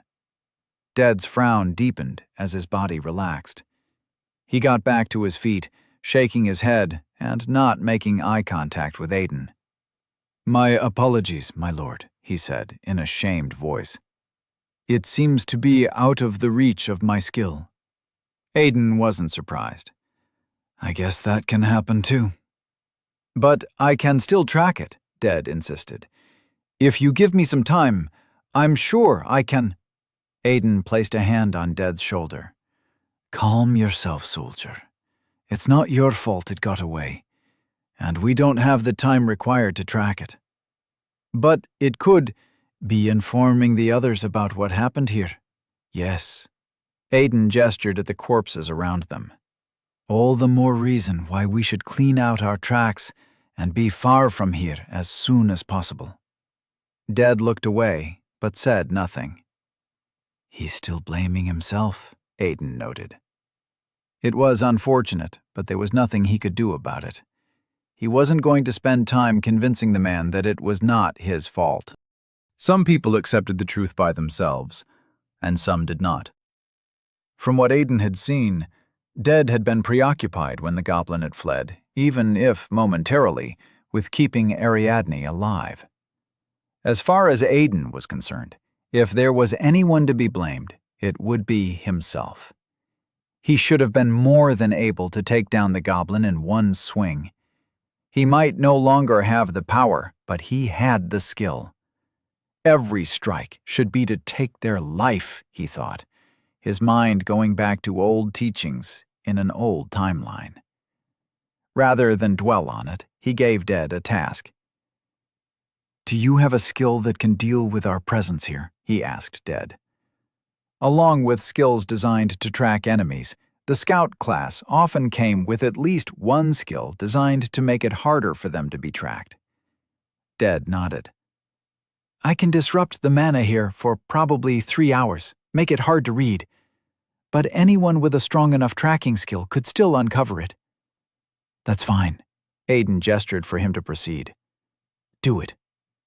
The only people likely to come here within the next few hours would be the goblins. And goblins didn't have tracking skills. In fact, goblins didn't have skills until they reached level 10 and began their mutation into hobgoblins. As Dead stepped away from them to go to work, Drax took over. Ariadne was standing on her own now, so he went to squat beside Sam. "Can you walk?" he asked. Sam moved to get up and winced, and while not heavily, blood continued to trickle from his thigh just beneath his hand. He looked up at Drax and shook his head. "It's fine." Drax looked at the rest of them. "I'll need help carrying him. Someone needs to take his other side." He looked at Aiden. Aiden cocked a brow. "What are you looking at me for? Ted's bigger." With an exaggerated sigh, Ted went to help Drax. They picked Sam from under the arm, each supporting his weight. Then they tested their placement, made sure they could all move comfortably. Dead showed up next to Aiden, with Sam's sword in his hand. "I'm done, my lord. Should we return?" Aiden nodded. "Let's get out of here." Everyone looked worried, looking at Sam's injury, but Aiden wasn't bothered. Judging by how slowly the blood had been flowing, the goblin hadn't hit anything important. And while they'd done something wrong by sneaking out, they could always lie about how Sam had gotten the injury. The palace had competent healers in their employ, so Sam would be good as new the moment anyone noticed his injury. Even a maid would inform them of the healer the moment they saw it. "I have a potion that might help Lord Higgins' injury," Dead said as they began their journey back. "Should I present it?" Sam was quick to respond. "Yes, please."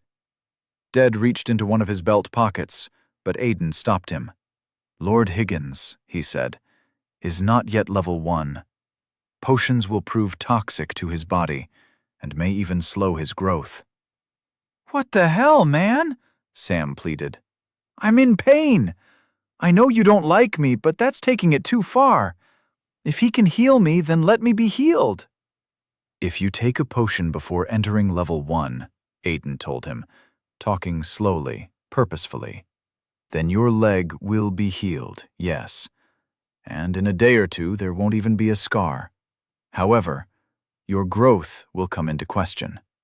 Time and effort your body is supposed to spend growing itself will be diverted to purging the toxic mana from the potion from your system."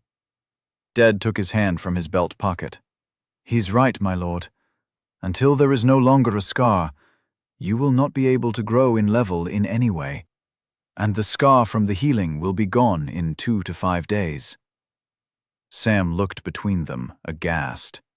"It's just a delay of 2 days, he muttered to himself, obviously calculating. "It's just 2 days. "To 5 days, Aiden added. 2 to 5. So it could just as easily be 5. 5 days unable to level up." Ariadne hugged herself, knowing that if not for Dead, she could have easily been in the same position, most likely in a worse one. "I don't think you should take it." "Because you're not the one in fucking pain," Sam snapped. Ariadne flinched. "Take a breath, Sam," Drax said from his right shoulder. "Yeah," Anita supported. "It's not her fault you got cut. Personally, I'm wondering what you were thinking going for an overhead one-handed swing. Didn't Denid tell us not to face an opponent with it, especially one with a higher level than ours?" Sam's eyes darted to Aiden momentarily, and Aiden realized why he'd done it. "I thought they weren't that strong," Sam muttered. Aiden couldn't believe it. His first strike in the fight was a one-handed overhead slash. Sam must have seen him do it, seen him cut through wood and deal a critical blow with it. So he'd tried it. And if he hadn't tried it, maybe the outcome of this fight would have been different. "You lost your sword because of it, and froze," Anita continued, piling on the heat. "So don't go shouting at the poor girl. And weren't you the one talking about sacrifices not long ago? Take a little pain until we get back to the palace. We can't have you holding us back while we're leveling up." That was true, but it was also harsh. She could have worded it better. From what Aiden could remember about her from his past life, she definitely knew how to. Which meant she'd worded it to hurt Sam's pride intentionally. Sam pressed his lips in a thin line and said nothing. For the rest of their journey to the palace, he remained silent and made no reference to the potion, or much else. Aiden did catch him glancing at Dead's belt every now and again. As for the information about healers in the palace that could heal him, Aiden kept that bit of information to himself. Brandis must have had his reason for not telling them about it, so they wouldn't hear of it from Aiden. They came out of the forest in relative silence and made their way to the sewers, then through the interconnecting tunnels. Eventually, they were at the palace. Before they entered, Aiden turned to Dead. "Find a way to inform the Adventurer Society of the events of tonight," he instructed. "Yes, my lord." Everyone waited, watching as Aiden gave his instruction, instead of sneaking back into the palace. "And it should obviously go without saying," Aiden continued, "that in whatever piece of information you give them, we not be mentioned. Understood?" "Yes, my lord." "Good man. Find me tomorrow if you can, so that I can show my gratitude for your assistance today. Had it not been for your presence, things would have been harder than they ended up being. And as for Lord Higgins's injury, do not let it bother you. It will be sorted." Dead nodded again. Assuming he had been dismissed, he turned and made his way back into the night. When he was out of sight, Aiden let out an exhausted sigh. Look at you, all authoritative and she. Aiden turned to find Anita standing behind him, with folded hands and a grin on her face. You know, she continued, I thought your brother was the only authoritative one, but I was wrong. And I have to say, power looks good on you. Aiden wasn't exactly sure what was happening right now. Was she simply complimenting him? Was she mocking him? Or was she flirting? For all your experience, you can't figure out simple social cues with women, he scolded himself. Shiwa will be disappointed. Aiden's confusion deadened at the name. His mind was wrong. Shiwa was more likely to be pleased that he couldn't figure out how to navigate a conversation with another woman. In his past life, he'd been in a few relationships, and while Shiwa was the longest, his relationship with her had also been toxic in its own way. You good? Anita's question shook Aiden from his thought, and he found everyone was waiting for him. Yeah, I'm good. He dismissed her worry with a gesture. Tonight has just been a lot. I just want to get inside, put my head on my pillow, and pass out. You said it, Anita chuckled, then turned around. Let's go get some shut-eye, Lockhart the younger. Quiet and tired, Aiden plopped down on his bed. A lot of things had happened tonight, and he'd learned a few more. But what mainly had his attention was the fact that he had messed up. Ted walked in behind him. There was a short period of silence before Aiden opened his eyes. He hadn't heard the door close. When he turned his head, Ted's head was outside as he addressed someone. Not tonight, Drax, Ted was saying. Tonight, I get him. Try tomorrow. Personally, Aiden would have preferred if Drax didn't try at all. Ted closed the door after that, then locked it. He looked down at the door handle and paused. How do you work this thing again? It's an enchanted lock, Aiden explained, closing his eyes back. You see that small triple circle just beneath the handle? The circle inside a circle inside a circle? The one next to all these circles and triangles? Yeah. Touch it and say lock. There was a brief pause. We've had a rough night, Aiden, so this better not be some twisted joke to get me to talk to a door. Are you even listening to me? Ted sighed. Lock. Whoa, that's trippy. Aiden nodded. Since Ted had mana but wasn't yet at level 1, he couldn't use his mana to activate enchantments. By level 1, he could simply will enchantments to activation at the cost of his mana, but only enchantments of his level and lower. There were extenuating factors that allowed someone activate enchantments above their level, but that was a different conversation entirely. Ted walked up to Aiden's bed and sat on the rug in front of it. Remember when I said we had to talk? He asked. Now's the time. Aiden shook his head. No, it's not. I kind of think it is. And you'll have to talk to the others as well. Aiden opened his eyes, then sat up so that he could face his brother. He still hadn't figured out how to tell Ted of what had happened to him. Yes, their bond the past few days was stronger than it had been on Earth because of the new world and spending their nights in conversation, talking about their day, or sometimes not talking at all.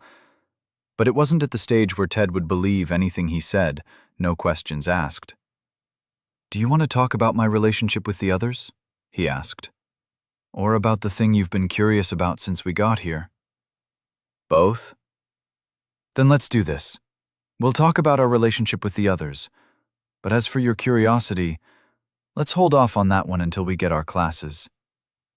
But that's the more important one. Please, Ted, Aiden begged. Just give me this one. Hold it for another 3 weeks. Ted's eyes narrowed.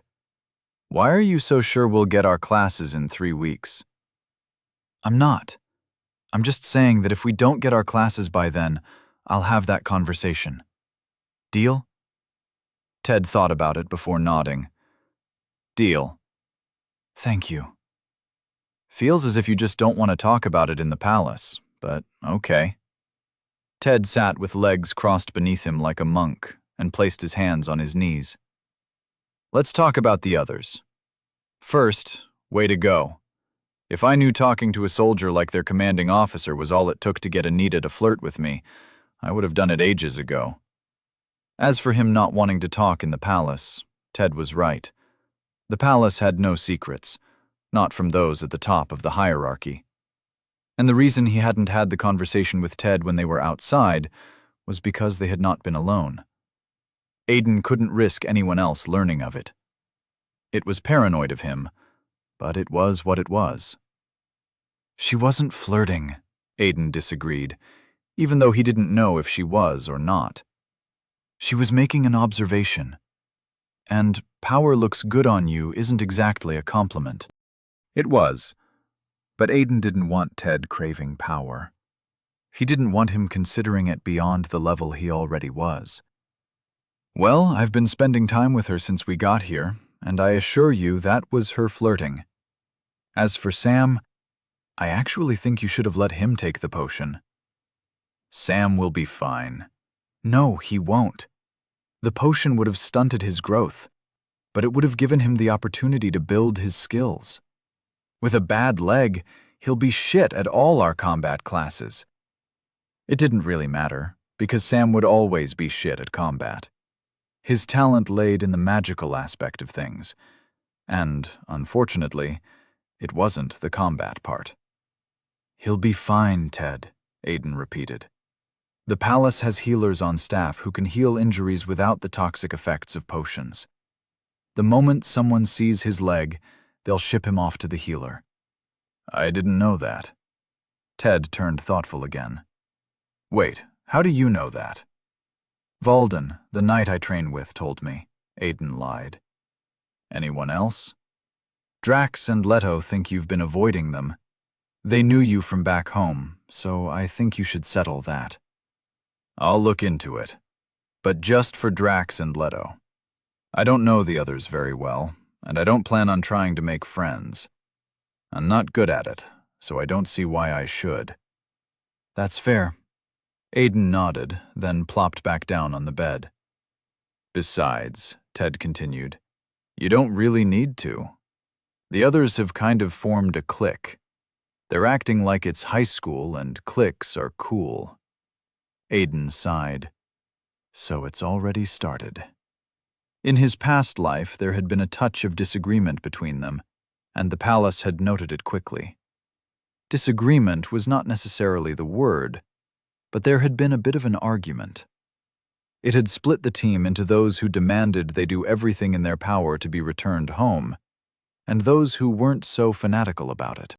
Aiden hadn't really known when it started, but he did know that King Brandis had decided to turn the disagreement into what he had called a healthy competition.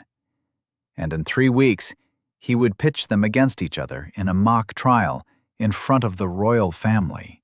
The intention was to see just how strong they had become. Aiden had been on Ted's team and had been carried into victory last time, but there had been nothing surprising about the victory. Having gained their first level faster than the others, Ted's team had been significantly stronger by the time the mock battle had come along. This time, however, things were working out in a different way. For one, Sam and the others hadn't come back from their adventure as level 1s. Aiden had screwed things up a little bit by joining their little adventure.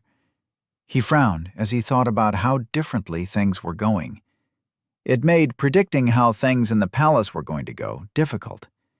He only hoped it didn't affect how things in Nastild would go, because he couldn't imagine how to come out on top if the major events he knew ended up playing out differently. But those were bigger worries for future Aiden. Present Aiden had his own mistakes to fix. Fixing the disagreement between both groups was an impossible task for him, so he needed to find a way to ensure Ted's team still came out victorious at the end of the mock battle. A lot of things were riding on that victory. Chapter 9. Unique Skill. When someone with the ability to disrupt ambient mana uses it, it's usually to conceal a crime. or something worse, if there was anything worse. Yes, the effects wore off after a period of time, but it still left the events that occurred difficult to decipher through the ambient mana. Audid stood in the forest, sniffing the air about him. "Smells like evil," he said dramatically. He was standing among a sea of trees in a forest as old as the kingdom itself. It was a bright afternoon, and the sunlight gave more than enough light to see with through the canopy overhead. Taliner, his partner for the past 2 months, walked past him with an amused smile on her face. She was dressed in her full adventuring garb, light leather armor with her sword fastened to her hip. She walked with the same tempting sway to her hips that had made him talk to her 2 months ago. Audid looked up to the trees, doing his best to keep his eyes off her. She had already made it crystal clear that she was not interested in warming his sheets, even if he chose to fall in love with her first. "How's it coming, Jay?" Taliner asked, impatient. "I'm working as fast as I can," Jay answered, running his hand along the surface of the grass. Jay was a tracker they'd met this morning. He was a level 12, 21-year-old, specialized in mana tracking, and was a bit on the timid side.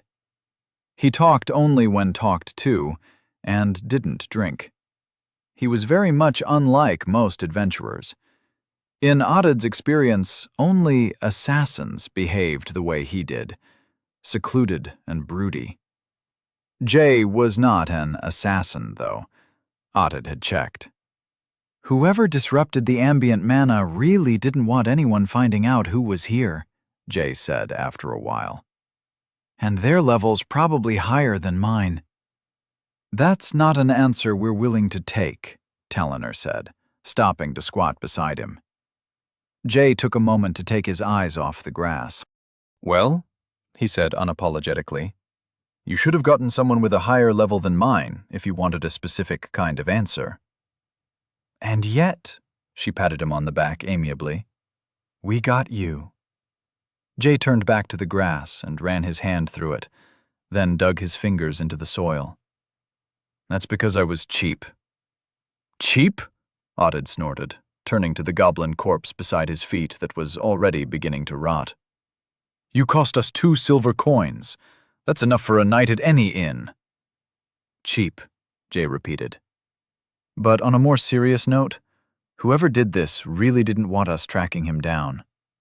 "Them," Audid corrected. Jay got up. "Them?" "Yes, them." Taliner got up and dusted her hand on her leather pants. "As in more than one." Audid let out a worried sigh as he walked up to the second goblin corpse. This one had gotten one of its arms severed before it had been killed. Off to the side, there was a goblin that had been burnt to death. The problem was that he didn't know if it was magic fire or normal fire. "You see the sword marks on that goblin?" Taliner said to Jay, gesturing at a dead goblin with more than 4 sword marks. Jay nodded. "It's got 8 cuts," she continued, "which means whoever killed it had needed 8 cuts.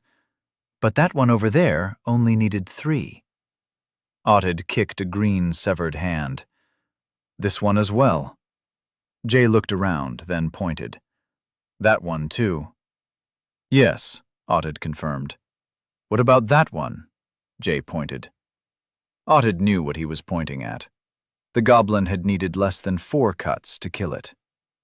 "Different person." "How do you know?" "The cuts," Taliner said, walking up to the corpse in question. She squatted next to it. "These ones are cleaner. Better. Whoever made these cuts knew what he was doing. We may be simple level 18s, but Audid over there has been using the sword since he was 10. "And you?" Jay asked. "Was studying to be a healer until my class told me I've got a talent for killing things." She shrugged as she got up. "So here I am, adventuring." "Oh," Jay muttered awkwardly. "Don't sweat it," she said. Jay scratched his elbow the way a nervous person would. "So we've got 2 people sneaking out at odd hours stealing other people's contract quests?" "No," We've got at least 4 people, 2 of which are very good with the sword. Whoever severed those arms really knows his way with a sword. And I don't think it was about the contract. Talonor headed towards a different corpse, and Jay strolled up to a tree and squatted there, working on something Otid couldn't see. "Otid," Talonor called out after a short while. "I think we've got a problem." "What's that?" Otid turned and hurried over to her side. When he got to her, she pointed at a severed arm. "We've got another severed arm," she said, "and the body we've got is missing only 1 arm." Otid frowned, running a hand down his face. "Rookies couldn't even do the job properly. They let one of them get away." "They probably figured it out." Talonor frowned, thoughtful. "Maybe they're the ones that gave the society the anonymous tip. I'm just hoping we'll find another dead goblin if we go a little farther." Otid had a strong feeling that they would not. "Guys," Jay called from his own end. "You find something?" Talonor answered. "Yeah," Jay answered. "There was blood on the grass, so I tried to analyze that one. You won't believe what I found." "Please tell me you found who did this," Talonor sighed, "because I'm getting really pissed at whoever these guys are. They've practically made our work completing this quest more difficult." "Not really, but I got something," Jay said when they got to him. "You see these small spots of blood?" Otid squinted, then squatted and squinted some more. All he saw were 4 drops of blood, and that was barely. "You've got a good eye," he complimented Jay. "God knows I wouldn't have seen that." "I know." Otid shook his head with a smile. "Don't be modest on my account." "So, what did you find out?" "Well, it's human blood, which is very fascinating." "Fascinating?" Otid asked, surprised. "I don't know if you've noticed, kid, but you've got it too. I can show you so you can fascinate yourself if you'd like." Jay shook his head, and Talonor frowned at Otid. "That's not what's fascinating," Jay said. "What's fascinating is that it's 80% mana." "So someone with a high blood-to-mana ratio?" Talonor asked. "That's going to be a problem." "But it's not," Jay disagreed, slowly getting giddy. "It's 80% mana, but it's 80% unrefined mana." "Classless?" Otid frowned. "At 80%? That's impossible. Everyone knows you get a class at level 10, and that's like 20% mana." He looked at Talonor. "Right?" Talonor nodded in confirmation. "Yes," Jay agreed, still smiling. "But here's the best part. It also has traces of summoning magic, but none of the binding magic that comes with summoned creatures." Otid paused, then shook his head. "Let me get this straight. What you're telling me is that you just discovered a summoned human bound to no master." Jay nodded like an overactive child. "Isn't that amazing?" "Fuck no, it's not. You expect me to go tell the society head that we've got a summoned human running amok with no master? Can't happen." "But that's what's happening." "No, it's not, because it's all impossible. First, humans cannot be summoned. You summon goats and basilisks and twin-horned rabbits. Normal familiars combat familiars. The occasional demons for the nut jobs out there, but not humans. It's impossible. And every summoned creature is bound to a master. If its master dies, it has no tie to this world and it disappears." Jay's enthusiasm was slowly slipping away as Otid ranted. "No," Otid shook his head. "Not telling them that the impossible happened. I'll be a laughingstock. Check it again." At this point, Jay was already frowning. "I understand how you can be confused, but I will not stand here and be insulted. You paid me to get you a piece of information from my investigation, knowing you might not get any at all. Well, I got you something. Take it or leave it." With that, he stormed away in annoyance, walking into the trees and in the direction they'd come from. Talonor shook her head at Otid. "You've really got to work on that temper of yours." "It's not the temper," Otid grumbled. "The kid's asking us to tell the guild the impossible. No classless walks around with their blood having 80% mana.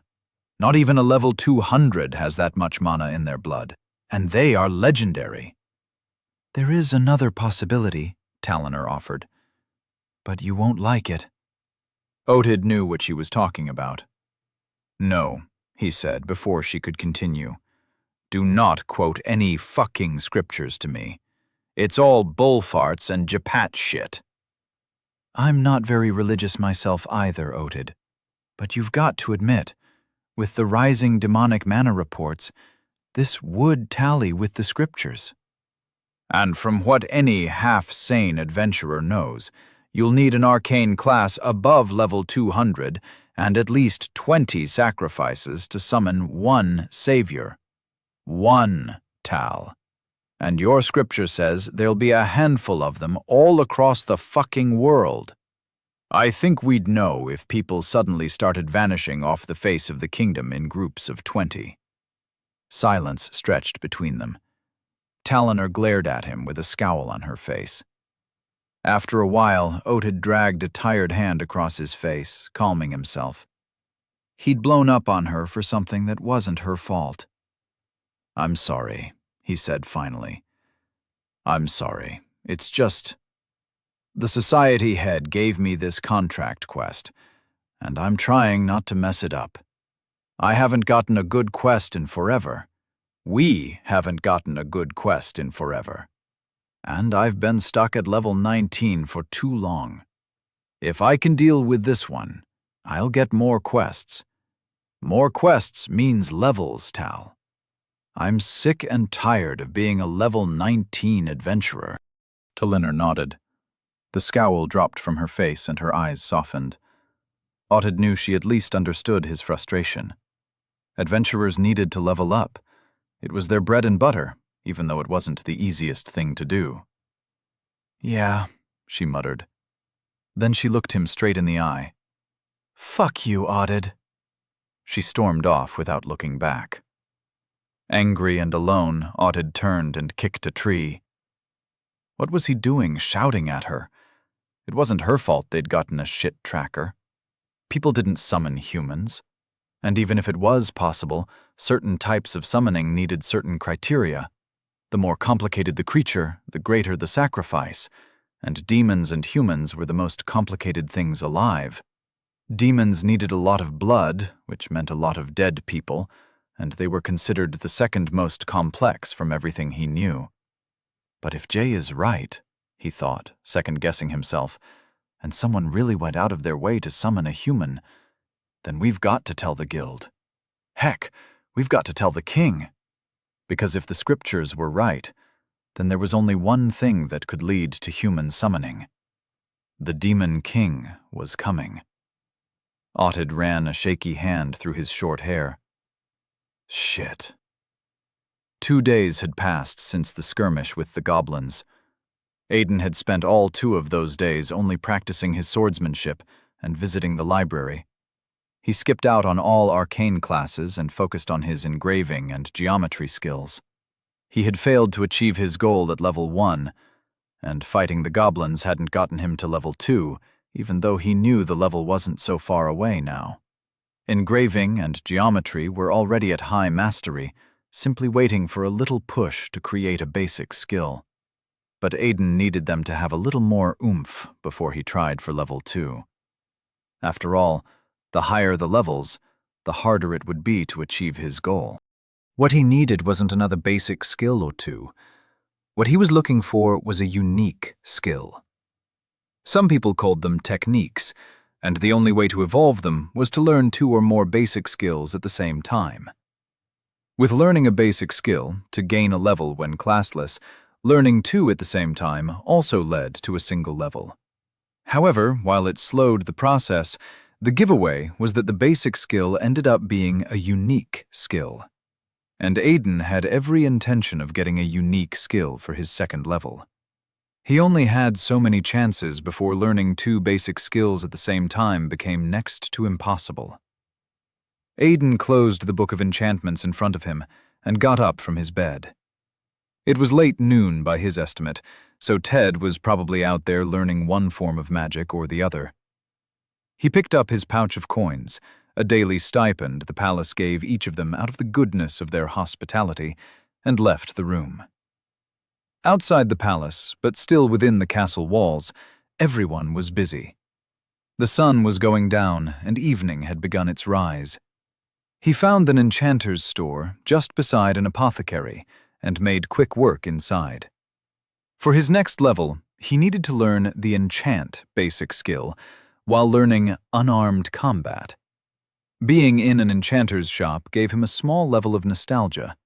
Most of the items he saw while walking around the shelves were things he'd crafted by himself once upon a time. There were basic combat tools, a few stick-on enchantments as well. The way the latter worked was that the enchanter drew whatever runes and sigils were necessary for the enchantment on a piece of sticky paper. The user only had to stick the paper to their item of choice and rip it off. The result would be a single-use enchantment present on the weapon. It was something purchased by low-level adventurers who couldn't afford proper enchanted weapons. The normal civilian also used it every now and again. Aiden purchased enchantments he was familiar with, items he used so much that using them might as well be muscle memory to him.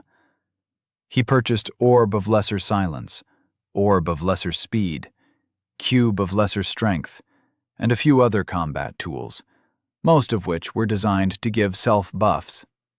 If he wanted to increase the mastery of his skills to get the enchant skill during combat, he needed to have his body go through the process.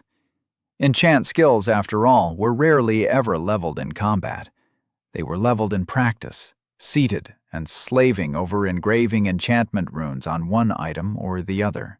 After haggling down outrageous prices to lesser outrageous prices, Aiden left the shop with his items of choice, knowing he could have gotten them cheaper out in the city. But his ire was controlled. After all, these were castle prices. The elite felt more superior if they didn't have to mingle amongst the commoners to get what they wanted. So the extra was for the prestige. Also, the money wasn't his. It was a gift from the palace. Tomorrow, it would be replenished. Next, Aiden stopped by the armory and got a soldier's belt. On the Steeled, everyone in the combat business had a soldier's belt, though it was known by different names in different parts of the world. It was a belt with at least one sword holder and multiple pockets for multiple items. He'd used it a lot before he'd upgraded to a flashy coat that did the same job, and more. The thought of the coat reminded Aiden of how much he missed it. And since he wouldn't be going for the enchanter class this time around, it meant there were a lot of things he loved, like the coat, his dagger, and his sword, Spellbinder, that would never be recreated in this world. But they were necessary sacrifices. Aiden had only created them to help him compensate for his lacking combat prowess due to his class, and since he was determined to get a different class, they would not be necessary. When he got to the training ground he and Valden used as evening fell, he found the knight seated calmly on a large stone. His broadsword stood before him, stabbed into the ground, and he rested his hand on its pommel. Aiden approached the man at a leisurely pace. "Do you just come here and sit once the sun begins to set every day? Or is there someone tailing me that lets you know when I'll be around?" The knight raised his helmeted head to look at him. "You have missed our sparring session for 2 days in a row now." Aiden chuckled. "I was busy with other endeavors." Valden's head lowered slightly, focusing on the soldier's belt around Aiden's waist that carried no sword. "I take it you have something you want to learn today?" His head tilted back up as Aiden came to stand in front of him. "Something I fear I will not like." "Perhaps." Aiden reached for the knight's sword in a casual gesture, and Valden tilted the pommel towards himself, so that the weapon leaned away from Aiden's hand. Then he got up and drew the blade from the ground. "All right then," he said, sheathing the broad sword. "What are we doing today?" "Unarmed combat," Aiden said, taking his hand back to his side. "And a little bit of enchanted fighting." Valden's head cocked to the side. "You wish to fight with enchantment magic, Lord Lockhart?" Aiden nodded. "I do. Do you have a problem with that?" "I do not." Valden shook his head. "However, that seems like the focus of a spellsword, and it does not pain me to say that my abilities do not lie there. However, while not a paladin or a blade singer, we do have a knight on hand with a basic knowledge of enchanted combat." "Personally, I'd prefer a battle mage," Aiden said with a dismissive gesture. "But it's nothing so deep. You will be enough." "Are you sure, Lord Lockhart? The intricacies of fighting with magic while in active combat motion is not as easy as it may sound." Aiden almost laughed. Oh, how he knew it. Flight with active skills already felt like fighting, while splitting the mind two ways, one to keep track of the skills, and the other to keep track of the body. Fighting with magic outside of your skills while fighting with skills and the body was like splitting the mind three ways. It was multitasking, and the reason many people didn't do it. It took far more than just practice to be good at it. "I'll manage," Aiden replied. Valden extricated his sheathed sword from his side in a single motion, stabbed it into the ground, and took a combat stance. "As you wish, Lord Lockhart." A small rune lit up on the right breastplate of Valden's armor, and the armor seemed to soften. Valden always wore his knight's armor. He often opted to take it off on certain occasions, one of which was for unarmed combat, but Aiden always refused. There was just something about fighting against the man in his armor that kept Aiden on his toes. After all, he'd fought a few knights on opposing sides once before. A knight's armor also had active enchantments, one of which could be toggled on and off to switch between a hardened exterior and a more cloth-like one. The latter allowed for easier movement for the knights, and helped with situations like stealth and general silence, while still providing basic-level protections for the knight. For their unarmed training, Valden activated the enchantments that gave the armor a cloth-like feel for Aiden's sake, and deactivated the protections. According to him, it helped him gauge the strength of Aiden's blows. Aiden never said anything on this. After all, he had never landed a successful blow, and it wasn't like anything he could do to Sir Valden at his current level would have any impact. Punching the man was like hitting a brick wall. Aiden shook his arms out as he took a stance of his own. "There'll be a little sloppiness today," he informed Valden. "So try not to accidentally almost kill me this time, Sir Valden." "I will do my best, Lord Lockhart." Valden relaxed his stance slightly. "Has anyone told you that you possess strange fighting techniques, Lord Lockhart?" "Oh, this?" Aiden lowered his hands slightly. "It's called a boxer's stance. It's something from my old world." "Intriguing." Valden burst forward with a straight punch, and Aiden ducked out of the way. He stepped about a bit, creating some distance between them, but Valden was quick to follow, blitzing through the distance. Aiden ducked a few more blows and tossed a few jabs. None connected, and Valden didn't give him the grace of blocking. After a few exchanges, Aiden switched fighting techniques to something more complex and from this world. As he did, he pulled out one of the orbs he'd purchased from his belt and channeled mana into it as Valden came at him with a punch.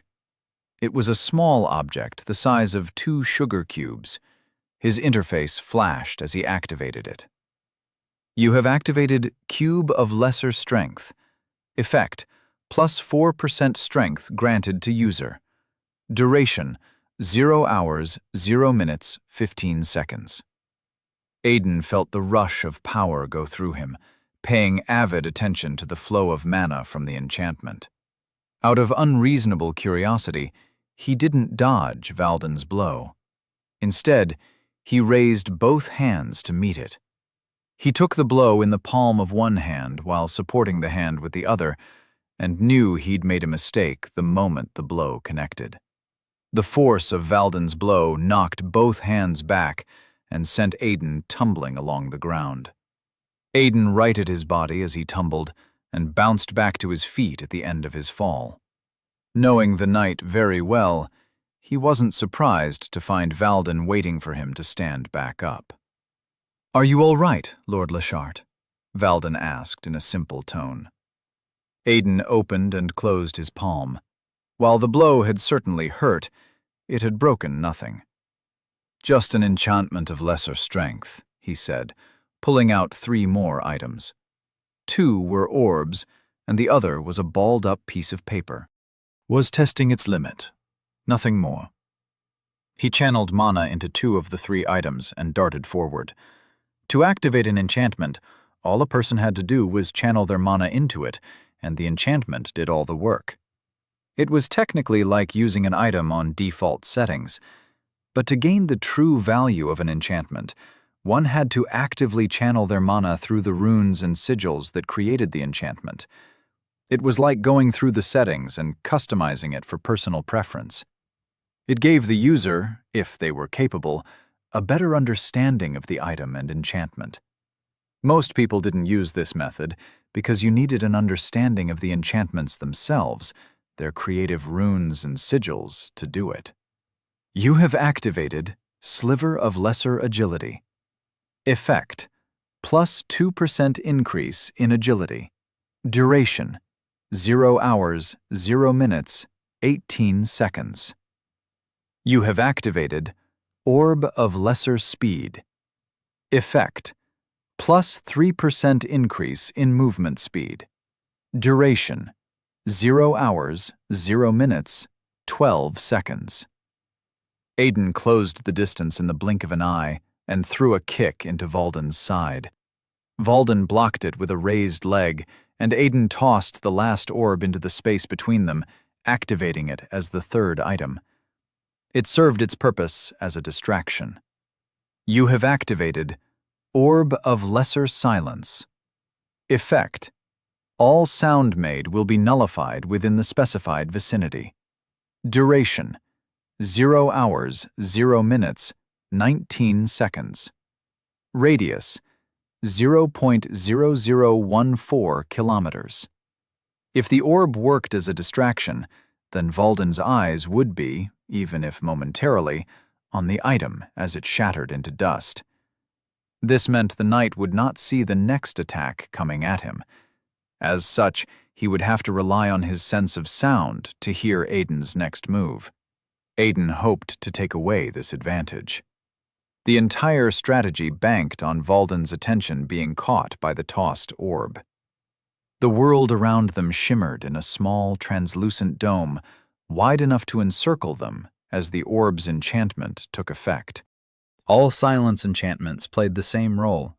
They basically tuned out all the sound within their area of effect, which meant that for the next few seconds, everything that happened would happen without any sound. The distraction would take the knight's sight, then the orb would take his sense of sound, 2 necessary senses in a fight. For the sake of caution, Aiden feinted to the left first, then came up on the right with an open-hand uppercut. With the effects of Orb of Lesser Speed, he hoped to be slightly faster than Valden's estimated calculation of his speed. He knew none of his attacks would leave any impact on the knight, but the aim wasn't to hurt Valden, it was to land a blow. Congratulations, you have gained perfect mastery. Kick, mastery 100.00%. Congratulations, you have gained perfect mastery. Palm attack, mastery 100.00%. Congratulations, you have gained perfect mastery. Engraving, mastery 100.00%. Congratulations, you have gained perfect mastery. Geometry, mastery 100.00%. Aiden's uppercut connected with the jaw of Valdan's helmet as the notifications appeared, translucent in a way that did little to obstruct his view. It was a perfect strike, a proper hit. If they were of equal levels, the blow would have probably sent Valdan staggering, probably given him a concussion too. But they were not. Valdan reacted to the blow instantly. Both of his hands came together, and he brought them down on Aiden's arm at the elbow. It locked Aiden's striking arm painfully and forced him down to one knee. It subdued him perfectly. "Ow! Ow! Ow!" Aiden complained, tapping the knight's gauntleted arm in surrender. While he did so, his interface flashed in front of him once more. Foundational skill with perfect mastery detected. Multiple foundational skills with perfect mastery detected. Congratulations! You have achieved perfect mastery in the necessary foundational skills. You have gained skill, unarmed combat, mastery 0.10%. Foundational skill with perfect mastery detected. Multiple foundational skills with perfect mastery detected. Congratulations! You have achieved perfect mastery in the necessary foundational skills. You have gained skill, basic enchant, mastery 02.10%. Valdan released Aiden with almost the same speed he'd used to subdue him and took 2 quick steps away. Aiden might have been imagining it, but the man's stance looked as if he was surprised somehow. Congratulations! You have leveled up. Name, Aiden Lachart. Species, human. Age, 19. Class, none. Level 2. Aiden smiled, feeling the power from leveling up go through him. It was like a full-body buzz. He could feel it grow from his heart, reaching into every part of his body. Fear hadn't allowed him experience the ecstasy of level 1, but level 2 came unhindered. After the space of a second, the sensation was gone, and Aiden just remained on his knee, waiting. He was beginning to worry that he'd somehow failed when the notification he was waiting for popped up. Simultaneous basic skills acquisition detected upon new level. Congratulations! You have learned a unique skill. You have learned unique skill. Unarmed engraving. Mastery 0.00%. U. Unarmed engraving. Aiden hadn't heard of the skill before. While unique skills were called unique, they weren't necessarily unique to their user. They were simply skills that helped their user perform basic skills in unique ways. Valdan walked up to Aiden, and the sound of his armor as he moved told Aiden that the knight had switched the armor back to its default state. It was safe to assume that the sparring session was over. "You were right, Lord Lachart," Valdan said. "You truly needed no help in the art of enchanted combat. It has been a while since I've seen someone use enchantments in a fight the way you just did." Aiden moved his arm around, the one Valdan had locked down, testily. "Thanks. I didn't think I could pull it off." "The end distraction was impressive," Valdan continued. "I assume that was an orb of silence? I didn't hear your next move." "It was. I also used an enchantment for strength, another for speed, and another for agility." Valdan rubbed his helmeted jaw. "All for a single strike. All that willing sacrifice to meet your goal. And while congratulations are in order for your level up, if you do not mind me asking, what was your goal?" Now that he'd achieved it, Aiden had no reason to keep it from Valdan. After all, he wouldn't be able to get another unique skill until another 10 levels. It was simply the way with the skills. "I was going for a unique skill," he said. "I see." Valdan looked to the side, into the distance. He seemed contemplative. "That was the same thing you were trying to do last time, was it not?" Aiden rubbed the back of his neck, suddenly feeling embarrassed. "Yeah, About that, I'm really sorry. I didn't mean to get you angry. It's just, there were certain criteria and I couldn't meet them if you knew what I was trying to do. Valden nodded and waved his worry aside. I understand. Every knight directly subject to the king needs to possess at least one unique skill to serve under that capacity, amongst other things. And did you succeed? Aiden nodded. Though I'm not sure what it does. Ever heard of unarmed engraving before? Valden shook his head. Aiden couldn't say he was surprised. He pulled up the unique skill and displayed its description.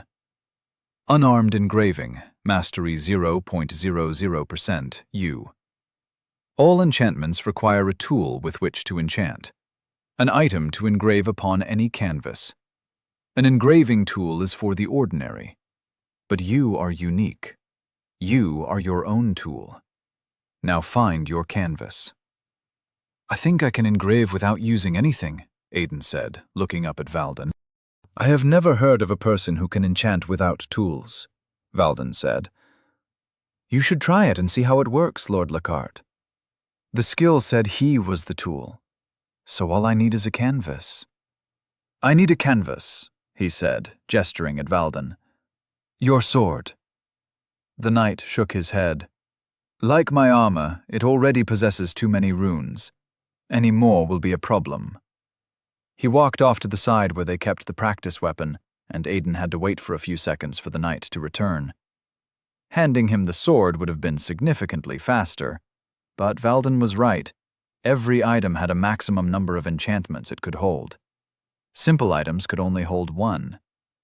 Valden returned with a wooden sword and handed it to him. Have at it. Aiden took the weapon from him and held it up. The sun's descent was almost complete, and evening was soon becoming night. It was only a matter of time before they would not be able to see. He thought about the skill, activating it.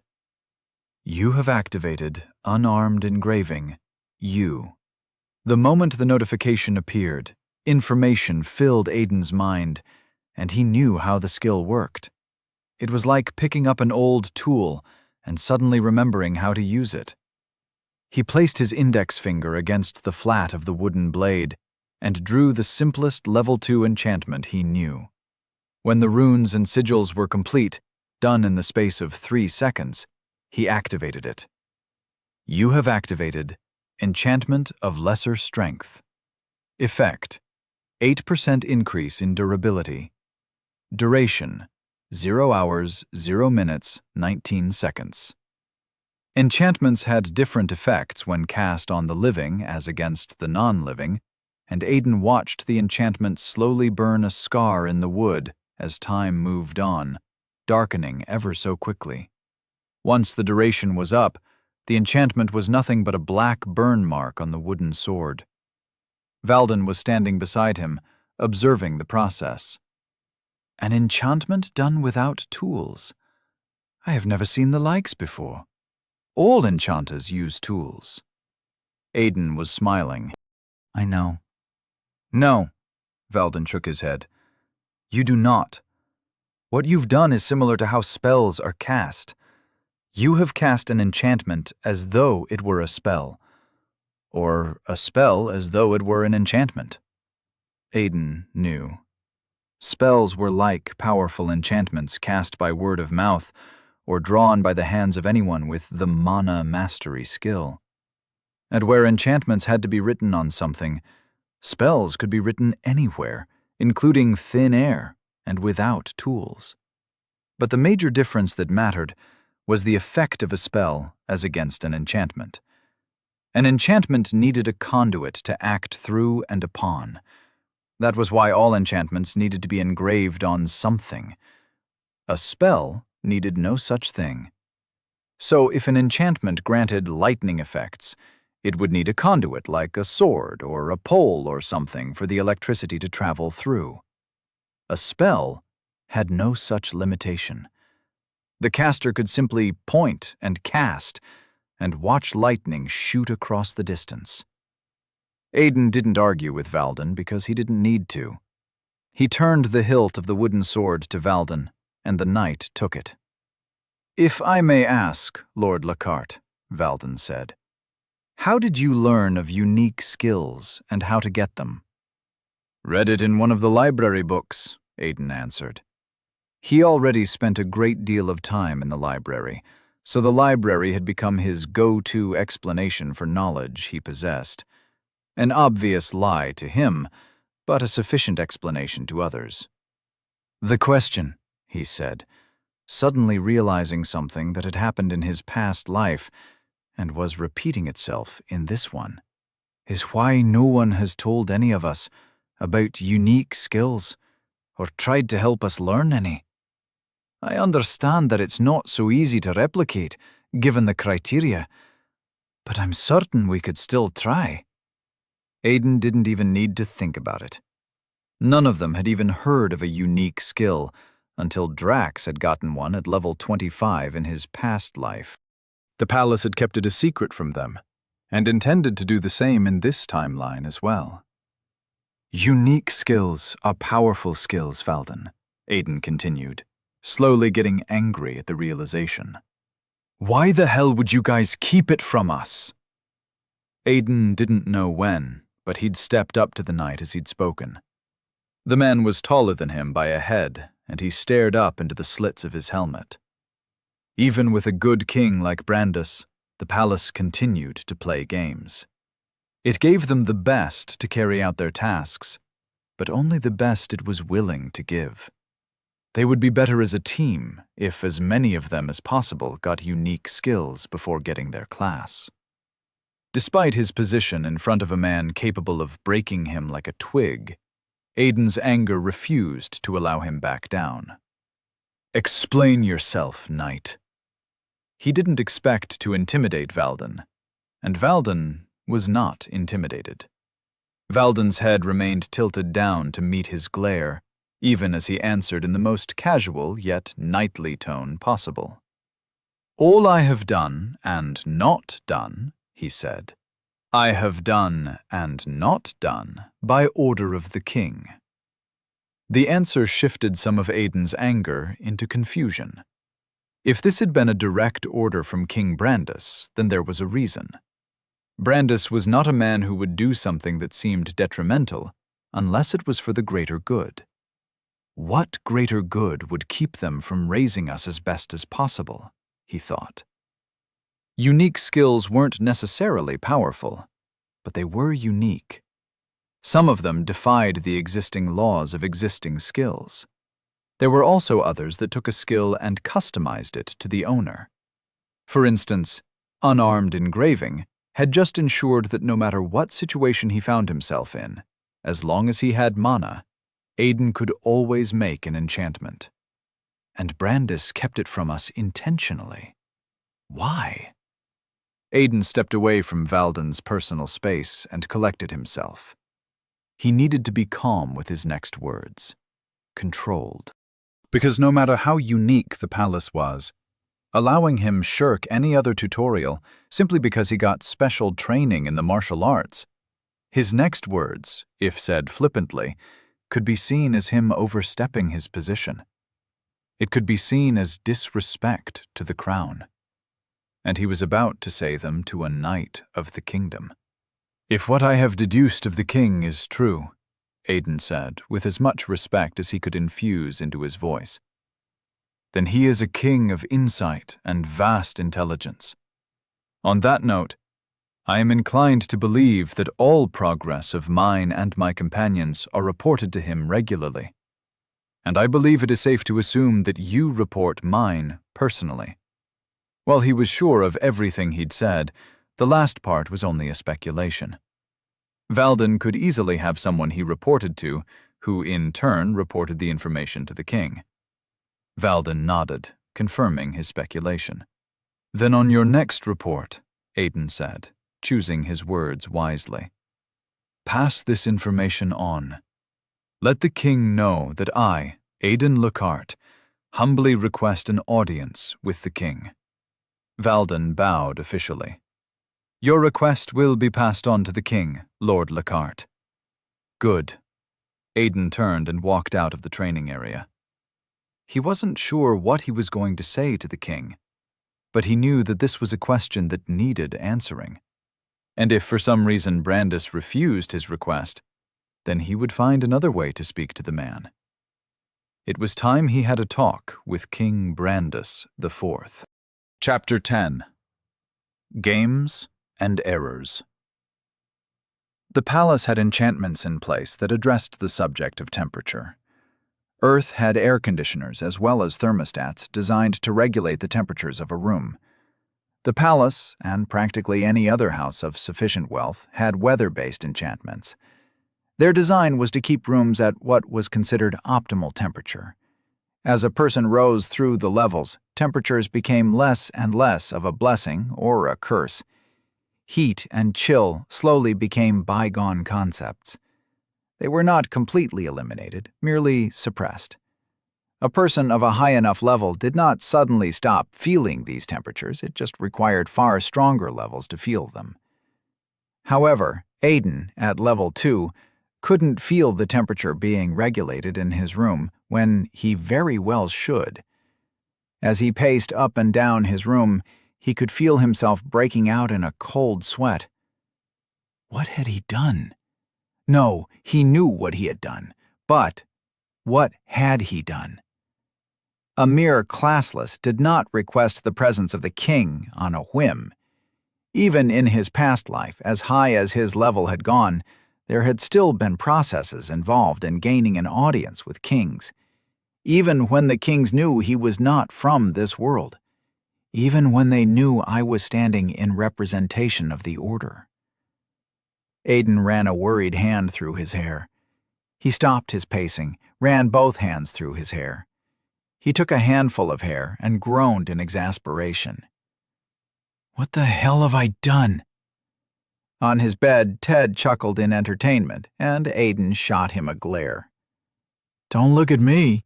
Ted tossed a grape from a plate on the bed into his mouth. I'm not the one that told a powerful knight to demand an audience with his king like I was some important delegate. Aiden groaned and dropped his hands. I did not demand an audience with the king. I kindly requested for one. Requested, demanded, Ted shrugged. Sounds all the same to me. Aiden moved to the only table in the room and leaned against it. He looked at the top corners of the room where the runes and sigils for the temperature enchantments were supposed to be. How does the room feel to you? He asked. Ted looked to the ceiling. The temperature enchantments are working just fine, Ada, Ted said, then tossed him a grape. You're just worrying too much. Brandis is just a king. It's not like you're facing off against a congress of demon lords or something. Aiden paused, catching the tossed grape. He frowned. How do you know about the temperature enchantments? Ted raised a brow. What? Aiden placed the grape on the table carefully. I asked how the room feels to you. I said nothing about temperature enchantments. Your point? My point is, how do you know that this room has temperature enchantments? How do you know what temperature enchantments even are? Temperature enchantments were a normal thing in the palace. They were like the walls or the ceilings or a thermostat, or a person's mother. No one brought it up unless there was a reason to bring it up. You didn't walk into a person's house only to have them talking to you about the ceiling. And since nobody from their world knew about temperature enchantments, no one was going to bring it up, so none of them was supposed to know. Even if one of them knew, unless it was pointed out that these enchantments worked optimally when placed at the highest points in a room as possible, they wouldn't know where it was placed. Aiden, Ted said carefully, I'm not sure why you look like a ghostbuster about to prove to the world that you're not crazy, but you've got to breathe. You don't want to be frazzled when you meet the king. It can't be possible, right? Aiden worried. I've already ruled out the possibility that he came back in time, too. I only have the sage to worry about. I don't know how to put this, Ted, Aiden said slowly, walking up to the bed. But I need to know how you know of temperature enchantments. It's very important. He searched his brother's eyes, waiting. If Ted was just like him, he wouldn't say anything specific because he would know that temperature enchantments weren't the only enchantments not visible to the eyes in the room. He would know that they had to be careful of everything they said in the palace. So Aiden looked for it in his eyes, anything that would tell him what he wanted to know. There was a knock at the door. The sound pierced the silence of everything, but Aiden didn't turn away. Neither did Ted. They remained where they were, staring at each other. The knock came again, once more, then twice. Ted pointed. "Anyone going to get that?" Aiden said nothing. This moment was too important. If Ted had also come back in time, then Aiden could assume that the sage had done the same. And judging from how Ted had handled their conversation in his cell that night, the sage had been vastly more powerful than him then. Most probably over level 500. It meant they had an active enemy and needed to be more careful than Aiden had been so far. "All right, then." Ted broke eye contact and hopped off the bed. "If you won't, I will." He walked up to the door, Aiden's gaze trailing after him. "Ted," Aiden said, and Ted paused to look at him. "I need to know." Ted pointed a finger at him. "Okay, now you're beginning to worry me, dude. You know you're not the only one that uses the library, right? I got it from the library, architecture section under building enchantments." With that, he opened the door without asking who it was, as Aiden released the breath he had been holding. Suspecting everyone is turning me paranoid. When their guests walked into the room, Aiden turned and did his best not to run a frustrated hand through his hair. "Hi, Aiden," Leto greeted with a sheepish smile. Behind him, Drax stood with folded hands as Ted closed the door. "In my defense," Ted pointed out, "I was not a part of this. I'm just not surprised by it." "You've been avoiding us," Drax said to Aiden, matter of fact. Aiden turned to face them and folded his arms over his chest. Behind them, Ted was doing his best impression of trying not to laugh and failing. "I've not been avoiding you guys," Aiden said. "I've been busy." It was a half-truth. He had been busy. He also hadn't been avoiding the both of them, just Drax. Not talking to Leto was just something of a collateral damage of Aiden being busy. "We've been here more than a week, Aiden," Leto said. "And I only see you during... Actually, ever since you gained the mana manipulation skill, you've stopped coming to Nilm's magic lectures too. So I only see you never." "And how have the lectures been for you?" Aiden asked conversationally. Leto fell silent and looked away. "Still haven't gotten the skill." Aiden nodded, not surprised. "How about we do this?" he said. "I've been reading, and I have come to learn that not everyone has an affinity for mana. At least not in the way it is applied to magic." Leto paused. "And you not being able to get the mana manipulation skill now doesn't mean you can't get it later. Some people have been known to get it after their classes. I read of a guy who got his at level 93. Aiden's words didn't help to cheer Leto up, but Leto was less crestfallen now. Aiden wasn't sure if it was because they were talking or if it was at the idea that he wasn't some kind of failure with magic. "What I can do for you," Aiden continued, "is talk to someone about it. I'm sure there's some knight around here somewhere that'll be willing to give you a hand in combat training." "He's not very good at the martial arts either," Drax said, his sternness going nowhere, eyes still fixed on Aiden. "That's because he hasn't found his weapon," Aiden countered. "The knight I train with told me that if you don't have a weapon you can use, it is simply because you haven't found one. If you can't learn the fighting techniques they're teaching you, it's because they haven't taught you the fighting technique for you." Valden had told him no such thing. Leto perked up at that. "And you think you can get someone to teach me?" Aiden nodded. "How good are you with a dagger?"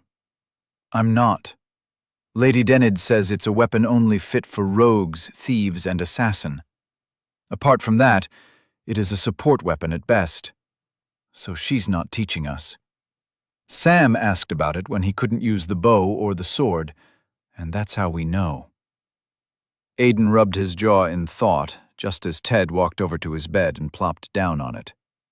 He was more than certain the knight training them had been referring to the classes, but he had a feeling Leto had misunderstood it to mean the professions.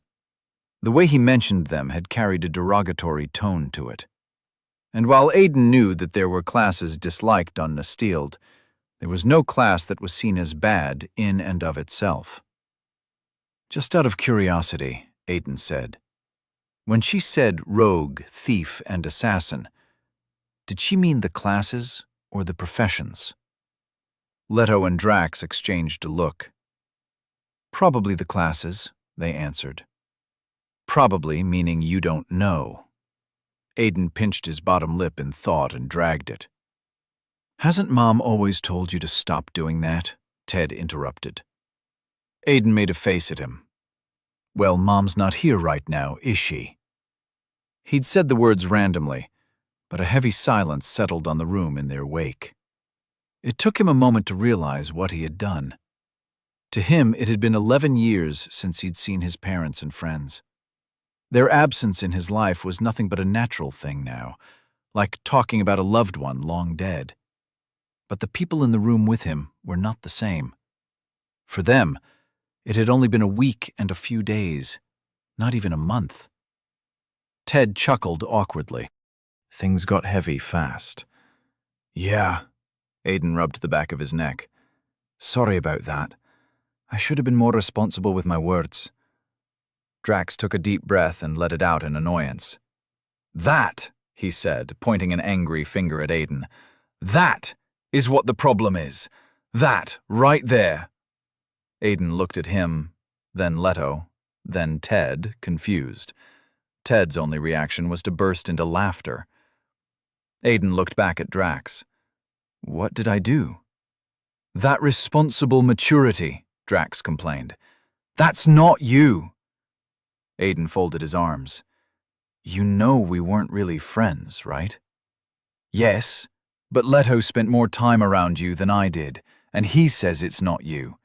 Heck, I knew how you reacted when you found out about Tasha and you guys broke up. Aiden and Ted shared a look, then they shared a grimace. He's right, Leto said. You're usually quiet, Aiden, but never busy and responsible. Just quiet. Aiden had almost forgotten about Tasha. She had been his ex, as at the time of his summoning. They'd been dating since they were 16. Then they'd broken up. Aiden couldn't believe it hadn't even been up to 6 months since their breakup in this timeline. He looked at Ted, remembering why they'd broken up. Ted shook his head. Oh no, don't look at me. How many times do I have to tell you I didn't sleep with her? Like I said, no offense, but that bitch was crazy. I sure as hell wasn't trying to catch a case. I know she's fine, but when I look at her, all I see is that 16-year-old my brother had a crush on. And not everybody gets to date their crush, Leto said, as if on a side note. Besides, Ted continued, when your younger brother's hot girlfriend makes a move on you enough times, the first thing you do on each occasion is find the nearest exit and dip. It's Brother 101, and that's what I did. Wait. Drax looked from Aiden to Ted. It wasn't just once? The bad thing about your girlfriend being famous in college was that her business was everybody's business, and everyone liked to talk. So when Aiden had walked in on her trying to seduce Ted in his room, when Ted had come to drop some things off, and broken up with her, he knew the entire school was going to find out. Aiden knew Ted hadn't done anything, but he'd been young and stupid when he'd found out all those years ago. So when Tasha had told him that it wasn't the first time when they were breaking up, and claimed she had done something with Ted before, he'd believed her. Why? Because she'd had no reason to lie. They were broken up, and telling him wasn't going to help get them back together. God, I was young and stupid, Aiden thought, running a hand down his face. Technically, you're still supposed to be young and stupid, and in this timeline, he'd only been hating his brother for 6 months. Aiden shook his head, as if displacing cobwebs. That was enough drama for one night. Back on topic, he said, terminating that line of conversation. Regarding what Denise said, in this world there are people who look unfavorably on some classes, but the belief is that if it can be a class, then it can be used for good.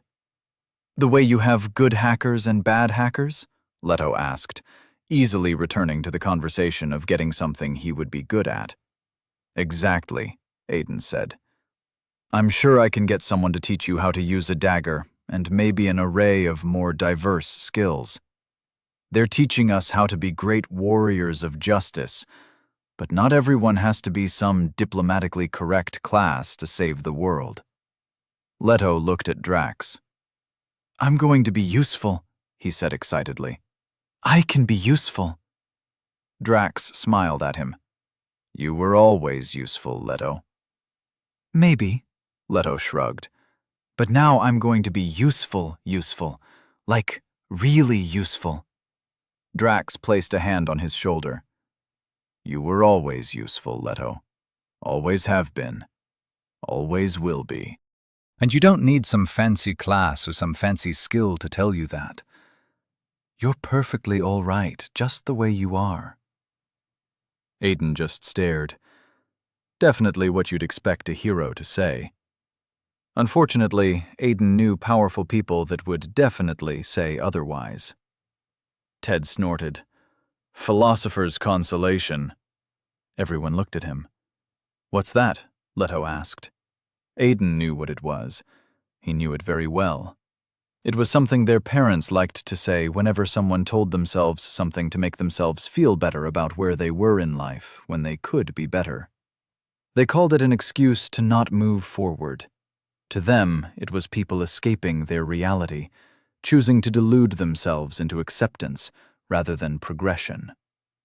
Aiden didn't entirely disagree with them, but he wasn't a hard supporter of the idea like his brother. To him, sometimes people needed the motivation. Unfortunately, there were also those that abused the entire thing and comforted themselves into stagnation. Just something our mom used to say, Ted answered Leto. And what does it mean? Drax asked. Just that. Aiden pointed a warning finger at his brother, interrupting him. No, he chided. Ted cocked a brow. You sure? Because it sounds like Leto might benefit from knowing what it means.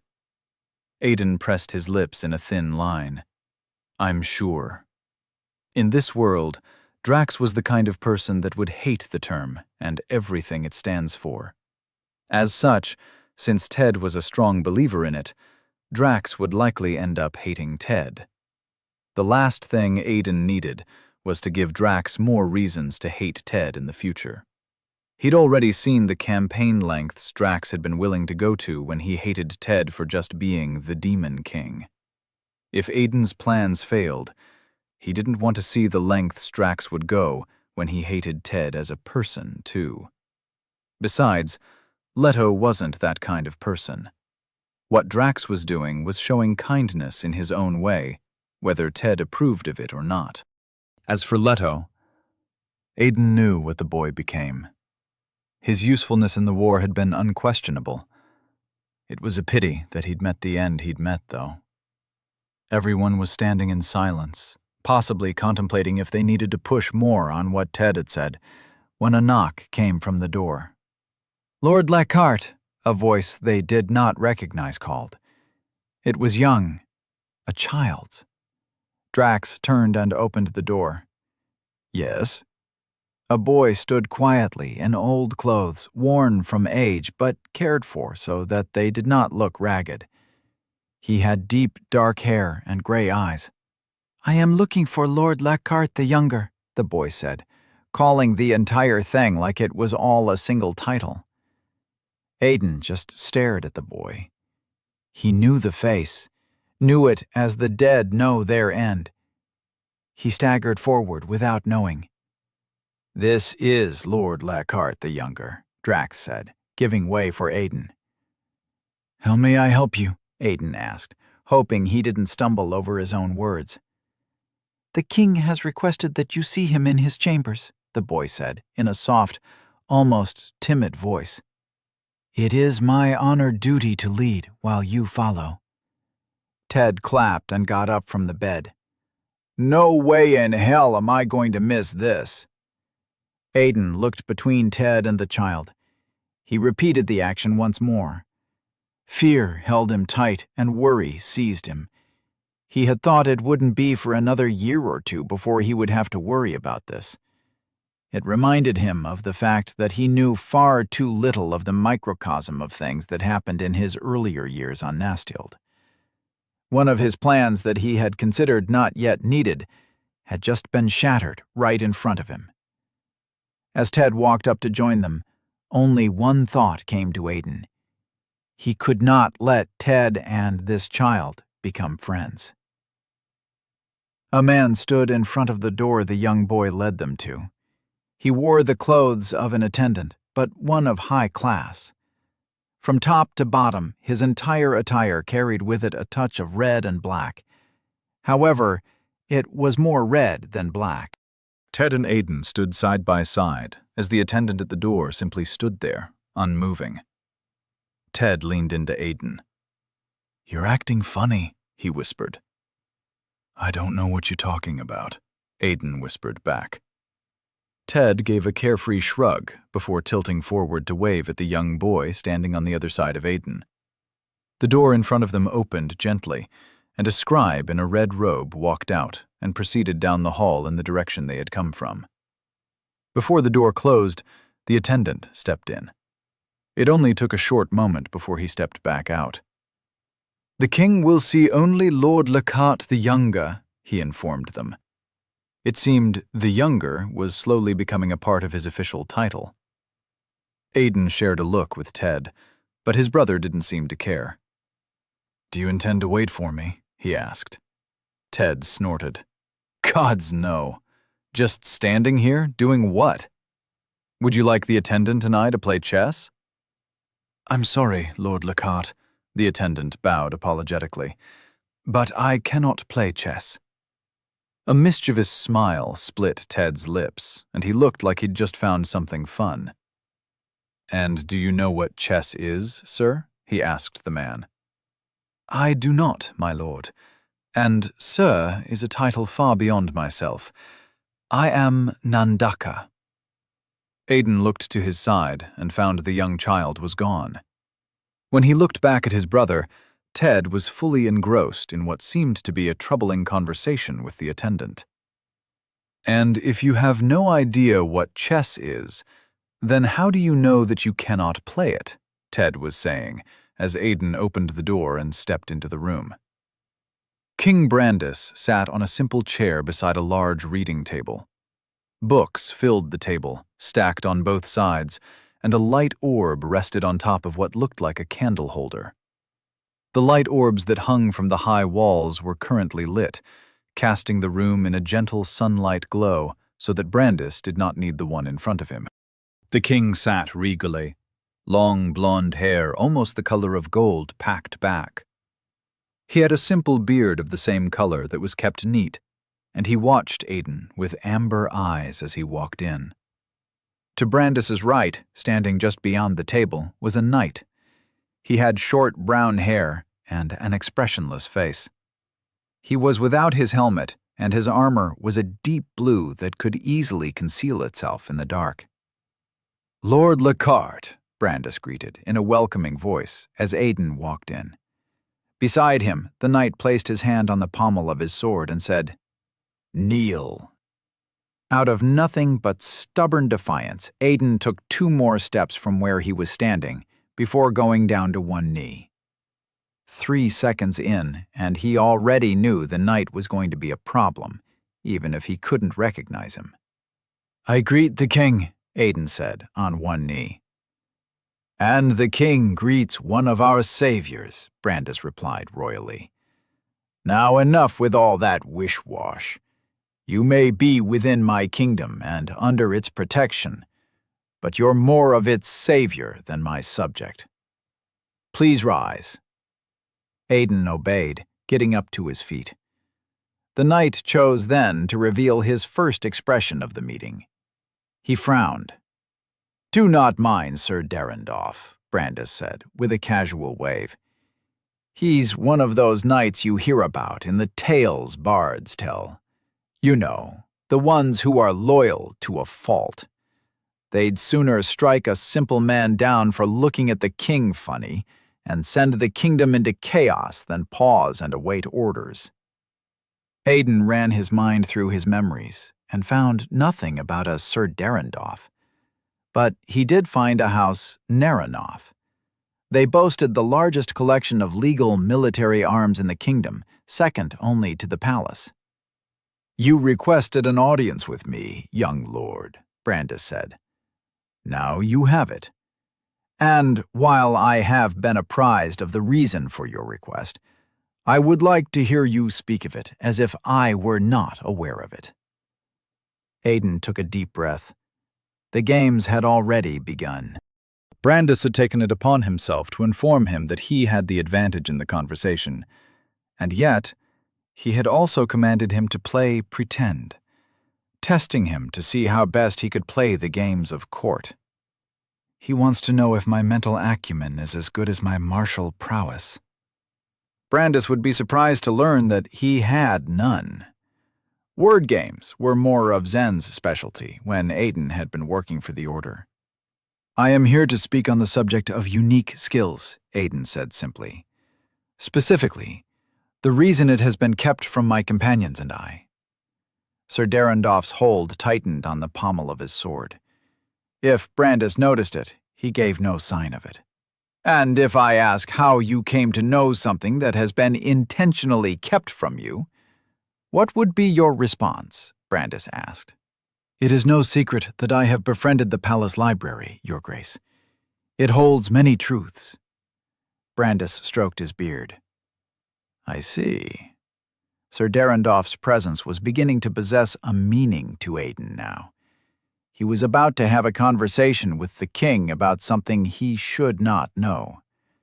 Derendorf could as easily be a witness to this conversation as he could be Aiden's executioner. But Brandis King had been fair and kind to them in his past life. Up until the end. What were the chances that things were going to be different this time? Aiden's hand inched towards his soldier's belt regardless. Brandis's gaze followed the action, and the king leaned forward. "It's always good to see a foreigner adjust to life in my kingdom so quickly, Lord Lockhart. But it seems you are wearing your soldier's belt wrong." Aiden's hand paused. He was wearing the belt wrong, but it was intentional. The pockets unlocked from above, so he wore it upside down so that he didn't have to pick his items from inside the pockets. Instead, when he opened them, the items would merely drop into his waiting hands. It shaved off a fraction of the time it took to reach inside the pockets for the items. It was a fraction of a second, but those counted greatly in a fight. The only part of the process considered stressful was developing a mind that remembered which pocket held what enchanted item. Aiden nodded. "I am aware, Your Grace." "So it is intentional." Brandis rested his back against the chair. "I see. But back to important conversations. Yes, I asked that all subjects regarding unique skills be kept from you and your companions." A true and honest man. Brandis was not one for the games of politics. He would rather challenge a man to a duel than talk around subjects, even if he knew how to talk around subjects. "And may I ask why, Your Grace?" Aiden asked. Brandis paused in barely concealed surprise at Aiden's choice of title. Derenonoff's hand trembled on the pommel of his sword, and Brandis spared the knight a subtle look, then shook his head in what looked like dismay. "Do you know what a unique skill is, Aiden?" Brandis asked. "May I call you Aiden?" "You may, Your Grace. And yes, I know what a unique skill is." From what I read, it is what happens when a skill is tailored specifically to the user, or allows them perform the actions intended of the skills in their own unique way. The same skill, but used in a way unique only to the user. Brandis nodded. They are amazing skills. Not necessarily powerful, but amazing nonetheless. However, the scriptures tell us something in its foretelling of you and your companion's arrival. Brandis paused there, and it seemed intentional. Aiden felt compelled to fill the silence. And what does it teach, Your Grace? Well, teach is a strong word, but what it tells us is something we are yet to share with you and yours. Although from the rumors climbing about the palace walls, you and your friends have already figured it out. Durendorf spared the king a quick look. Yes, Aiden, Brandis continued. I am talking about the advent of the Demon King. It is the reason you and yours are here. This Demon King is the end result of the rising darkness. As such, you have been summoned to prevent his rise, or end it if it cannot be prevented. Aiden had never gotten a clue as to how Ted had become the Demon King, aside from the fact that he had gotten it as a title.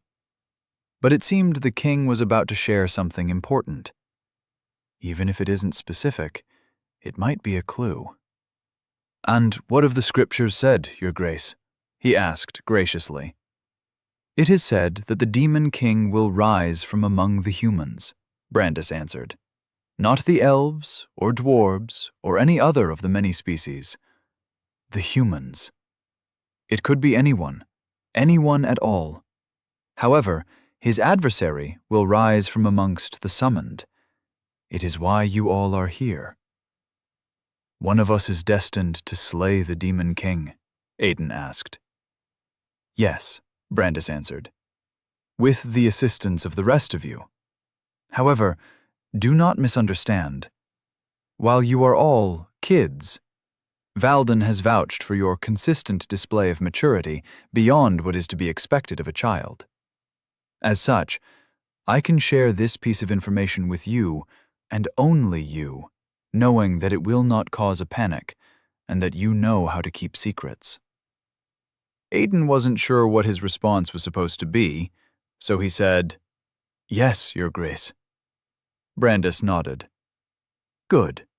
Now, while the scriptures agree that the Demon King's adversary will come from the summoned, it does not say that the Demon King will not come from the summoned. Ergo, we have accounted for the possibility that one of you might become the enemy we seek to stop. Aiden gulped. So the king had already considered that possibility. If only he knew how correct he was. But we do not worry, Brandis said, because the scriptures give us a hint on how to, dare I say, predict the Demon King. Good. If I can find out how Ted becomes the Demon King, then I can prevent it, or act accordingly if it is avoidable. Though Aiden still wasn't sure what acting accordingly would be. And what do the scriptures say on the subject? He asked. What it says, Brandis placed a gentle hand on one of the books on the table. Something felt very solemn about the action. What it says, Aiden, is that the one who is to become the Demon King will be a classless who develops a unique skill. Aiden froze. His eyes darted from the king to Durendorf, then back to the king. Ted may or may not be waiting for him behind the door, but none of that would matter. Your Grace? He stuttered. Brandis sighed. The scriptures also say that he will be a resourceful one. Now, you have said you learned of unique skills from the library, Lord Lockhart. However, I put it to you that we have been certain to clear the library of all texts relating to the acquisition of unique skills long before your arrival, so you could not have learned of it from the palace library. Brandis leaned back and folded his arms. Aiden paled at the obvious error of his ways. His hands slowly inched closer to his soldier's belt. His mind struggled to remember what enchantment was in which pocket as it also struggled to find a way out of the room alive. And as intimidating as Derendorf looked, Aiden knew that King Brandis, while a king, possessed a significantly higher level than all his knights. "Tell me, Lord Aiden Lockhart," Brandis continued, his voice calm but heavy, "against all our precautions, have you acquired a unique skill?" Aiden gulped. There was no use in lying. Valden knew he'd gotten a unique skill, which meant that so did the king. He'd messed up. He'd messed up terribly. Aiden lowered his stance ever so gently, prepared himself. "Yes, Your Grace." The words barely left his mouth when everything seemed to burst into action. Derendorf took a single step forward, sword already drawn with lightning speed. He held it high and above his head in an executioner's stance, and dark green aura flowed from it as magic crackled through the blade. Aiden had no idea if he would be fast enough. His hands unlocked a pocket each, and a cube and an orb fell in them. He was already channeling mana to his hands even before the enchantments dropped to them. But he had no idea what would happen. The enchantments felt like they were taking forever to activate. He was no fool. He couldn't survive a night without any buffs. Aiden's eyes had never left his opponents, but Derendorf was suddenly standing in front of him, still in the stance of an executioner. It seemed that even in this life he was to become the enemy of the kingdom. Just for a different reason this time around. Derendorf's crackling sword cleaved through the air to take Aiden's head before he could react, ripping through anything in its path. The knight had proved faster than Aiden's enchantments, but Aiden would not go down without a fight. The knight's blade was Aiden's last sight as he realized that his enchantments would not come to bear fast enough. Survival wasn't what was important anymore right now. What was important was not dying from the knight's blow, and Aiden didn't know how to do that. In the bleak world of hopelessness, his interface flashed in front of him. You have activated Orb of Lesser Speed. Effect: 3% increase in movement speed. Duration: 0 hours, 0 minutes, 12 seconds. You have activated Cube of Lesser Endurance. Effect: 8% increase in endurance. Duration: 0 hours, 0 minutes, 4 seconds. Chapter 11. The Apology of a King. "Tell me, Lord Aiden Lockhart, against all our precautions, have you acquired a unique skill?" Brandis knew the answer even before he asked the question. Valden, not knowing this aspect of the scripture, had passed on the young man's progress with a smile on his face. It was always a thing of celebration whenever a person developed a unique skill. Brandis would be lying if he claimed he hadn't been happy to hear the news, too. One of the summoned of his kingdom was proving powerful and resourceful. But the Demon King was also going to be powerful and resourceful. "Yes, Your Grace," the young Lockhart answered. Brandis had been testing the young man's resolve. This had been a moment to lie. For all the summoned knew, the only way for a person to see another's interface was if they allowed them. So Lord Lockhart could have lied, said he hadn't gained one yet. There were a lot of ways to dance around the subject until he could dance no more. People lied about their skills, classes, levels, and a lot of things until they found out that someone stronger than them could see it whenever they wanted, unless they had the defensive skill to stop them, or an enchantment, or an artifact or the other designed for secrecy of such level.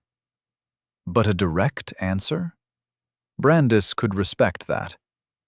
Derendorf's aura came alive behind him, and Brandis almost sighed. But he did not. When a knight acted in a hurry, time became of the essence.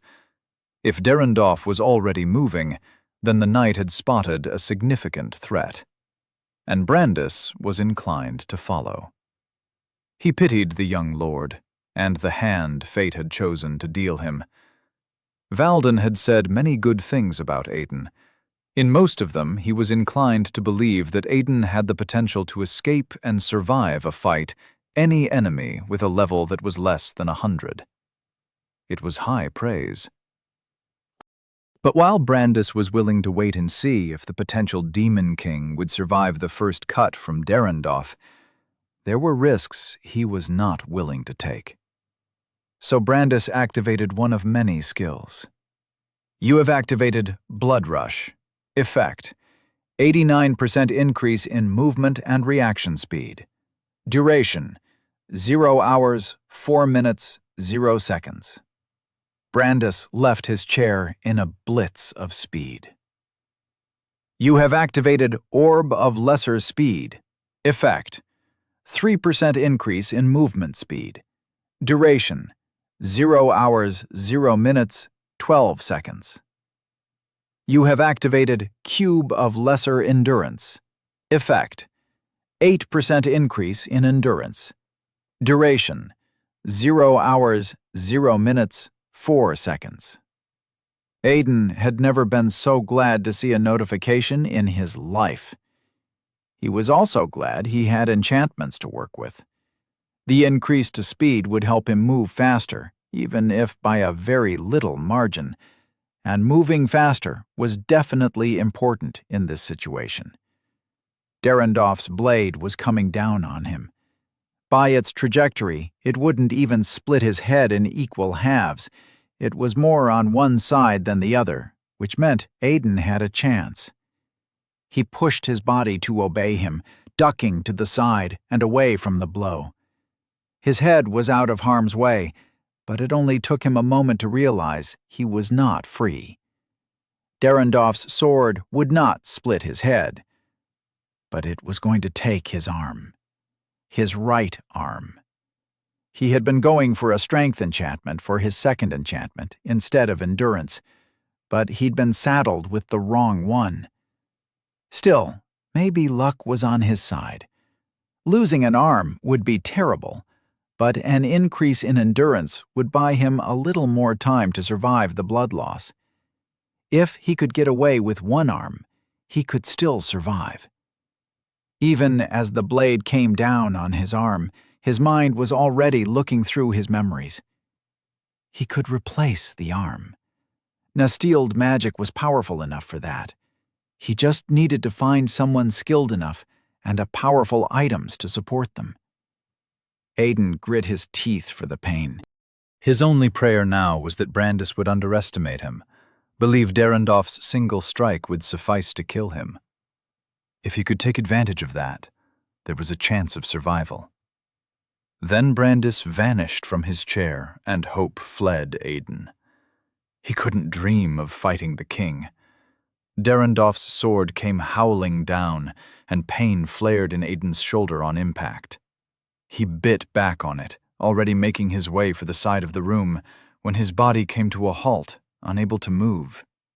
Someone had clamped a hand down on his uninjured shoulder. Dread joined pain in a waltz all over Aiden's mind. I must admit to being slightly impressed, Brandis said, standing beside Derendorf and Aiden. To avoid an instant kill from a knight, changing it to a critical damage is impressive for someone of your level.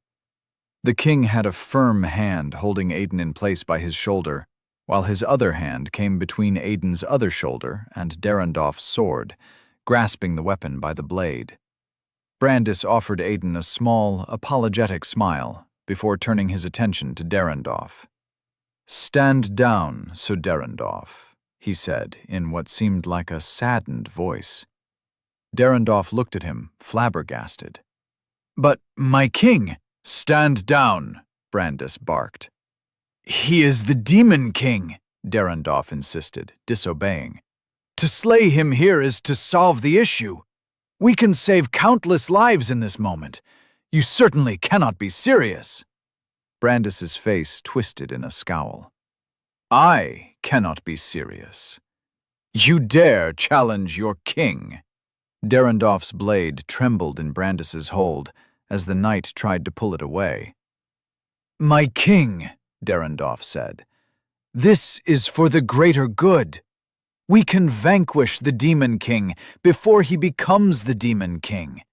Save the entire world."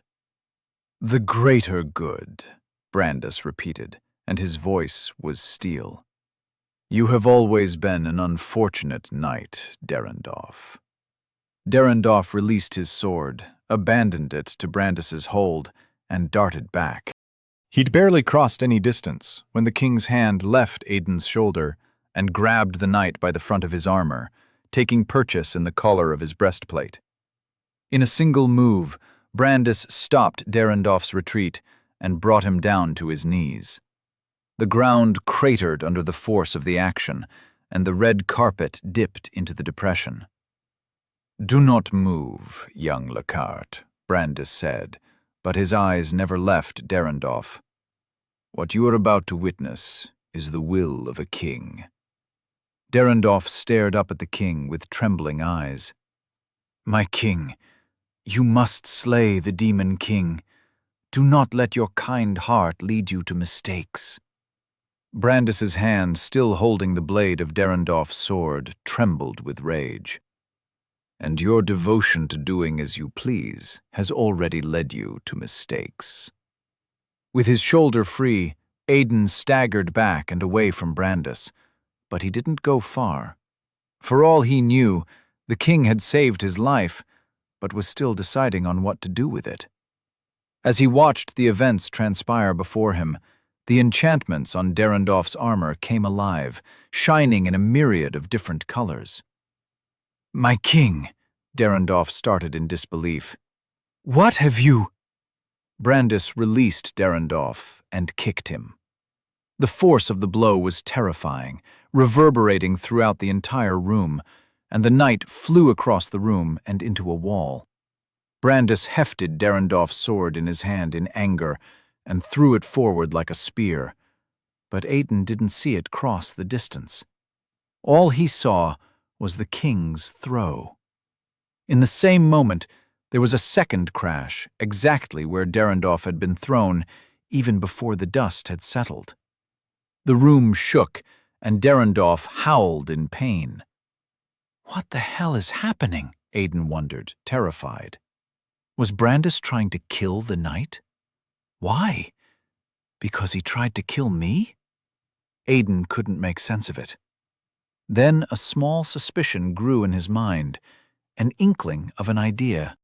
When the dust settled, it revealed Derendorf struggling to pull his own sword from his shoulder. He struggled with one arm, tugging and pulling like the mad. Spittle fell from his lips, and tears pooled at his eyes as blood dripped from his shoulder. "My king!" he wailed, all his attempts failing.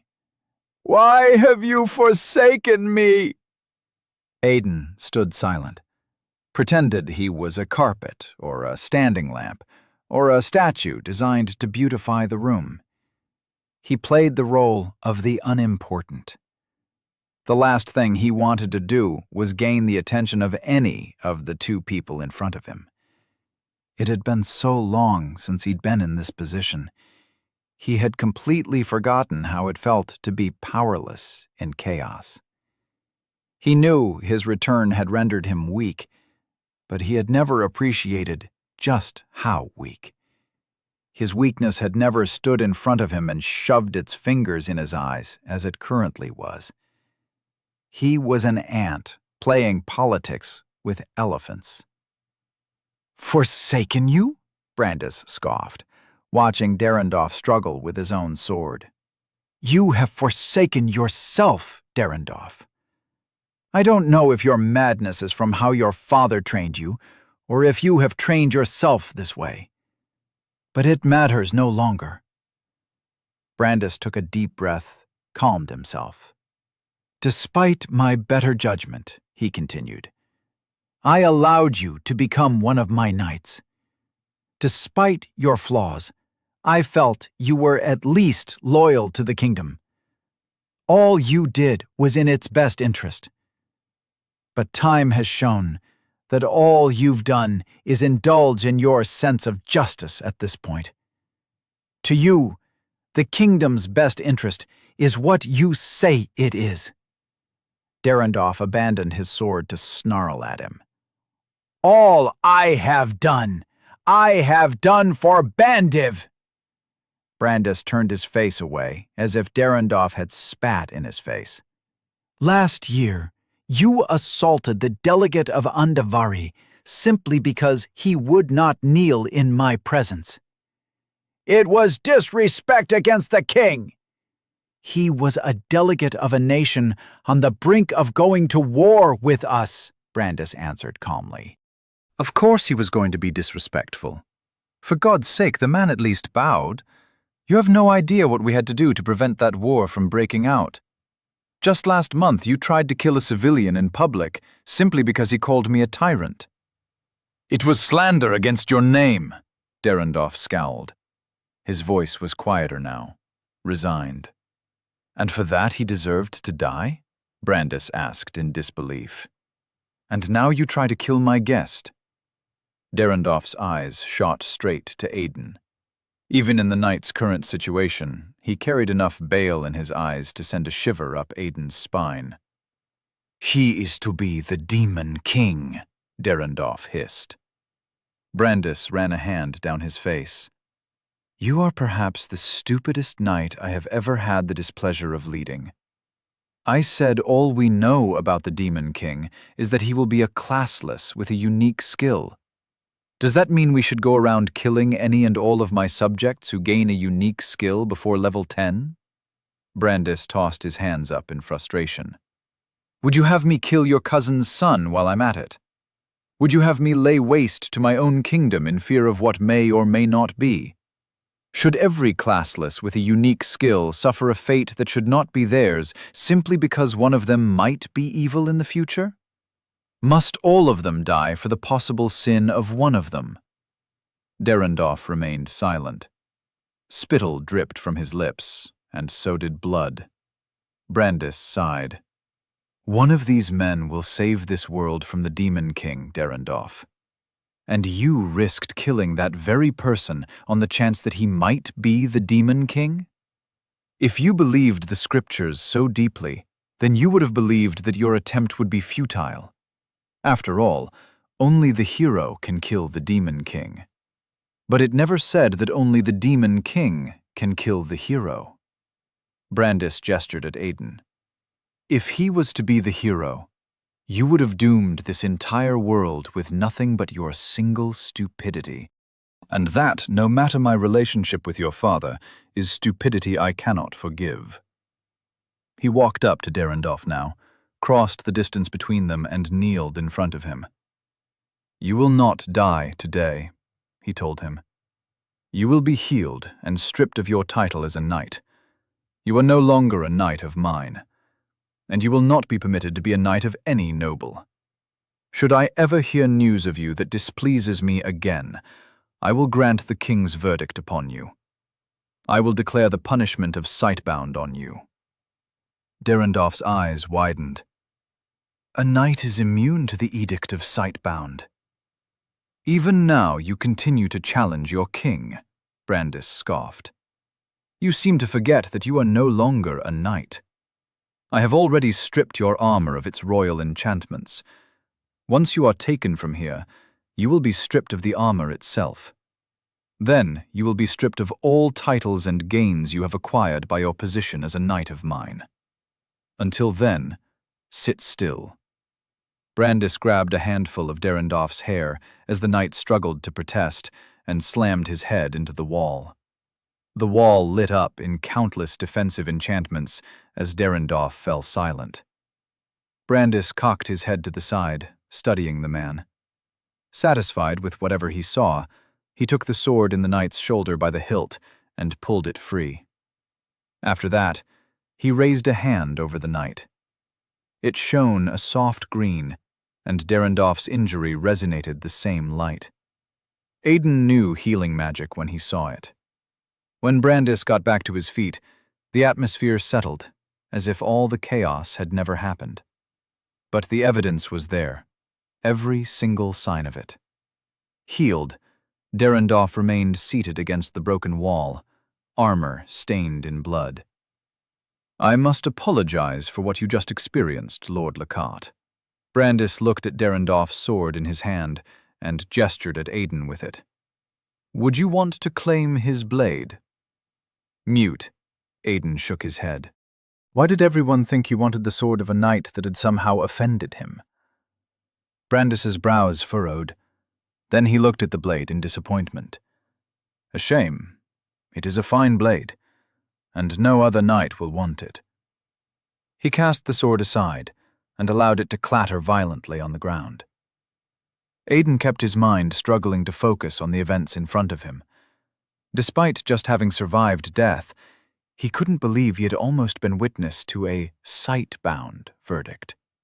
It was a punishment granted by a king, and only a king.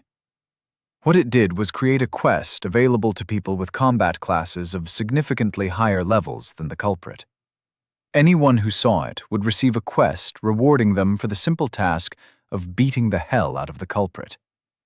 To avoid the possibility of killing the culprit, the quest would also inform whoever received it that killing the sight-bound would transfer the punishment to them. Only a king could lift the verdict. Or that was what everyone was led to believe.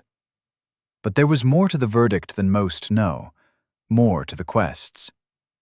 The ability was so old that it had secrets that even the monarchs had forgotten. Secrets that a select few in the Order knew and remembered. Lord Lockhart, Brandis called in Aiden's silence, a touch of worry in his voice. I forget that you are only but a child. Perhaps this has been too much for you. Would you like us to continue our conversation on another day? One of your choosing, obviously. Aiden shook his head in response, remembered he was being addressed by a king, then responded with his words. No, Your Grace. I am fine. Brandis watched him through narrowed lids. Are you certain? I am. I see. Brandis walked up to his desk and leaned against it. Then you may continue. You have your answer to the question regarding unique skills, so is there anything else you wish to know? Aiden thought about it. He knew Brandis had not truly apologized, but he had done it in his own way, by granting him a second audience at a choosing of his own. Aiden would take that apology, since history had taught him that an apology from a king was one of the rarest things on the face of Nastilid. Is there anything else the scriptures say about the Demon King? He asked. Any other way we can use to identify who they might be? Brandis shook his head.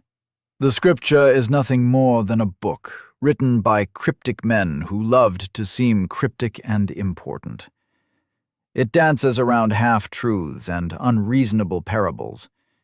Even the very piece of information it gave us about the Demon King could lead a less than wise king into stupid actions. I would advise you not to put too much stock in it.